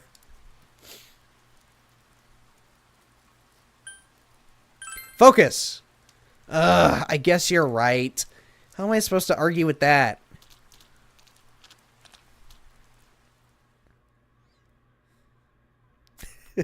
I did love that option. That's what it came across to me as. Decide to be happy. Man, I'm getting sick of doing all these paper cranes. More paper cranes! And that's our lesson on the Saxon Wars that Charlemagne brought about during the 8th and 9th... And that's our lesson on the Saxon Wars that Charlemagne brought about during the 8th and 9th centuries. Speaking of Charlemagne, the King of Hearts in a deck of cards is supposedly modeled after him. The King of Hearts has a characteristic that the other kings don't. I wonder if any of you knows what it is. Well, Spectre, please stand up. Sir! Tell me, what makes the King of Hearts look different from the other kings in a standard deck of cards? He has an axe. His mouth is open. That's right. He's like, oh! He has an axe. Ho ho ho! That's not the correct answer, you dipshit. But I don't blame you for missing out on this little detail. Not everybody can be as dumb as you. The correct answer is that the King of Hearts, or Suicide King, does not have a mustache. Back then, playing cards were made using the same methods as books. By etching and engraving, it said a clerk's hand slipped, and the resulting mistake with his chisel shaved off... Oh, and the resulting mistake with his chisel... And the resulting mistake with his chisel shaved off the mustache. Since then, that design has become commonplace, and so the King of Hearts is simply drawn without a mustache. Isn't this a great example of one small mistake making its way into history? You never know where those little doodles you make on your answer sheets will end up in the future. You gave the incorrect answer. You're a fucking idiot. Classes have ended for today. You have no choice but to wait until more progress is made into the investigation. Chie, babe, we gotta study. I wish Tess would just disappear from the face of the earth. Ugh. Spectre Coon, you free today? Maybe you could tutor me. Or not. Yeah. Alright, let's head for the library. Hell yeah, let's do this. Yasogami High Library. You studied with Chie, the Bay. So that's how it's done. First this step, then this, and like that, right? Got it. Thanks for helping me, Spectre Coon. You were able to get more studying done by teaming up with Chie. Oh, getting so smart! Good! Oh, welcome home, big bro. Thank you, Nanako. How are you? You may want to hang out. Nothing catches your eye. Well, in that case... Not ready to advance yet, son of a bitch! Well, fine! You spend a precious moment with Nanako.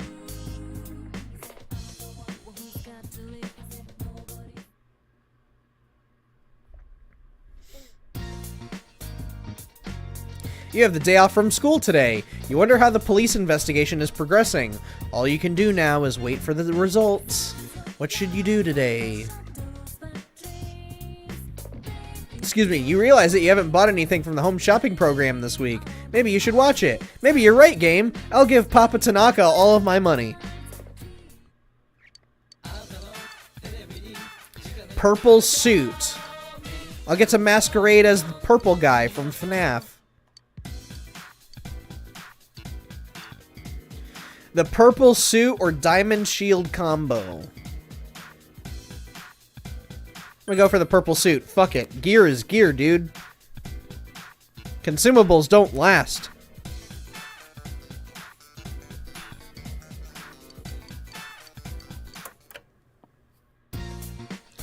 Alrighty.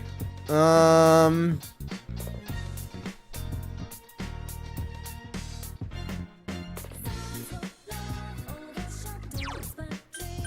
just gonna go outside, I guess. Every day's great with Nanako. Almost every day, except for the day where my chat bullies me into not eating flan. Flan that was fair game, sitting in the fridge. Flan that could have been eaten right that very moment, but a certain little girl decided, no, I don't want to eat the flan now. I'll eat it later when it could probably expire. You did this, chat. You all did this. This is all your fault. This is all your fault. That flan probably got moldy the very next day. The very next day. And you all were like, no, don't do it. No, don't eat the flan. She might want it. It's for her. It's got her name on it. It probably got all soggy and moldy by the time she got to it. And you all talked me out of eating it. Waste of flan. Waste of perfectly good flan. Can't believe this. I'm never listening to you guys again. I'm gonna start viewing everything you guys tell me as a lie. Everything's a lie. Hope that when you visit your family, they send you to a room as punishment for almost eating Nanako's flan. They won't give a shit. They don't play video games. Only one of my relatives plays video games, and it's my brother. Nobody else does. I mean, my sister and my brother-in-law, they do, but they play, like, Family Feud and Wii Sports and Hogwarts Legacy, and then that's it. So. Okay. I sent something off in Chewy.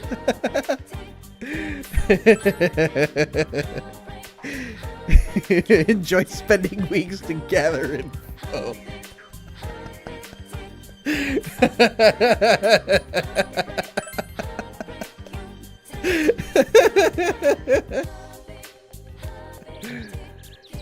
Oh man, there's Yukiko.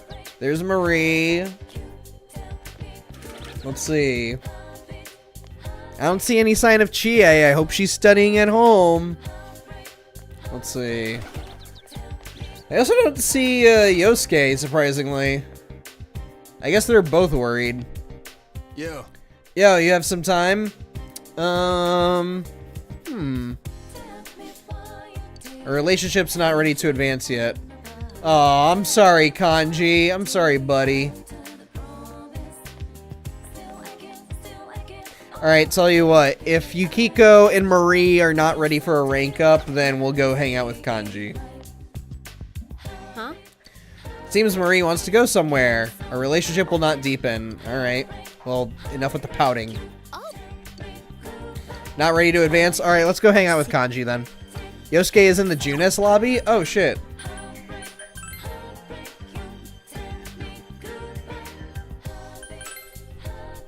Oh, that makes sense because he works at Junes. Yeah, no. I get it now.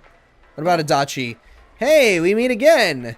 Me? I was shopping for dinner. The cabbage was cheap, so I bought it without thinking. But how do you cook cabbage? I think I might be eating it for a while. And I don't have time to cook seriously these days, what with how busy I am. Yo! Hey, got a minute? I've got an offer I think you might be interested in. Yosuke seems desperate. You feel your relationship with Yosuke is going to become closer soon. Alright, well let's hang out with Yosuke then. I want rank ups over everything else, unfortunately. That's how I work. Junes Grocery Department. You agreed to help with restocking after Yosuke begged you. Welcome! Welcome, one and all. Choice salmon, 59 yen a slice, just as advertised. 59 cents for a slice of salmon? What the fuck? Where are those prices? What the fuck?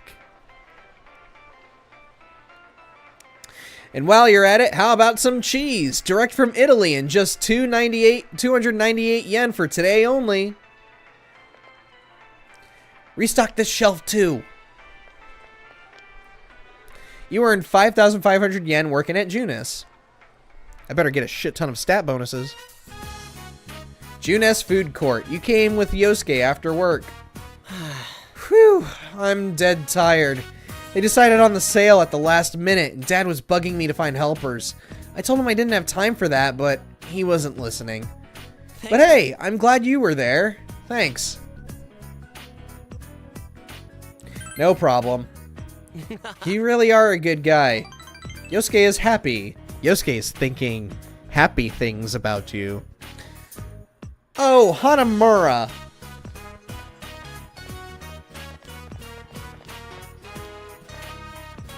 What's with the crowd today? It's way busy. If I'd known, I would have skipped out. Please don't. You got a bonus for today, right? Yeah, a whole 500 yen. I'm trying to save up. Give me a raise. Well, I don't think I can help you there. What's the point then?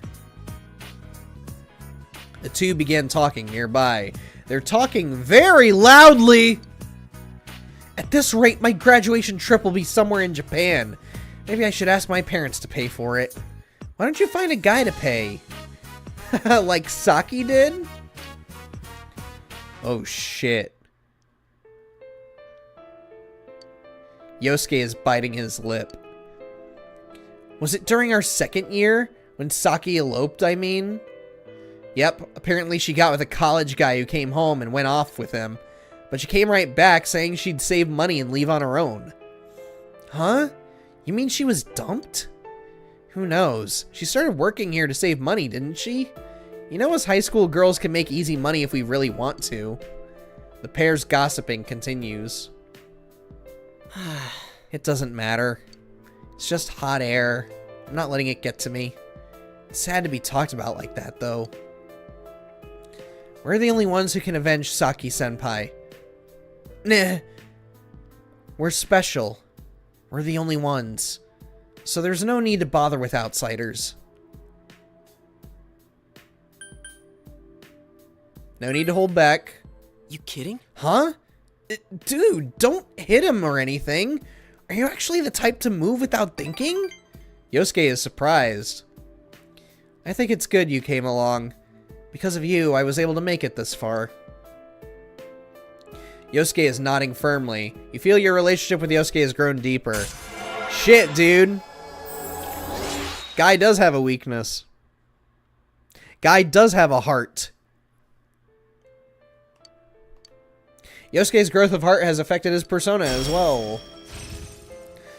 Auto Suku Kaja. Automatic Suku Kaja at the start of battle. And what does Suku Kaja do? Increases one ally's hit and evasion rate for 3 turns.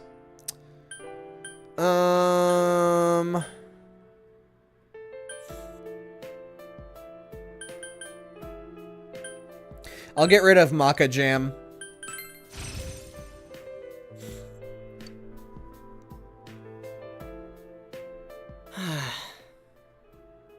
If they're too lazy and rude for a real job, they'll always have OnlyFans. Yeah. If only.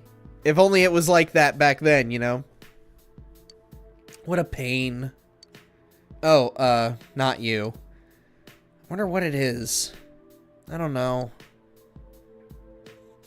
You spent time talking with Yosuke. Man, dude really had, like, the hots for her. And not, like, in a gross and pervy way, but in an actual genuine way. It's Amrita Soda. Wait, was that my rare combo? What the fuck?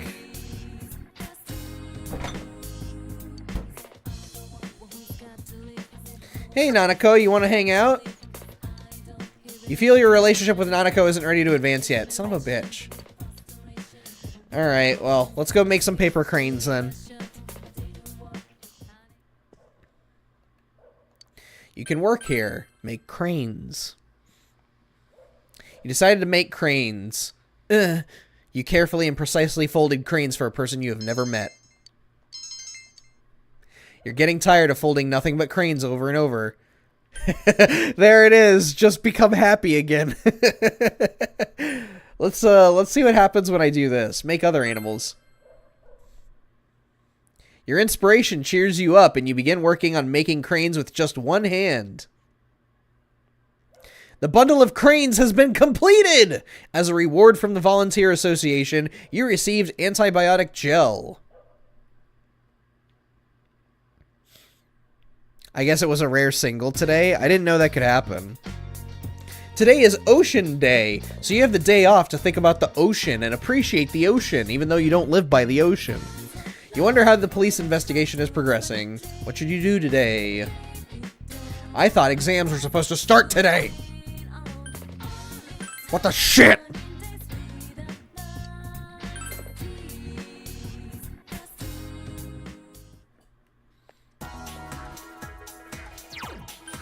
Let's go into town.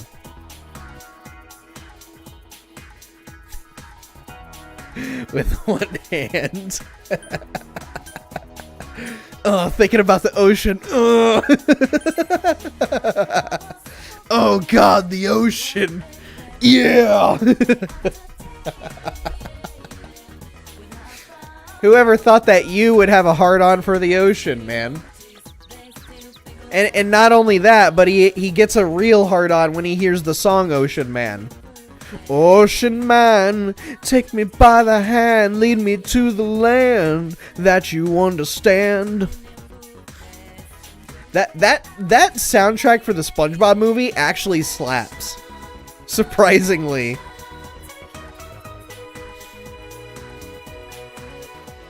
The lady with the dog outside your house is tragic. Oh, I know. We've had some weird conversations with her. That's why I don't really talk to her anymore, because it's just like, alright, you've got your own problems. Just gonna go ahead and back away, and I'm just gonna go run my errands. Alright. Oh, yeah. Yep, do the Tifa stretch, you. I'm sure you've practiced that a billion times.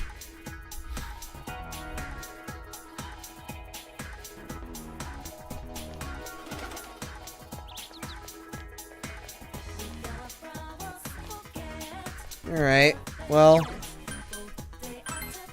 I don't see many people around other than Yukiko and I think Marie was there. Yosuke! Alright! He's ranking up again, so let's see what happens. Junes Food Court. You came here with Yosuke for a quick bite to eat. So, what you gonna eat today? Oh, these two bitches again. Hey, Hanamura! What is it today? How come Kazumi can take the day off and we can't? Huh? We told you before, we can't work Saturdays. So when we refused, they said they were going to fire us. I don't get this. Hey, I talked to the manager. Senpai, have you two been taking absences without leave lately? I just forgot to come. Besides, that's not the point. What are you going to do about this? I have a date that day. How come you're favoring Kazumi, huh? You were like that with Saki, too. Huh? Don't try to hide it. We all know. You liked Saki and treated her special. I don't think Saki-senpai has anything to do with this subject. Yeah, it does. You told the other workers to take it easy on Saki, too, didn't you? You think you could do anything just because you're the manager's son? So it's Kazumi now that Saki's dead? Don't even bother, she has a boyfriend. Didn't you get it? Saki didn't like you. We heard so from her. She may have acted that way, but... They started to badmouth Saki-senpai. Shut up! Tired of your shit. Spectre, what? Who are you? You shut up. You're the ones who should shut up. What do you know about Saki-senpai? She didn't do things half-assed like you. She looked lazy, but she worked hard. She talked bad, but she was good inside. So she hated me? I knew that. She's not here anymore. I'm left behind. Just leave me alone. What the heck? Let's go. Damn it. I just blurted out a bunch of crap, huh? Feel better now? No. I'm more confused than ever. Yosuke has a self-mocking smirk on his face. Damn. Another pathetic display from Yosuke, huh? Thanks, though. Thanks. Hearing you say that stuff to them made me happy. Yosuke is smiling sheepishly. You feel your relationship with Yosuke has grown deeper. Oh, we're almost at the end of his social link. Yosuke's determination has been enhanced. Yosuke can now endure a mortal blow during battle. I don't want to. I really don't want to, but I'll go talk with Dad. At this rate, those two are gonna quit. I should tell him and apologize. I don't know. What do I want to do? I don't get it, even though it's my own future. Sorry, but I'll see you later, Spectre. You saw Yosuke off and went home. Damn, it's really hitting him hard, dude. I actually feel bad for the guy. Welcome back. Are you going to be taking a test soon? I had a spelling test at school today. Don't you dare! Don't you dare compare your tests to mine. I will have you know. I immediately started imagining all of you in chat being like, you're yelling at Nanako. Like, look how her neck is bent. She is looking straight up at me.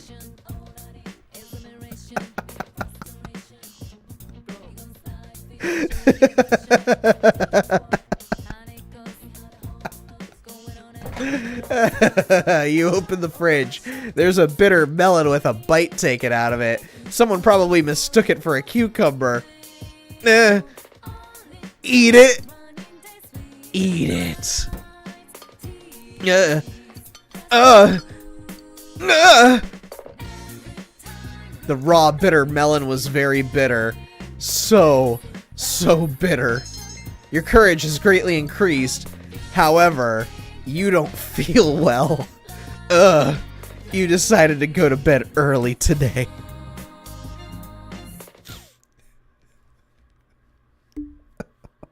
God. Alright, exam week begins. Let's plow through this. Your first term finals begin today and continue until the weekend. You should hurry to school.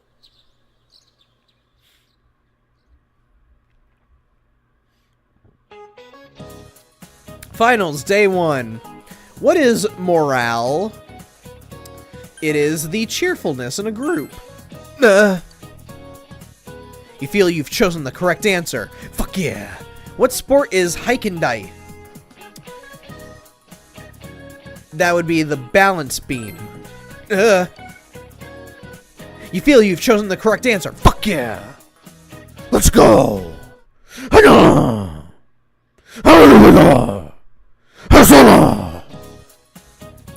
Finals, day 2. It is said even Kobo made mistakes in writing. Which kanji did he make a mistake on? This one. Okay, thank God. That was the only one that looked complicated compared to the other two. In which period did Japan first implement bonus pay? That would be the Meiji period.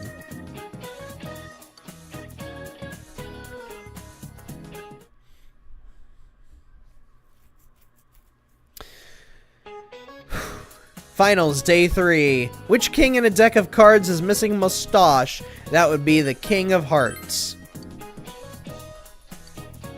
And I got the correct answer. Who said this? Man is but a reed, the most feeble thing in nature, but he is a thinking reed. That'd be Pascal.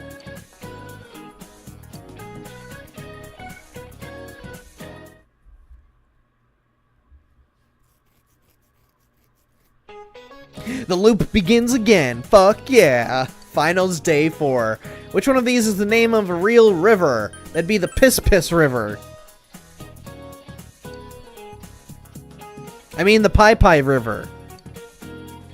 What is the beginning of Gokuman no Susume a reference to? The Bible. Chosen the correct answer. Alright, here we go. Final day of exams.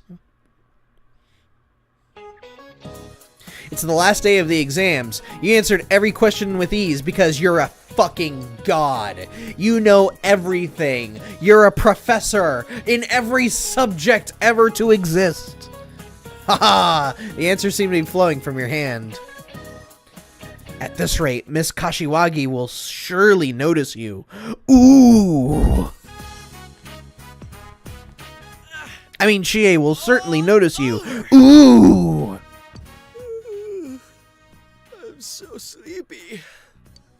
Yuck! Don't yawn in my face like that. Ugh. You see, Yosuke, that's a sign that you should absolutely yawn in her face like that. As in, you should walk around, approach her at her desk, get up in her face, and actually go,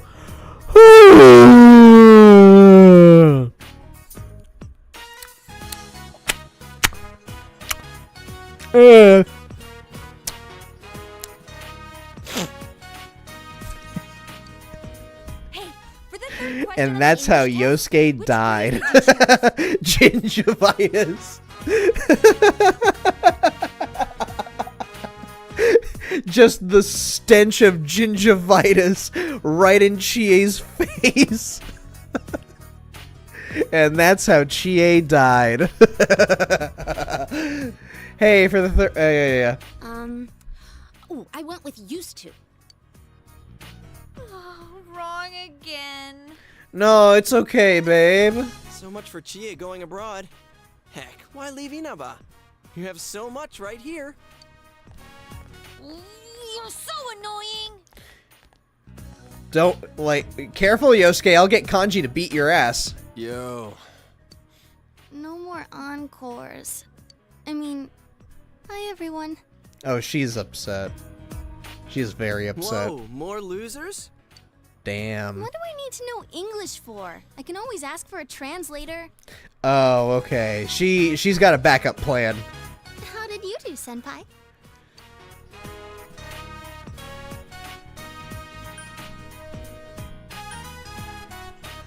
Let's see. Roleplay and let my lack of self-confidence take hold. Tease them and show them that I'm a god at the very end. Or just come right out and say that I'm a god. I'm gonna come right out and say that I'm a god. You told her that you think it went well. Your courage has increased because you're a god. Amazing. All right, let's calm down. Like, let's not do this in front of the bay here. Enough about the exams already. What's going on with the murder case?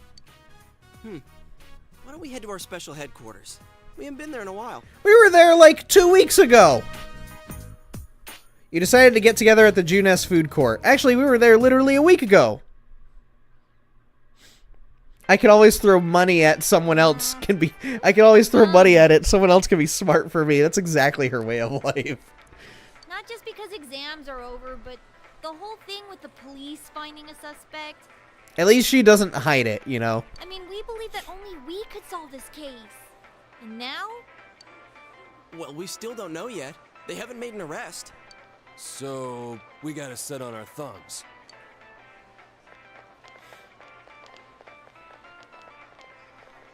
For crying out loud. It's nice to have a suspect, but where the hell is he? We're at the end of our rope here. You guys, did you hear what I said? Yeah, we heard everything. Even what you said before you walked in here. This case is as good as solved.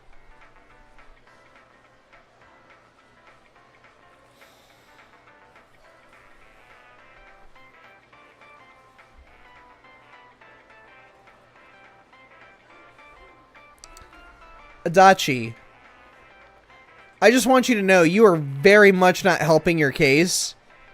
Every time you pull some shit like this, you are looking more and more and more and more and more like Akechi. As in, you're pretending to be all innocent and wholesome, when in reality, you are the killer. Please, please do something that tells me you are not the killer. Please.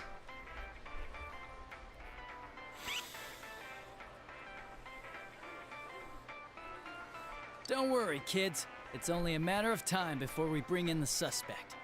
I mean, the guy's kidnapping people at random and slaughtering them. We won't rest until we bring him to justice. I gotta get going. Please. Get the fuck out of here. Now, I'm really worried. On the other hand, if the police have a search warrant out for the guy, we should stay out of it. Yeah. Oh, I just remembered. There was a question on the exam that I didn't get. I think it was the chemical formula HCHO, used for silver mirror reactions. Its 40% solution is known as formalin. And the question was, what is HCHO?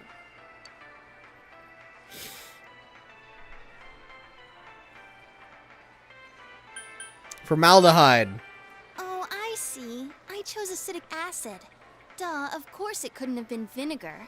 Hey, you had that question too, didn't you, Kanji? Shut up. Don't call me by my first name. Okay. Wow, kinda harsh, aren't you? I heard you got a nosebleed when you were around our senpai. Hey! Who the hell blabbed about that? Anyways. Damn. She knows where to sting, man. I like her. She's great. She's great. Not in that way, but I like her. Ascorbic acid is vitamin C, really? I didn't get to study that much science throughout school. Like, if anything, I studied marine biology when I was in high school. Like, I took a year of that. That was fun. I got to dissect a little shark. So, shark teeth, man, like, that shit does not fuck around. Like, you can poke it and everything, but the slightest move across those teeth,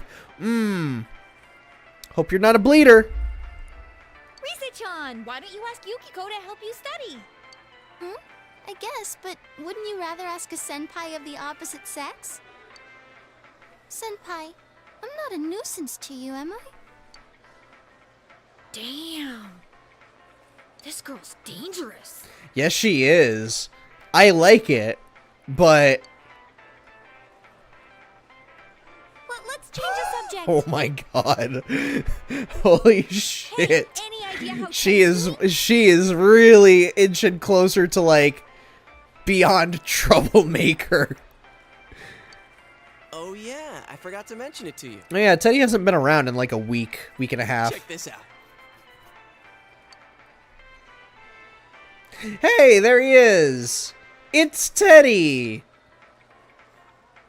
I let him stay at my place. In return, he's now our official store mascot. Ah, so he's hiding in plain sight. Reverse psychology, huh? Man, he looks like one happy bear. He kept saying that he didn't want to go back, so I made him a deal. Now, since I've got nothing better to do, I'm gonna go bugging. Ooh, I wanna go too! Hey, we get to all annoy Teddy! I feel his soft fur. If this is actually a way I get to pass time, like I want to see an actual an option that says annoy Teddy. I want that to be an actual activity that I can do, like, to pass the time. Good day, sir. I came to check on how far you are. God damn it, I want to discuss the problem you made a video about. As in the Akechi problem? Teddy the indentured servant? Now that I'm getting the hang of school, I want to go out more and see the sights.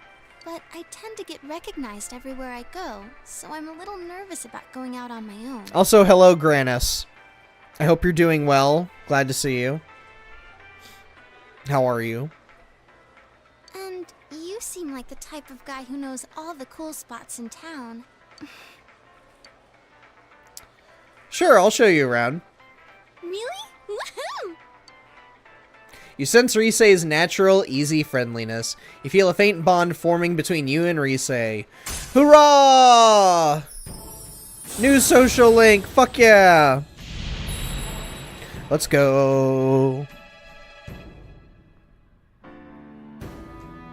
The Lover's Arcana. Well, that makes sense for Risei, doesn't it?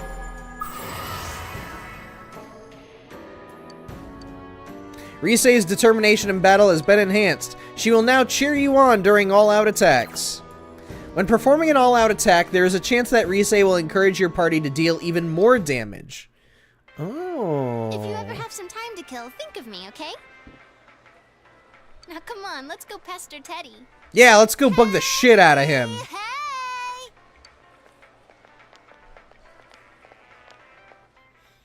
The UN is sending someone to rescue Teddy from forced labor. Could you imagine? We have a special report. The topic is the bizarre serial murder case in Inaba, where the victims' bodies are discovered hanging upside down. Police have yet to announce any progress in the investigation since the discovery of a third victim. I sense Risei's natural clinginess and attention seeking. Maybe that's not always a bad thing. Maybe. No, I don't have problems. Our special report tonight is a summary of the events and the facts in the case thus far. There seems to be no information about the suspect. They still haven't caught him? They'll catch him soon. Yeah. Dad's working hard too.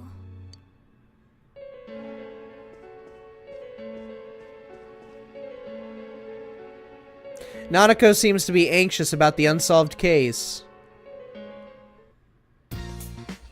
There was a delivery for you. I left it on the table. Thank you, Nanako, dear.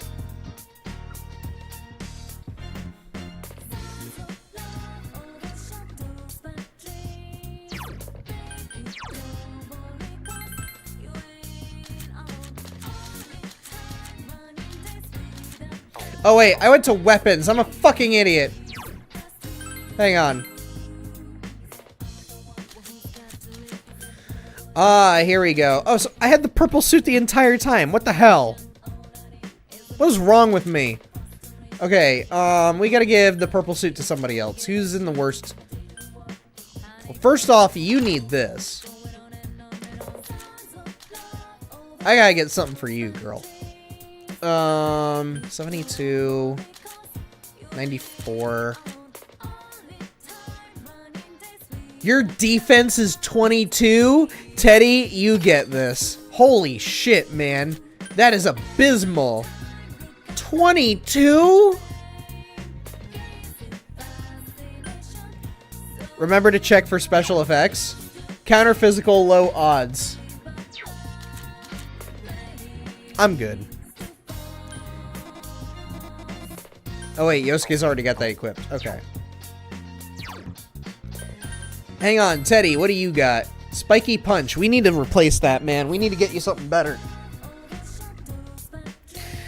I would give up my life as long as Nanako is safe. She has proven to be one of the best characters in Persona alongside Teddy, Morgana, and Futaba. I think one of these days, once I finish Persona 4 Golden, I want to do a big old stream where we like rank the characters in a bunch of different ways. Did you see what the Bustier does? No, I didn't. +5 magic? Okay, you know what? You're right. You're right. You're right. You're right. You're right. +5 magic. Obviously, Yukiko needs to go for it. She needs it. And I think everybody's got, like, the best available gear that I can get them at the moment. So, let's see. Nothing catches your eye. Well, damn. Well, what do you guys think? We actually went on an hour longer than I normally do. So, that's weird. Oh, you know what? Yeah, we did spend 2 hours of the stream chatting it up. So, yeah, that actually makes sense. That is so weird. I feel like we played longer at least. But you know what? We did for 3 hours, so that's actually fair. That's actually fair. That's gonna be it for me tonight. Granis, you didn't say... Well, I mean, I didn't see you say anything in chat about discussing the problem that I made, or the problem I made the video about. So, but I will be back on Monday. Yeah, 2 hours yapping at the start. I'm sorry, man. I didn't know that the time was going by that quickly, dude. Otherwise, I would have wrapped it up before we hit the 1 hour mark. But it was fun, at least. Like, I'm glad that we all got to chat and kind of vent and talk about things and stuff, you know? Like, you guys actually brought up some things that I had no idea were going on. Like the whole data center thing going on in India. The whole self-checkout discount thing going on in New York. Like, I actually got to look into that stuff now. So, we, yeah, it's important that we talk about these things from time to time, you know? Because if you spend all your time reading up on the news and only thinking and talking to yourself about it, like, that's how we end up in situations like what we're currently in, you know? So, but, I'll be back on Monday, 9 p.m. U.S. Eastern, our usual time. Appreciate you all for coming by here. Hope you all have a wonderful weekend. You all stay safe out there. I am going to say this real quick, just to assure you all. I do have uploads scheduled. So, and I'm going to have them scheduled for the entire time that I'm away. So, in case for some reason you can't get enough of me, there is going to be stuff to watch while I'm away. So, I got Monday and Wednesday's uploads already scheduled. They're all done. I think I have them scheduled for... Let me see. I can at least give you guys a time since I'll be unavailable for most of next week. If I can find it. There it is. I have it scheduled for 11 a.m. on Monday and Wednesday. So I'm going to make 11 a.m. the regular time for these uploads over the next couple weeks. That way you guys have things to watch. It'll be a mix of different things. There will be a couple things that I'm pulling from stream. There will be a playthrough or two uploaded as well. And I am working on a couple of scripted videos as well. So that should fill out next week and the week after. Cool? Cool. I'm now getting into an actual production schedule, so things are going great. It's going great. Anyways, I'm gonna let you all go. It's super late for some of you, I'm sure. But y'all take care. You all stay safe out there. Have a wonderful rest of your weekend, and I'll see you all Monday, alright? Night, everybody. Night. And thanks again.